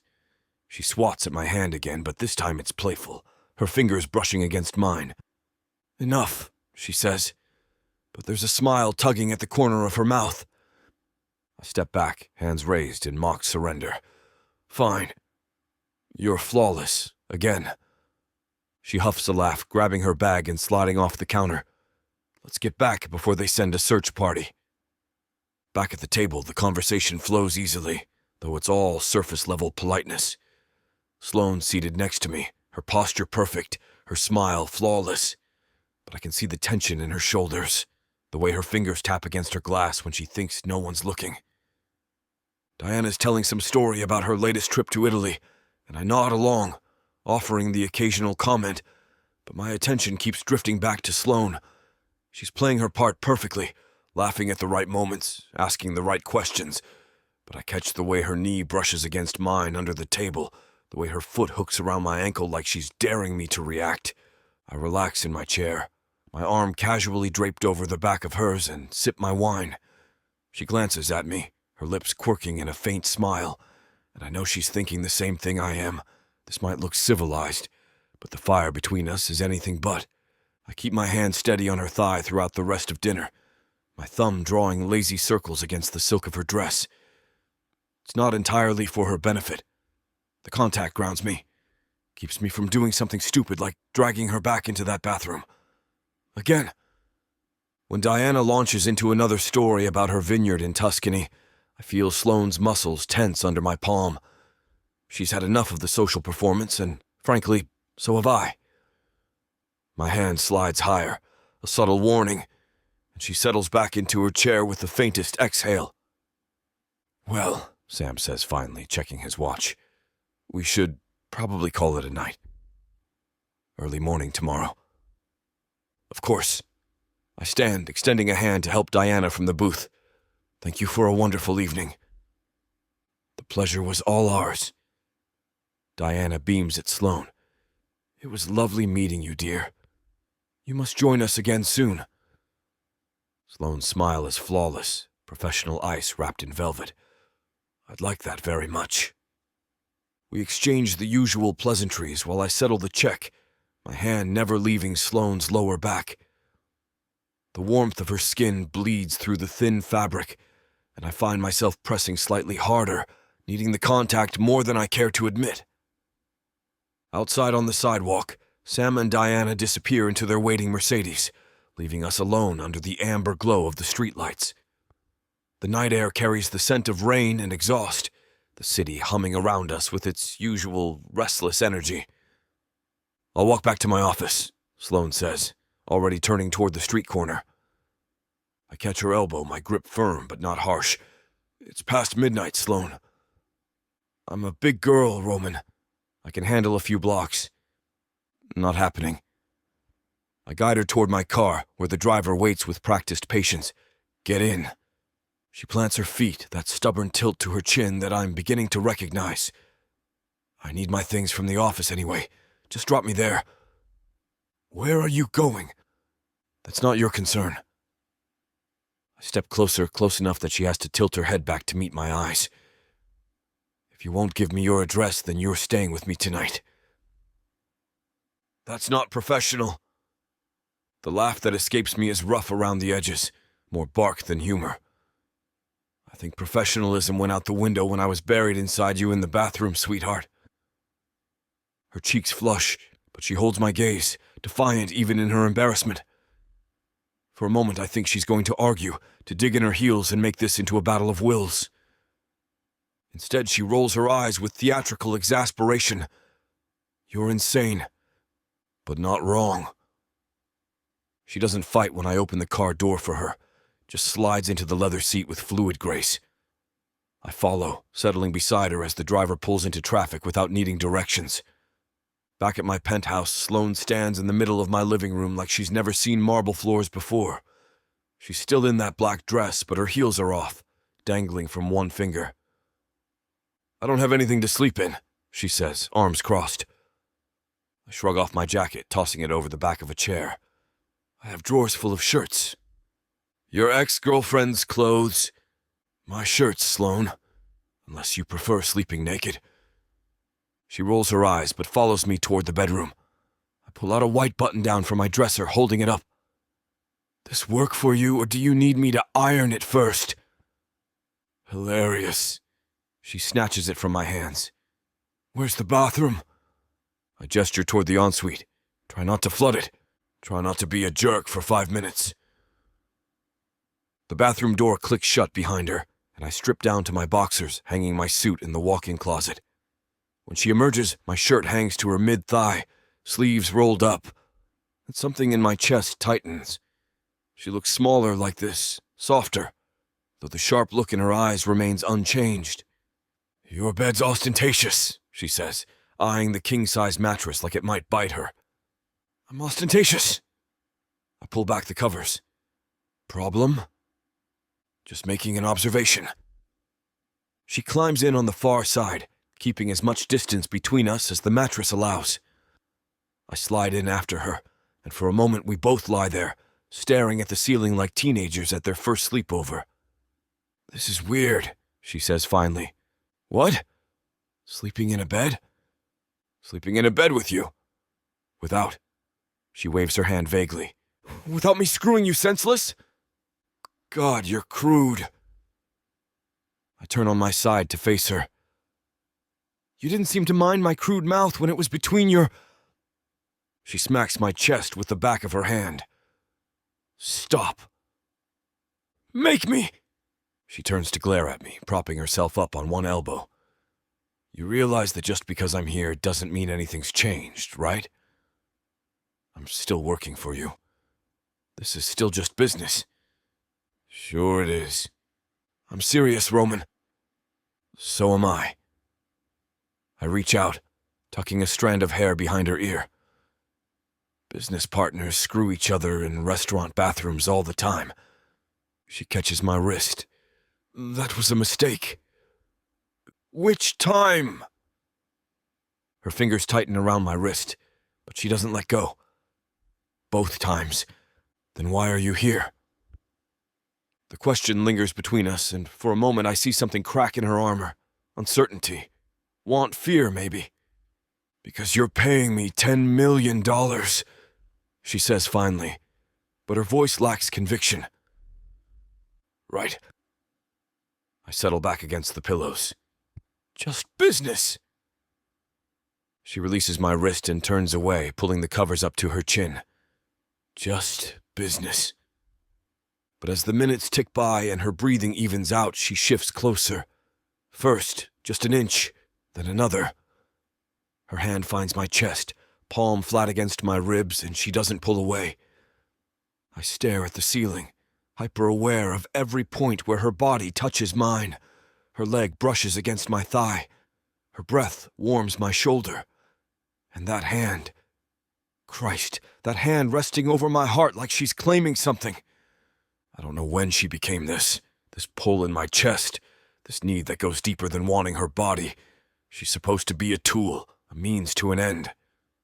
But lying here with her arm draped across me, listening to her soft breathing, I can't remember the last time I felt this settled, this right. Sleep comes easier than it has in weeks. Chapter 24. Sloane.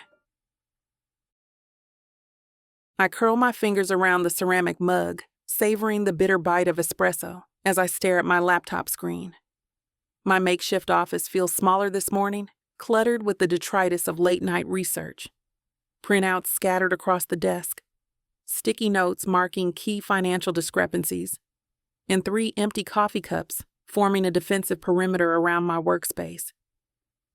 Victor Ellison's digital footprints spread across my monitor like a spider's web, each thread more damning than the last. I've been picking at this knot since 5 a.m., and now the picture's crystallizing into something uglier than I expected. You scheming bastard, I murmur to the screen, clicking through another offshore account transfer. The numbers don't lie. 3 months ago, Victor funneled $2 million through a shell company registered in the Cayman Islands. Last month, he liquidated stock options worth another $4 million, all while Voss International's share price was climbing. Either he's the world's worst investor, or he knew something was coming. I dropped back in my chair, rolling my shoulders to work out the knots. Roman's shirt from last night hangs over the back of my spare chair, a white cotton reminder of how thoroughly I've complicated this job. The fabric still carries traces of his cologne, cedar and something darker that makes my stomach flutter in ways that have nothing to do with caffeine. Focus, Sloan.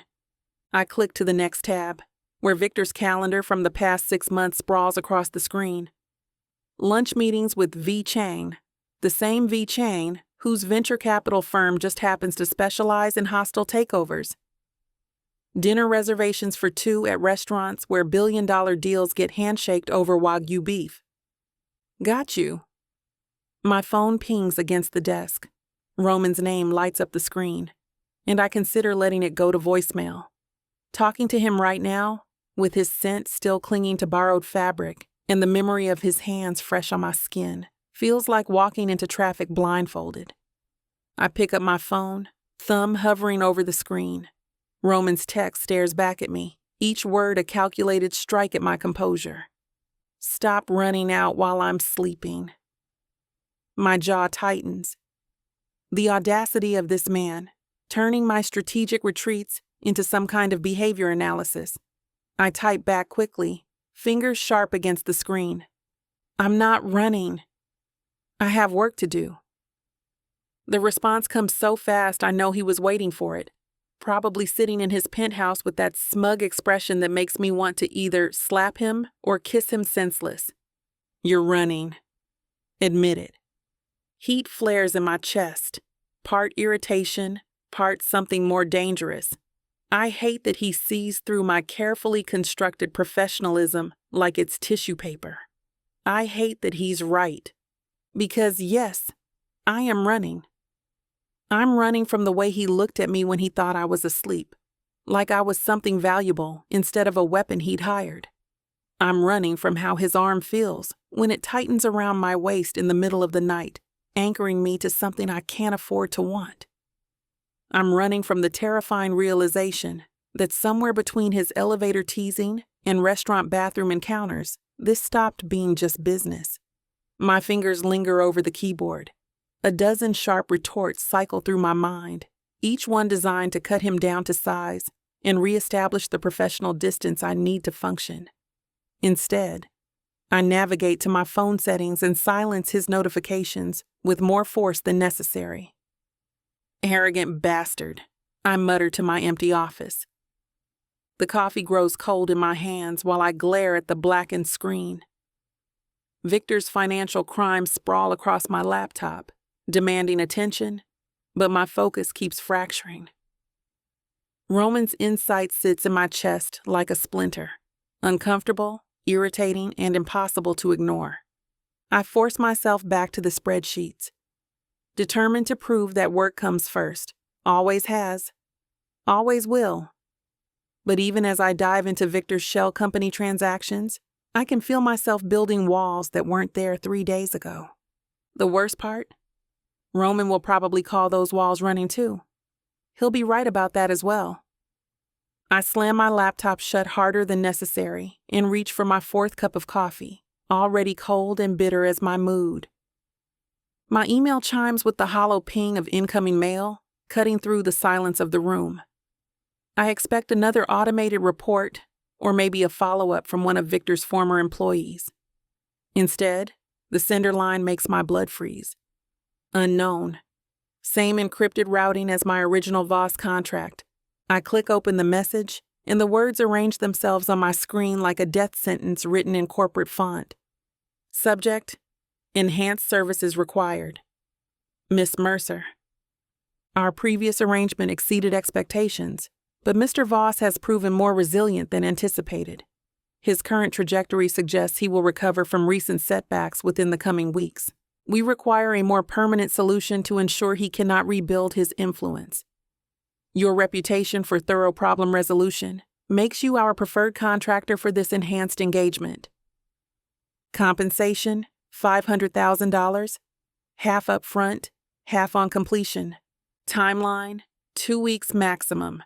Awaiting confirmation of acceptance. The coffee mug slips from my fingers, hitting the desk with a sharp crack that sends lukewarm espresso spreading across Victor's financial records. I ignore it, staring at the screen, reading the clinical language again, searching for some other interpretation that doesn't involve what I know they're asking. Enhanced engagement, permanent solution, thorough problem resolution. They want Roman out of the picture. My stomach lurches, bile rising in my throat as the implications crash over me like ice water. They're asking me to murder the man whose cologne still clings to the shirt draped over my chair. The same man who made me forget every professional boundary I'd ever built while he moved inside me last night. The cursor blinks at the bottom of the message, patient and expectant, awaiting confirmation. I push back from the desk, so hard my chair slams into the wall behind me. My hands shake while I grip the armrests, trying to process the magnitude of what just shifted in this game. Corporate sabotage is one thing. Financial warfare, market manipulation, destroying reputations. Those are weapons I understand, tools I've wielded with surgical precision for years. I sit there, my breath coming in short, sharp gasps as the reality of the situation sinks in like a knife twisting in my gut. This isn't just another job, another contract to be executed with precision and detachment. This is a line in the sand, a boundary that I've always known I could never cross. Not for any amount of money, not for any client, no matter how powerful or persuasive. No, I whisper again. The word a fragile shield against the darkness encroaching on my professional ethics. Hell no. My voice is steady, but inside I'm trembling. The email on my screen, with its clinical language and veiled threats, is a grotesque request dressed up in the guise of business. It's asking me to turn my skills, my very soul, towards something irrevocably final. Roman Voss, the man whose memory haunts my days, whose presence lingers in the air like a ghost, the man who, just last night, had looked at me with an intensity that set my skin alight, who had held me close as if I were the most precious thing in his world. That same man who could command armies with a word and had built an empire from the ashes of his past was now the target of a cold-blooded directive. The cursor on the screen blinks at me, an unfeeling sentinel guarding the precipice of a decision that could shatter everything I've worked for, everything I am. The email is a faceless monster, demanding the erasure of a life with the same nonchalance one might use to cancel a service that no longer holds interest. I push away from the desk, the wheels of my chair protesting against the floor. My heart races, a frantic drumbeat against my ribs. I can't shake the image of Roman, the way his steel gray eyes softened when he looked at me, the rough texture of his stubble against my palm, the strength in his hands that promised both protection and possession. The phone buzzes again. Roman's name a stark reminder of the man who had somehow slipped past my defenses. I can't bring myself to read his message, not when the specter of this new development looms over me, casting a shadow on the fragile connection we've forged. I stand, needing to move, to think.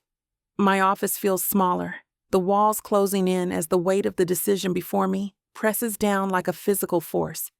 I walk to the window, staring out at the cityscape that stretches out beneath me, a world that seems both familiar and impossibly distant.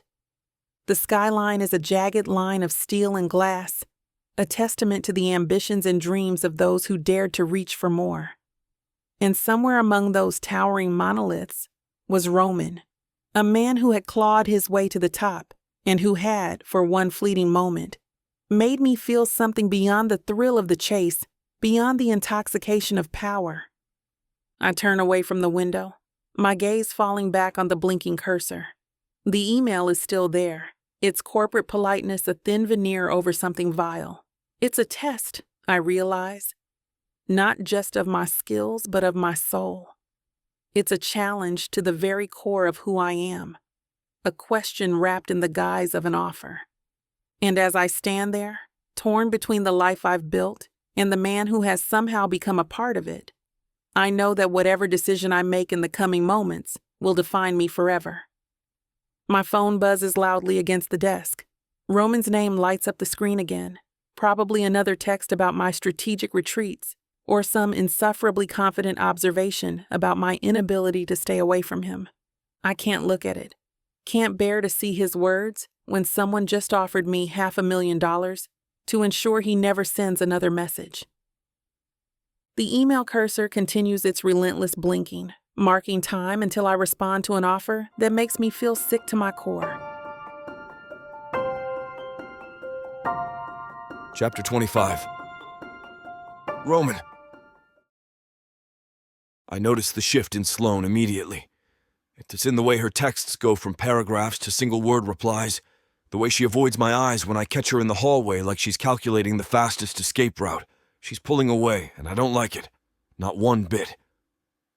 Today, I catch her just outside the boardroom, her Mary Janes clicking against the marble floor with the kind of urgency that screams, "Get away from me."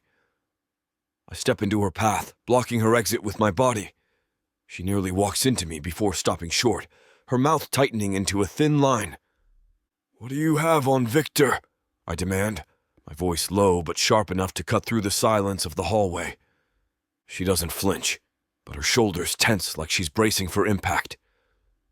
"I'm still gathering evidence," she says, cool and detached, like she's reciting a line from a script. I step closer, crowding her space until she's forced to tilt her head back to meet my gaze. Her dark eyes flicker with something, annoyance, maybe, or discomfort, but she holds her ground. The scent of her perfume, something expensive and subtle, fills my senses, a reminder of how close we've been. "You don't get to screw me, lie to me, and then go quiet," I snap, my patience fraying at the edges. The words come out harsher than I intend, but I don't take them back. She's been dodging me for days, and I'm done playing this game. Every time I walk into a room, you find an excuse to leave it. Every call goes to voicemail. Every text gets the bare minimum response. I place my palm against the wall beside her head, not trapping her, but making it clear I'm not backing down. "We had a deal, Sloane." Professional courtesy at minimum. Her breath catches, almost imperceptibly. But I notice everything about her. The slight tension in her jaw, the way her fingers tighten around the leather portfolio clutched against her chest like armor. She's hiding something significant, and the fact that she thinks she can keep it from me ignites a dangerous heat in my veins. She doesn't respond, just stares at me like I'm a problem she's trying to solve. Her lips part like she's about to say something, but then she presses them together and steps around me, her shoulder brushing mine as she walks away. I watch her go, the click of her heels echoing down the hallway. My jaw tightens, frustration simmering beneath my skin. She's hiding something, and I'm going to find out what it is, whether she likes it or not. I walk down the hall and open Victor's door, not bothering to knock. His private lounge smells faintly of cigar smoke and expensive whiskey, and the bastard is leaning back in his leather armchair like he owns the place, which, technically, he thinks he does now. The folder in my hand hits the table with a slap loud enough to make him glance up, unfazed. "Tell me why you tried to buy my company," I say, voice clipped and cold. Victor doesn't even blink. He takes a slow sip of whiskey, the amber liquid catching the dim light. His smirk is as polished and gaudy as his Rolex. "Because you were preoccupied." A pair of legs walked in, and suddenly you forgot how to run this place. I step closer, my shadow looming over him. "Careful, Victor. You're treading on thin ice." He chuckles, low and condescending. "Am I?" "You've been distracted, Roman. Missed meetings, vanished from your own gala. You handed me the opportunity on a silver platter. What did you expect me to do?" My fingers curl into fists. "You think I didn't see this coming?" "You're not subtle. Offshore accounts, shell companies. You're sloppier than a drunken intern." Victor's smile doesn't falter, but his eyes narrow slightly. And yet, here we are. You're the one storming into my office like a petulant child. I lean down, palms flat on the table, my face inches from his. The scent of his expensive cologne mixes with the whiskey on his breath, both equally repulsive to me right now. Here's the thing about me, Victor. I don't just see threats coming, I dismantle them. Every single one. My voice drops to a near whisper, the kind that makes board members flinch and competitors lose sleep. I've been taking apart men like you since I was 23. He sets his glass down with deliberate calm, but I catch the slight tremor in his hand. Good. That hairline crack in his composure is all I need to see. The predator in me, the one my father cultivated through years of brutal lessons, recognizes weakness instantly. You're overestimating your position, Roman, he says, voice smooth but laced with venom. His silver hair catches the light as he shifts, attempting to reclaim the psychological high ground. This company isn't yours anymore. It's mine, and there's nothing you can do about it. I straighten, rolling my shoulders back, my tailored suit jacket stretching across my frame. My laugh is cold and humorless, echoing against the mahogany-paneled walls of the office. Wrong. It's always been mine, built with my hands, my blood, and after I'm done with you, no one will even remember your name. The threat isn't empty. It's a promise carved in stone. Victor's smile finally cracks, a fracture in that practiced facade. The corners of his mouth twitch downward before he recovers quickly, leaning back again and reaching for his glass. His knuckles whiten as he grips it. Brave words. Let's see if you can back them up. I lean forward, my voice cutting through the thick tension like a blade. Did you hire Sloane Mercer to sabotage me? Victor's whiskey glass freezes halfway to his lips. The practiced smirk melts off his face like ice under a blowtorch, replaced by something I haven't seen before. Genuine surprise. He sets the glass down with deliberate care, his groomed eyebrows drawing together. Sloane Mercer. He repeats her name slowly, like he's tasting each syllable. That's who took you down? My jaw tightens. The way he says it, with that mix of incredulity and what sounds almost like respect, makes my blood simmer. Answer the question, Victor. He settles in his chair, and for the first time since I've known him, his laugh sounds genuine rather than calculated. It's a rich, rolling sound that fills the office and makes me want to put my fist through his perfectly capped teeth. Roman, he says, shaking his head with what appears to be actual amusement. You think I have the connections to hire Merciless Mercer? That woman moves in circles I can only dream of accessing. Stop dancing around the... Not me, son. Victor cuts me off, his voice firm and surprisingly direct. He picks up his whiskey again, swirling the amber liquid thoughtfully. I may be a lot of things. Opportunistic, ambitious, perhaps morally flexible, but I'm not stupid enough to think I could handle someone of her caliber. The certainty in his tone catches me off guard. Victor's many things, but he's not typically a good liar when caught off balance. His tells are subtle, a slight tightening around his eyes, the way his fingers drum against whatever surface is nearest. Right now, he's sitting perfectly still, meeting my gaze without flinching. Then who? I demand, straightening to my full height. The question comes out rougher than I intended, frustration bleeding through my carefully maintained control. Victor shrugs, taking another sip of his drink. Someone with deeper pockets and longer reach than you're giving credit for. Someone who wanted you distracted, not destroyed. His eyes narrow slightly, studying me with the kind of analytical precision that made him dangerous in negotiations. Though I have to say, hiring her to seduce you instead of simply ruining you outright? Elegant. Efficient. I'm almost insulted I didn't think of it first. The word seduce hits painfully, confirming what I've been trying not to think about since that night. That every touch, every breathless moan, Every moment I thought was real was just another weapon in her arsenal. My hands curl into fists at my sides, knuckles straining against the skin. You're lying. Check my accounts if you want. Audit my communications. Victor waves a dismissive hand. You won't find a connection to Ms. Mercer because there isn't one. Whoever hired her is playing a much longer game than my little business attempt. I stare at him for a long moment, searching for any crack in his composure, any tell that might give him away. But there's nothing. Just that infuriating smugness and what appears to be genuine bewilderment that someone beat him to the punch. My phone buzzes against my chest, a text notification that I ignore. Right now, Victor's study feels too small, the air too thick with cigar smoke and lies and the bitter taste of being played by someone I can't even identify. I turn and walk toward the door, my stride controlled but quick. Behind me, Victor's voice follows like smoke. Good luck finding your puppet master, Roman. Something tells me you're going to need it. Screw you, Victor. I haven't even started yet. Outside, my car door slams with enough force to rattle the windows of nearby vehicles. I grip the steering wheel, knuckles white against the black leather, and stare through the windshield at nothing. The engine purrs beneath me, but I don't shift into drive. Not yet.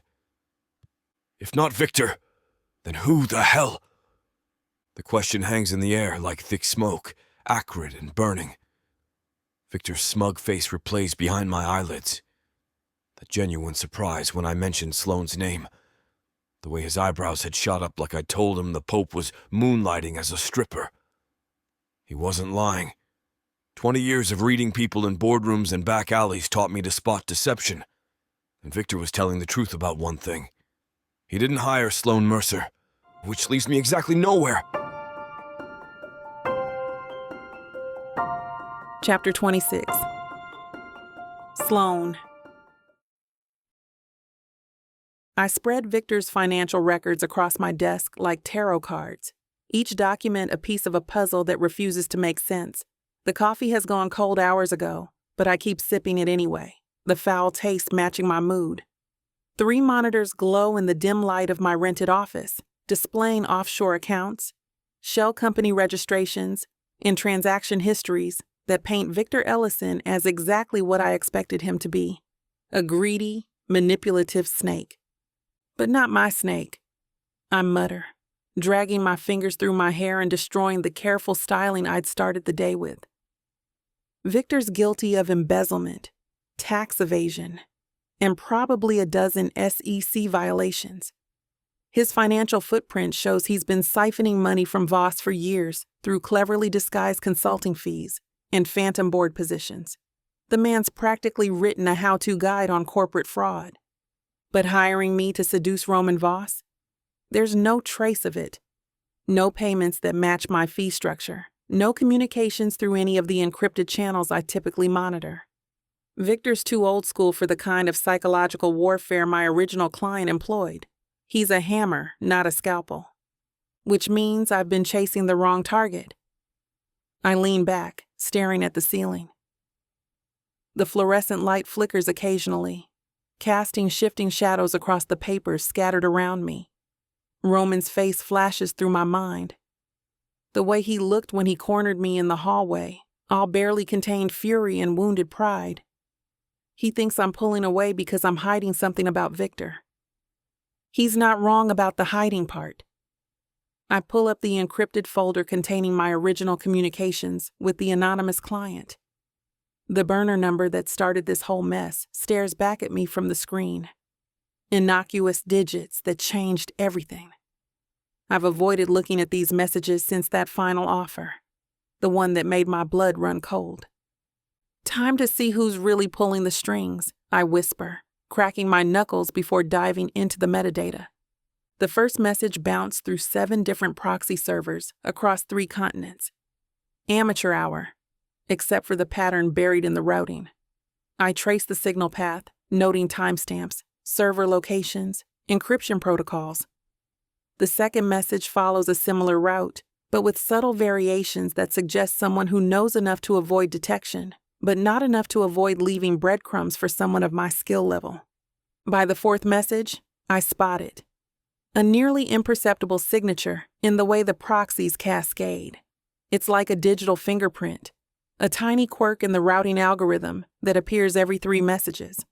Most people would miss it entirely, but I've spent years learning to read the electronic shadows where secrets hide. There you are. I breathe, pulling up trace software that most governments would kill to possess. The trace software churns through layers of digital deception, peeling back proxy servers like onion skins. I lean forward, watching the algorithm work its magic, following electronic breadcrumbs through a maze of rerouted signals and encrypted pathways. Then the screen flashes. Origin point identified. The coordinates appear, and my blood runs cold. Latitude and longitude that place the source signal directly in the heart of Manhattan's financial district. More specifically, the exact building that houses Voss International headquarters. Well, screw me sideways, I mutter, cross-referencing the timestamp with building access logs I'd pilfered during my undercover visit. The message was sent at 11:47 p.m. on a Tuesday, well after normal business hours. Only a handful of people would have been in the building that late, and even fewer would have executive-level access to the secure networks needed to route communications through the kind of sophisticated proxy chain my client used. I dig deeper, pulling up network logs, security camera feeds, even the goddamn elevator usage reports. The building's digital infrastructure becomes my playground, every byte of data a potential clue. Most corporate networks are surprisingly vulnerable when you know where to look, and I know exactly where to look. The pattern emerges slowly, then all at once. A specific workstation, logged in under executive credentials, accessing encrypted communication protocols at precisely the right times. The digital fingerprint becomes clearer with each breadcrumb I follow, leading me down a rabbit hole of carefully concealed communications and expertly masked IP addresses. Then I find it buried in the metadata of a seemingly innocuous file transfer, a user authentication token that traces back to a specific employee ID number. I run the number through the company directory, my fingers trembling as I type. The search returns a single result, and my heart stops. Employee ID VP4871. Name Nina Patel. Position Chief Financial Officer. Department Executive Leadership. Nina Patel, I whisper, staring at her employee photo on my screen. The woman who'd been so concerned about Roman's erratic behavior. The CFO who'd suggested bringing in outside help. The executive who'd conveniently been on vacation during the initial sabotage, returning just in time to assess the damage with perfectly manufactured worry. I remember her sharp eyes, her dry wit, the way she'd spoken about Roman, with just the right mixture of professional concern and personal affection. She'd played the role of loyal lieutenant so convincingly that even I'd been fooled, but the digital evidence doesn't lie. Nina Patel hired me to seduce and sabotage Roman Voss, then tried to recruit me for something far darker when the first plan didn't stick. I sink back in my chair like I've been sucker punched, Nina's employee photo staring at me from the screen with those sharp, calculating eyes that I'd once found reassuring, professional, trustworthy. Jesus Christ. CFO Roman's right hand. The woman who'd sat in boardroom meetings, discussed strategy, probably shared drinks with him after particularly brutal days. She'd been there from the beginning, building Voss International brick by brick alongside him, watching his empire grow from ambitious startup to corporate juggernaut, and I bet she'd been planning to destroy him the entire time. I scroll through more evidence, each digital breadcrumb another nail in Nina's coffin. The sophistication of her operation becomes clearer with every file I examine. She hadn't just hired me on a whim. This was calculated, methodical, the kind of long-term planning that takes months or even years to execute properly. The woman had been playing chess while everyone else thought they were playing checkers. But the evidence raises a question. that makes my stomach churn with acid dread. Was she working alone? I lean forward, studying the timestamps more carefully. Some of these communications happened during normal business hours, when Roman would have been in the building. Others occurred late at night or early in the morning, suggesting clandestine meetings or careful coordination with someone else's schedule. No, I whisper, shaking my head like I can physically dislodge the thought. No, he wouldn't. But the doubt burrows deeper, poisoning every memory I have of Roman's hands on my skin, his mouth against my ear, the way he looked at me like I was something precious instead of just another conquest. Was it all performance? Another layer of the game? My phone buzzes with a text from him. Dinner tonight? I'll cook. I stare at the message until the words blur together. The man who touched me like he was memorizing every inch of my body, who'd slept with his arm thrown across my waist like he was afraid I'd disappear. Was he in on it? Had every heated glance, every stolen kiss been part of some elaborate double-cross? The possibility hits me like a physical blow. I'd let my guard down. I'd started trusting him, started caring about more than just the job, started falling for a man who might have orchestrated the entire thing from the beginning. Stupid, I mutter, standing abruptly and knocking over my cold coffee. So stupid. I grab my laptop bag, shoving files and hard drives inside with shaking hands. Every second I stay in this office is another second I'm vulnerable, another moment for Nina, or Roman, to realize I've uncovered the truth. The walls feel like they're closing in as I stuff my equipment into cases, my breath coming shorter with each item I pack. I need distance, space to think clearly without Roman's gravitational pull clouding my judgment. Chapter 27. Roman. The numbers on my computer screen blur together as I stare at figures that no longer seem to matter. 10:30 p.m. and the office feels like a mausoleum. Just me, the hum of fluorescent lights, and the rage that's been building in my chest since my confrontation with Victor. I roll my shoulders to work out the knots of tension that have taken up permanent residence there. Victor's smug denial keeps replaying in my head. The bastard had laughed, actually laughed, when I'd accused him of hiring Sloan. Not the reaction of a guilty man, but not exactly exoneration either. My phone sits silent on the desk, mocking me. No response to my dinner invitation. No update on her investigation. Nothing but radio silence from the one woman who's supposed to be helping me save my company. The soft knock on my door interrupts my spiral into dark thoughts. Harold peeks his head in, looking apologetic about the late hour. "I'm sorry to bother you, sir, but Miss Mercer stopped by earlier. Asked me to give you this." He slides a portfolio across my desk, thick with documents that rustle with promise and dread in equal measure.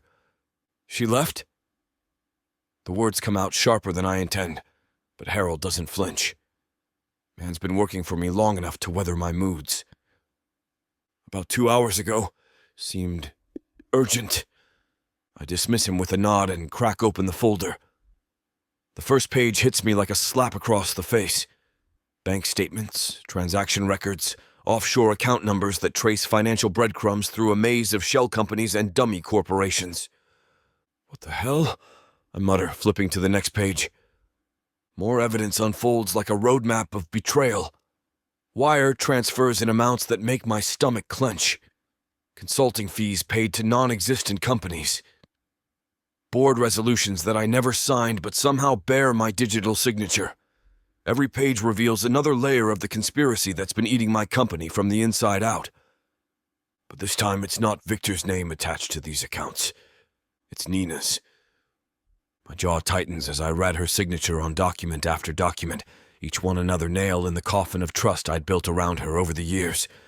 CFO Nina Patel, the woman who'd been by my side through every major decision, every crisis, every triumph that built Voss International into what it is today. The woman who'd suggested I step back, who'd questioned my judgment, who'd been so conveniently concerned about my erratic behavior. I flip through page after page of financial records that paint a picture of systematic embezzlement spanning years. Not months, years. Nina had been bleeding my company dry while sitting across from me in boardrooms, offering strategic advice with those sharp, dark eyes that I'd trusted implicitly. "Hell," I growl, my hands gripping the papers hard enough to crease them. The betrayal cuts deeper than any business loss. This isn't just about money or power. It's personal. I'd brought Nina into my inner circle, trusted her with my company's financial future, defended her decisions to skeptical board members who'd questioned promoting a woman so young to CFO, and she'd been planning my downfall the entire time. I grabbed the folder and my jacket, rage propelling me through the empty corridors like a man possessed. The elevator takes an eternity, each floor marked by the steady thrum of fury building in my chest. Nina Patel, trusted advisor, financial wizard, the woman who'd helped me navigate every major acquisition for the past 8 years. The parking garage is a tomb of concrete and shadows, my footsteps echoing off the low ceiling. Most of the executive spots are empty at this hour, but I spot Nina's silver BMW in her reserved space, engine running. She's sliding into the driver's seat when I emerge from the stairwell. "Nina." She jolts like I fired a gun, her head snapping toward my voice. Even in the dim, fluorescent lighting, I can see the color drain from her face as she processes my presence, and the manila folder clutched in my fist. "Roman, what's this about?" Her voice carries that same crisp efficiency she uses in board meetings, but underneath lurks something I've never heard before. Fear. I stride across the concrete until I'm close enough to see the rapid pulse at her throat. Without a word, I hurl the folder at her feet. Financial documents scatter across the oil-stained ground like fallen leaves, evidence of her betrayal spread between us. "You tried to kill my company." Nina glances down at the papers, her dark eyes scanning the bank statements and wire transfer records. When she looks back up, her expression has shifted from shock to something colder, more calculating. "I was trying to save it. From you." Her voice gains strength as she steps out of the car, leaving the door open. "You were losing control. Sloan was just the bait." The casual way she says Sloan's name sends ice through my veins. What the hell does that mean? Nina smooths her blazer, composing herself with the same methodical precision she applies to financial projections. "You think I hired her to ruin you?" "Please. I hired her to distract you, to keep you occupied while the adults cleaned up your mess." "My mess?" The words come out as a growl. "You've been hemorrhaging investors for months, making reckless decisions, letting your ego drive strategy instead of sound business practices." She gestures at the scattered documents. "Someone had to stabilize the company before your pride destroyed everything we built." "We built?" "I built this company from nothing while you—" "While I what?" "Kept us solvent, maintained investor confidence, covered for your increasingly erratic behavior." Nina steps closer, her petite frame radiating defiance. "The board was ready to vote you out 6 months ago. I convinced them to give you more time." The concrete feels cold beneath my feet as I close the distance between us. Nina's chin tilts up in defiance, but I catch the flicker of uncertainty in her dark eyes as my shadow falls across her face. "You don't get to weaponize my weakness and call it strategy." My voice carries the low menace I reserve for hostile takeovers and difficult negotiations. Nina's been on the receiving end of my professional displeasure before, but this cuts deeper. Personal betrayal wrapped in corporate jargon. She doesn't back down. Instead, that sharp mind of hers calculates angles like she's working a balance sheet. "Your weakness?" "Roman, sleeping with the woman hired to distract you wasn't weakness. It was predictable. You think with your stick when beautiful women are involved. I simply leveraged that tendency." The casual cruelty in her tone makes my hands clench into fists. 8 years of working together, of late nights strategizing acquisitions, of trusting her with the financial soul of my company, and she'd been studying my vulnerabilities like market trends. How long? Each word drops like a stone into still water. How long have you been planning this? Nina adjusts her blazer, smoothing away wrinkles with the same methodical precision she applies to financial reports. Since the Haventry deal. You lost your edge after that woman humiliated you. Started taking unnecessary risks, making decisions based on pride instead of profit. The parking garage's fluorescent lights cast harsh shadows across her face, making her look older, more calculating, like a stranger wearing Nina's skin. The board started asking questions. Serious questions about your leadership. Victor's buyout offer wasn't the first. It was just the highest. She steps closer, voice dropping to the confidential tone she uses for sensitive financial data. Board loyalty is shifting, Roman. You may have the company name on the building, but not for long. The threat festers between us like smoke. Nina's not just admitting to betrayal, she's promising more. An ongoing campaign to strip away everything I've built, piece by piece. Oh, you're fired, Nina. The words taste like ash in my mouth. And you can expect visits from my lawyer and the police. Her laugh echoes off the concrete walls, sharp and brittle. Good luck proving anything.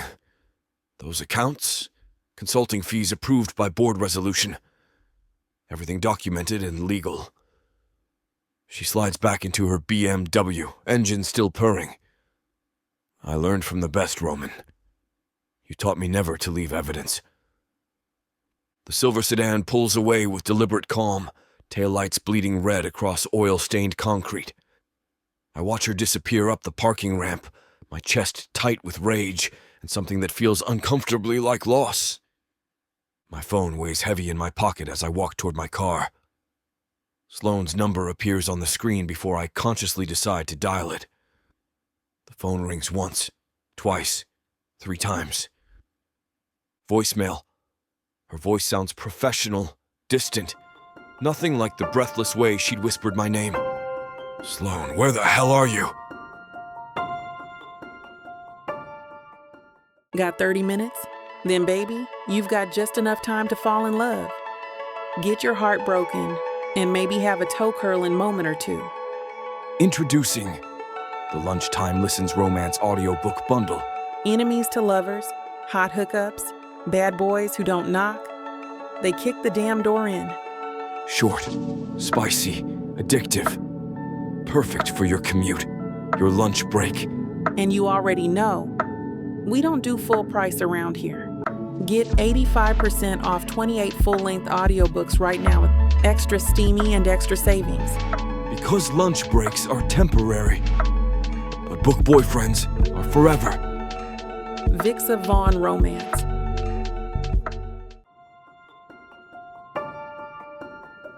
Chapter 28. Sloane. I yank open dresser drawers with enough force to rattle the entire bureau. Underwear, bras, whatever clean clothes I can find. Everything gets crammed into my suitcase without ceremony. Organization is a luxury I can't afford when panic drives every movement. The silk dress Roman bought me catches on the zipper. I tear it free, fabric ripping with a sound that matches the fracture in my chest. It lands in the trash where it belongs, along with every stupid moment I let myself believe this could be different. Nina Patel, CFO of Voss International, Roman's trusted advisor for 8 years, and the woman who hired me to destroy him. The revelation sits in my stomach like poison, making every breath taste metallic. But what eats at me worse is the question I can't answer. Did Roman know? My hands shake as I fold jeans that don't need folding.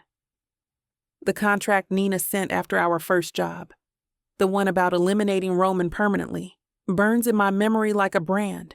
$500,000 to ensure Roman Voss disappears from the equation entirely. I deleted it without responding, but Nina knows I read it. The bathroom toiletries scatter across my suitcase. Toothbrush, makeup, the expensive perfume Roman said made him forget where he was. Everything I need to vanish before this situation explodes into something I can't control. My laptop bag sits by the door, already packed with encrypted drives and untraceable phones. Professional habit. Always have an exit strategy, always keep escape routes clear. The cardinal rules of survival in my line of work. But leaving feels like tearing off skin. I zip the suitcase closed with violent efficiency, then freeze at the sound echoing through my apartment. Heavy footsteps in the hallway. Deliberate, familiar, thud. Thud. Thud. My heart hammers against my ribs as the footsteps stop directly outside my door. The silence stretches thin. Then the knock comes. Not frantic pounding, not the aggressive demand I'd expect from a man who just discovered betrayal runs deeper than he imagined. 3 solid raps, measured and controlled. Quintessentially Roman. I stand frozen beside my suitcase, every muscle coiled tight. The peephole is 10 steps away, but I don't need to look. I know exactly who's standing in my hallway at 11:30 p.m., probably still wearing that expensive suit, like armor against the world. Another knock. Patient. Persistent. My throat closes up as his voice filters through the heavy wooden door. Low, rough, but missing the edge of anger I'd braced for. Open the door. Please. The word please hits like a physical blow. Roman Voss doesn't say please. He demands, commands, and takes what he wants through sheer force of will. Please isn't in his vocabulary, which means he knows. About Nina. About everything. My hand hovers over the deadbolt, fingers trembling with indecision. Opening that door means facing whatever comes next. His questions, his accusations, his inevitable realization that I'm exactly the weapon Nina painted me to be. But leaving without a word means running like a coward. And whatever else I am, I'm not that. I unlock the deadbolt with fingers that betray nothing, though my pulse flutters like a caged bird. The door swings open to reveal Roman, leaning against the frame. Tie loosened, jacket wrinkled. The first time I've seen him anything less than immaculate. His eyes are rimmed with exhaustion, shadows carved deep beneath them.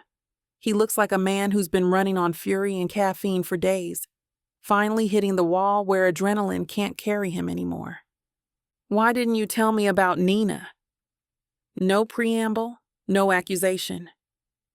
Just a question delivered in that low, gravelly voice that still does things to my nervous system I refuse to acknowledge.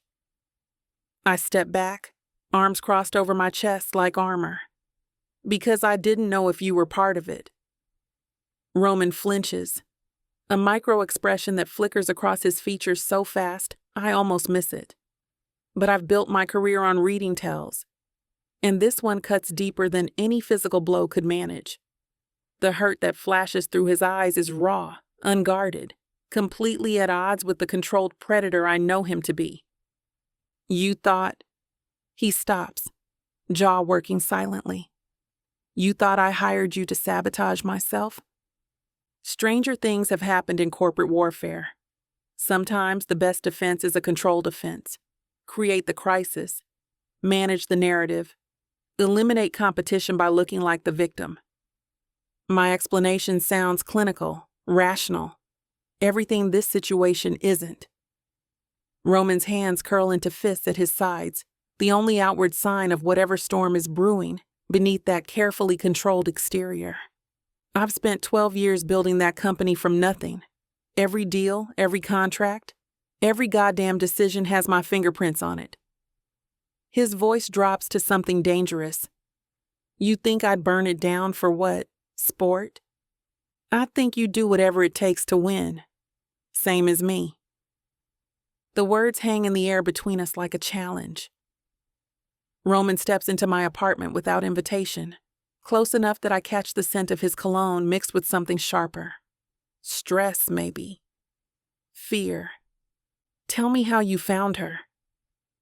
I close the door, buying myself time to organize thoughts that feel scattered like puzzle pieces. The digital trail. Every communication from your saboteur bounced through different proxies, but one slipped through a Voss international server. The timestamp matched Nina's login records. That's circumstantial. The offshore accounts aren't.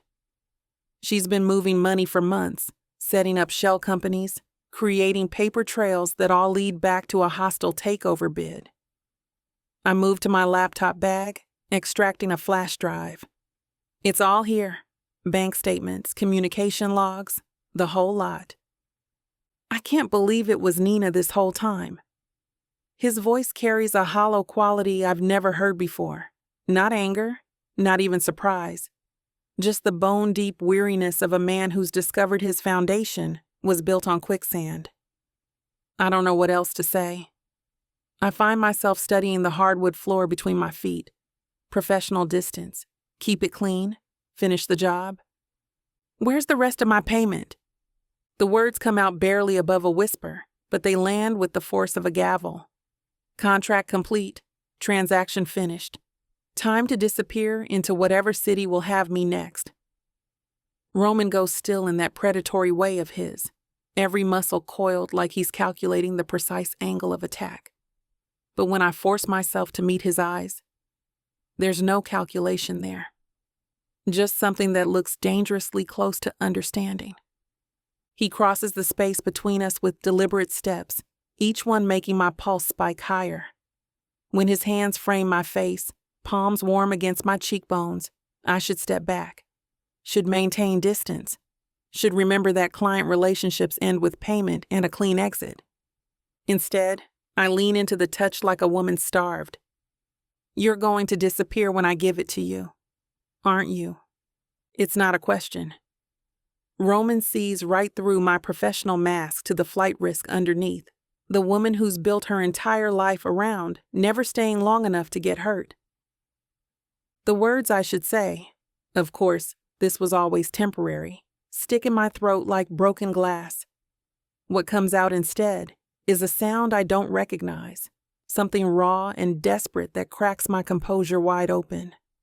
The tears arrive without permission, hot streams down my cheeks that soak into Roman's palms. I haven't cried in front of another human being since law school, haven't allowed myself the luxury of vulnerability. But something about the way he holds my face, gentle despite those brutal hands, steady despite the chaos I've brought into his world, makes the walls I've spent years building crumble like sand. I don't know how to stay, I whisper against his thumb as it traces the curve of my cheek. Roman pulls me against the solid wall of his chest, one arm banded around my waist while his other hand tangles in my hair.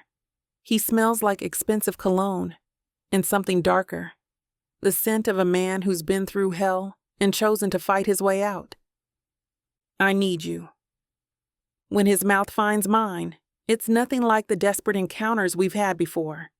This kiss tastes like promises neither of us knows how to keep, like the terrifying possibility that maybe we don't have to keep running from whatever this is. I kiss him back with everything I have, pouring months of careful distance and professional boundaries into the slide of my lips against his. His hands tighten in my hair, and I arch into him like I'm trying to crawl under his skin. But even as my body betrays me, even as I melt against him like I was made for this moment, reality crashes back with brutal clarity. I break away, hands flat against his chest, putting precious inches between us. I can't stay. Roman's eyes search my face like he's memorizing every detail. You don't need to run anymore, Sloan. The words hit painful and sweet, offering something I've never allowed myself to want. Safety permanence. The radical possibility that I could stop looking over my shoulder and searching for exit strategies. His thumb traces my lower lip, and I lean into the touch despite every instinct screaming at me to retreat. Maybe just this once I can choose to stay. Chapter 29. Roman.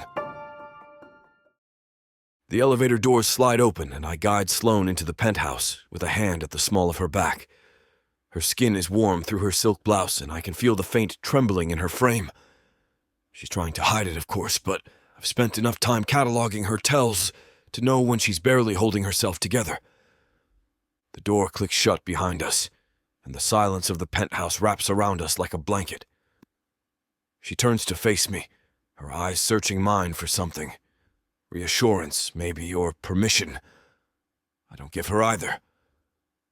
Instead, I slide my hand up her arm, over her shoulder, and cradle the back of her neck. She gasps softly, breathlessly, and I take my time leaning in, letting her feel the heat of my body against hers. "Roman," she breaks, her voice cracking on the single syllable. Her hands come up to my chest, fingers curling into the fabric of my shirt, as if she's trying to anchor herself. "Baby," I murmur, brushing my lips against hers. It's not a kiss, not yet. Just the faintest pressure, a promise waiting to be fulfilled. Her eyes flutter closed, and I trail my mouth along her jaw, down the column of her throat until she tilts her head back with a soft sigh. Her hands move to my belt, fumbling slightly as she works the buckle free. I let her, my own fingers deftly unbuttoning her blouse and sliding it off her shoulders. The fabric falls at her feet, and I step back just enough to take her in.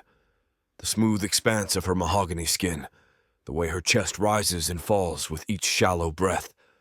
Her cheeks flush under my gaze, and she arches an eyebrow. "Are you just going to stand there and stare?" "I'm memorizing." I take her hand and press it to my chest, letting her feel the rapid thud of my heart.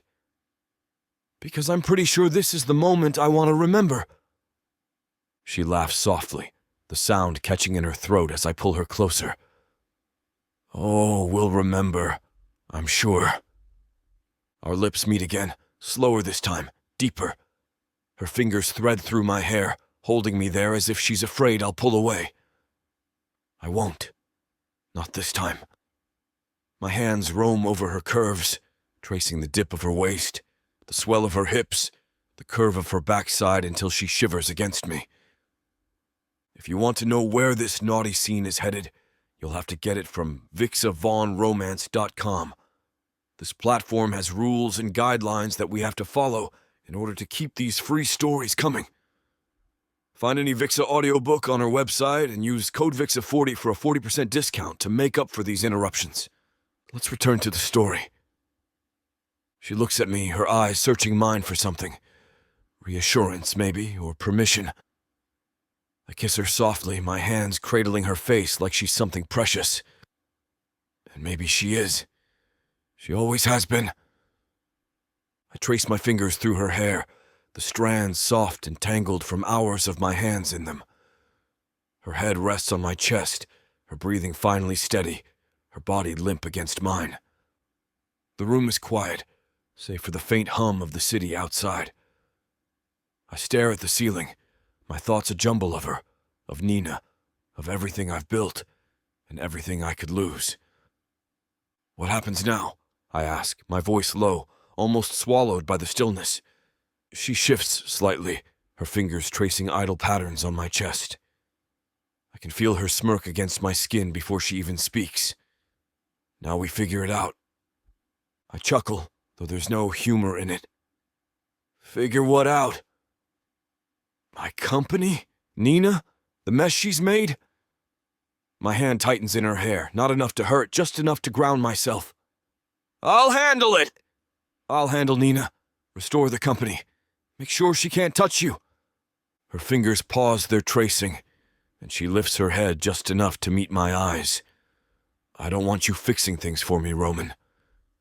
I raise an eyebrow, my lips quirking despite the weight of the conversation. "You'd rather I sit back and let you do it all yourself?"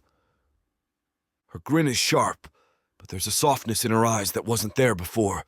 "I'd rather we fix it together." I roll onto my side, pulling her with me until we're face to face, our legs tangled together, her body pressed against mine. "Together," I echo, testing the word on my tongue. It feels foreign, but not unwelcome.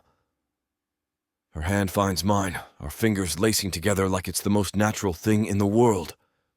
"Yeah," she says, her voice soft but firm. "Together." I kiss her then, slow and deep, trying to convey everything I'm not ready to say out loud. When I pull back, she's smiling, that same soft curve of her lips that makes my chest ache. We fall asleep tangled together. No space left between us. Chapter 30. Sloan. The evening air carries the scent of champagne and success across Voss International's rooftop terrace. I adjust the neckline of my emerald dress, not because it needs adjusting, but because the cameras below are capturing every angle. 3 weeks ago, I was sneaking through this building with a forged ID. Tonight, I'm standing beside Roman as his equal, watching him hand over the keys to his kingdom. "You look like you're about to throw someone off this roof," Roman murmurs beside me, his hand finding my back. The gesture is possessive, but not controlling, a distinction I've learned to appreciate. Only if they ask me stupid questions about being your muse. I keep my smile camera ready while speaking through barely parted lips. 3 reporters have already asked if I'm your inspiration for change. His laugh is low, dangerous. What did you tell them? That you changed because you finally met someone who wouldn't put up with your nonsense. The new CEO approaches. Peter Cook, handpicked by Roman and approved by the board after Nina's very public disgrace. He's younger than expected, sharp-eyed, and carries himself like someone who earned his position rather than inherited it. "Ms. Mercer," Peter extends his hand. "I've heard remarkable things about your work." I shake his hand, noting the firm grip, the way his eyes don't linger inappropriately. "All true, I'm sure." Roman has a tendency toward hyperbole when he's impressed. "I don't exaggerate," Roman interjects. "I simply recognize excellence when it's standing next to me." Peter grins. "The transition documents you prepared were flawless. I've never seen a corporate restructuring handled so cleanly." Clean is my specialty. I accept a glass of champagne from a passing server, the crystal catching the string lights overhead. "Though I suspect you didn't seek us out just to exchange pleasantries. Actually, I wanted to discuss something." Peter glances around, ensuring we're out of earshot from the cluster of reporters. "There's been interest from several board members about retaining your services permanently. As a consultant." Roman's hand tightens slightly on my back, a reflexive protective gesture. I don't need protecting, but I don't pull away either. "What kind of interest?" I ask. "Strategic planning. Crisis management. The kind of work that requires someone with your particular skill set." Peter takes a sip of his drink. "Someone who can see the angles others miss." "You mean someone who can spot the snakes before they bite?" "Precisely." Roman's voice cuts in, controlled but with an edge. "Sloan doesn't work for Voss International. She works with me." I turn to him, eyebrow raised. "I can speak for myself, thank you." His jaw flexes, that familiar tell when he's trying not to be possessive. "Of course. But the distinction matters." "It does."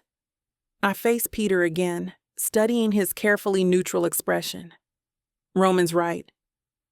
I don't work for companies anymore. I work with people I trust. I let my gaze drift deliberately across the terrace, taking in the board members with their calculated smiles, the investors watching like hawks, the journalists scribbling mental notes about body language and whispered conversations. Every person a potential ally or threat in this ecosystem of power. Trust is earned, not bought, and it's remarkably easy to lose. Peter nods slowly, the message landing precisely as intended. Understood. The offer stands. Should circumstances change. His eyes flick briefly to Roman, then back to me. We value loyalty at Voss International, in all its forms. He moves away, his expensive Italian shoes barely making a sound on the terrace, leaving Roman and me in our bubble of careful distance from the crowd. The night air carries the scent of jasmine from the decorative planters, mingling with cologne and champagne. "You handled that well," I say, watching Peter rejoin a cluster of board members across the terrace. "I didn't handle anything." "You did." Roman turns to face me fully, his eyes serious, intensity radiating from him like heat. I meant what I said, though. We're partners now, in everything, not just business. Even when I disagree with you, I challenge, tilting my chin up slightly. Especially then. His smile is sharp, predatory, sending an involuntary shiver down my spine. The lights from the city below cast shadows across the planes of his face. You think I want a partner who'll roll over every time I bark? Where's the challenge in that? Good. Because I was planning to disagree with you about the Henderson contract next week. I take a measured sip of champagne, letting the bubbles dance on my tongue. Your terms are too generous, and the exclusivity clause has more holes than Swiss cheese. I look forward to it. The hunger in his eyes has nothing to do with business and everything to do with the battle of wills that defines us. Boardroom at 9. Bring your sharpest knives. A flash catches my attention. Another photographer. I straighten, slipping back into my public mask. They're watching us, I murmur. Let them. Roman's hand slides to my waist, pulling me closer. Let them see exactly what a real partnership looks like. The rooftop terrace has emptied. The hum of the party faded into the gentle murmur of the city below.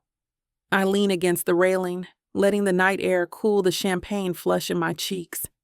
The skyline stretches out before me, sharp, glittering, indifferent, a tapestry of light against the velvet darkness. I've spent years moving through places like this, expensive venues with expensive people, never staying long enough to leave an imprint, always the professional, always calculating, always 3 steps ahead and 1 foot out the door. Roman's footsteps are quiet behind me, but I know the rhythm of them now. The deliberate cadence that once set my nerves on edge now sends a different kind of thrill through me. His arms slide around my waist with surprising gentleness. His chest warm and solid against my back. The expensive fabric of his suit brushes against my dress as his breath ghosts over the curve of my shoulder, carrying the faint scent of whiskey and that cologne I've come to associate with late-night strategy sessions and heated arguments. You look like you're plotting something, he murmurs, his voice a low rumble I can feel through my spine. Always. I tilt my head, allowing myself the luxury of letting his lips brush the sensitive spot beneath my ear. The contact sends electricity dancing across my skin. But not what you think. His hands tighten slightly, possessive but not controlling. Then tell me. The words come out before I can stop them, bypassing all my carefully constructed defenses. I never thought I'd belong anywhere. It's too raw, too honest, and I almost regret it. Almost. These are the kinds of admissions I've spent a career avoiding, the vulnerabilities I've locked away behind my blood-red lipstick and tailored armor. Roman doesn't flinch, doesn't offer empty reassurance or platitudes. Instead, he turns me in his arms with surprising gentleness, his eyes steady and unflinching as they meet mine. Then we'll build our own place.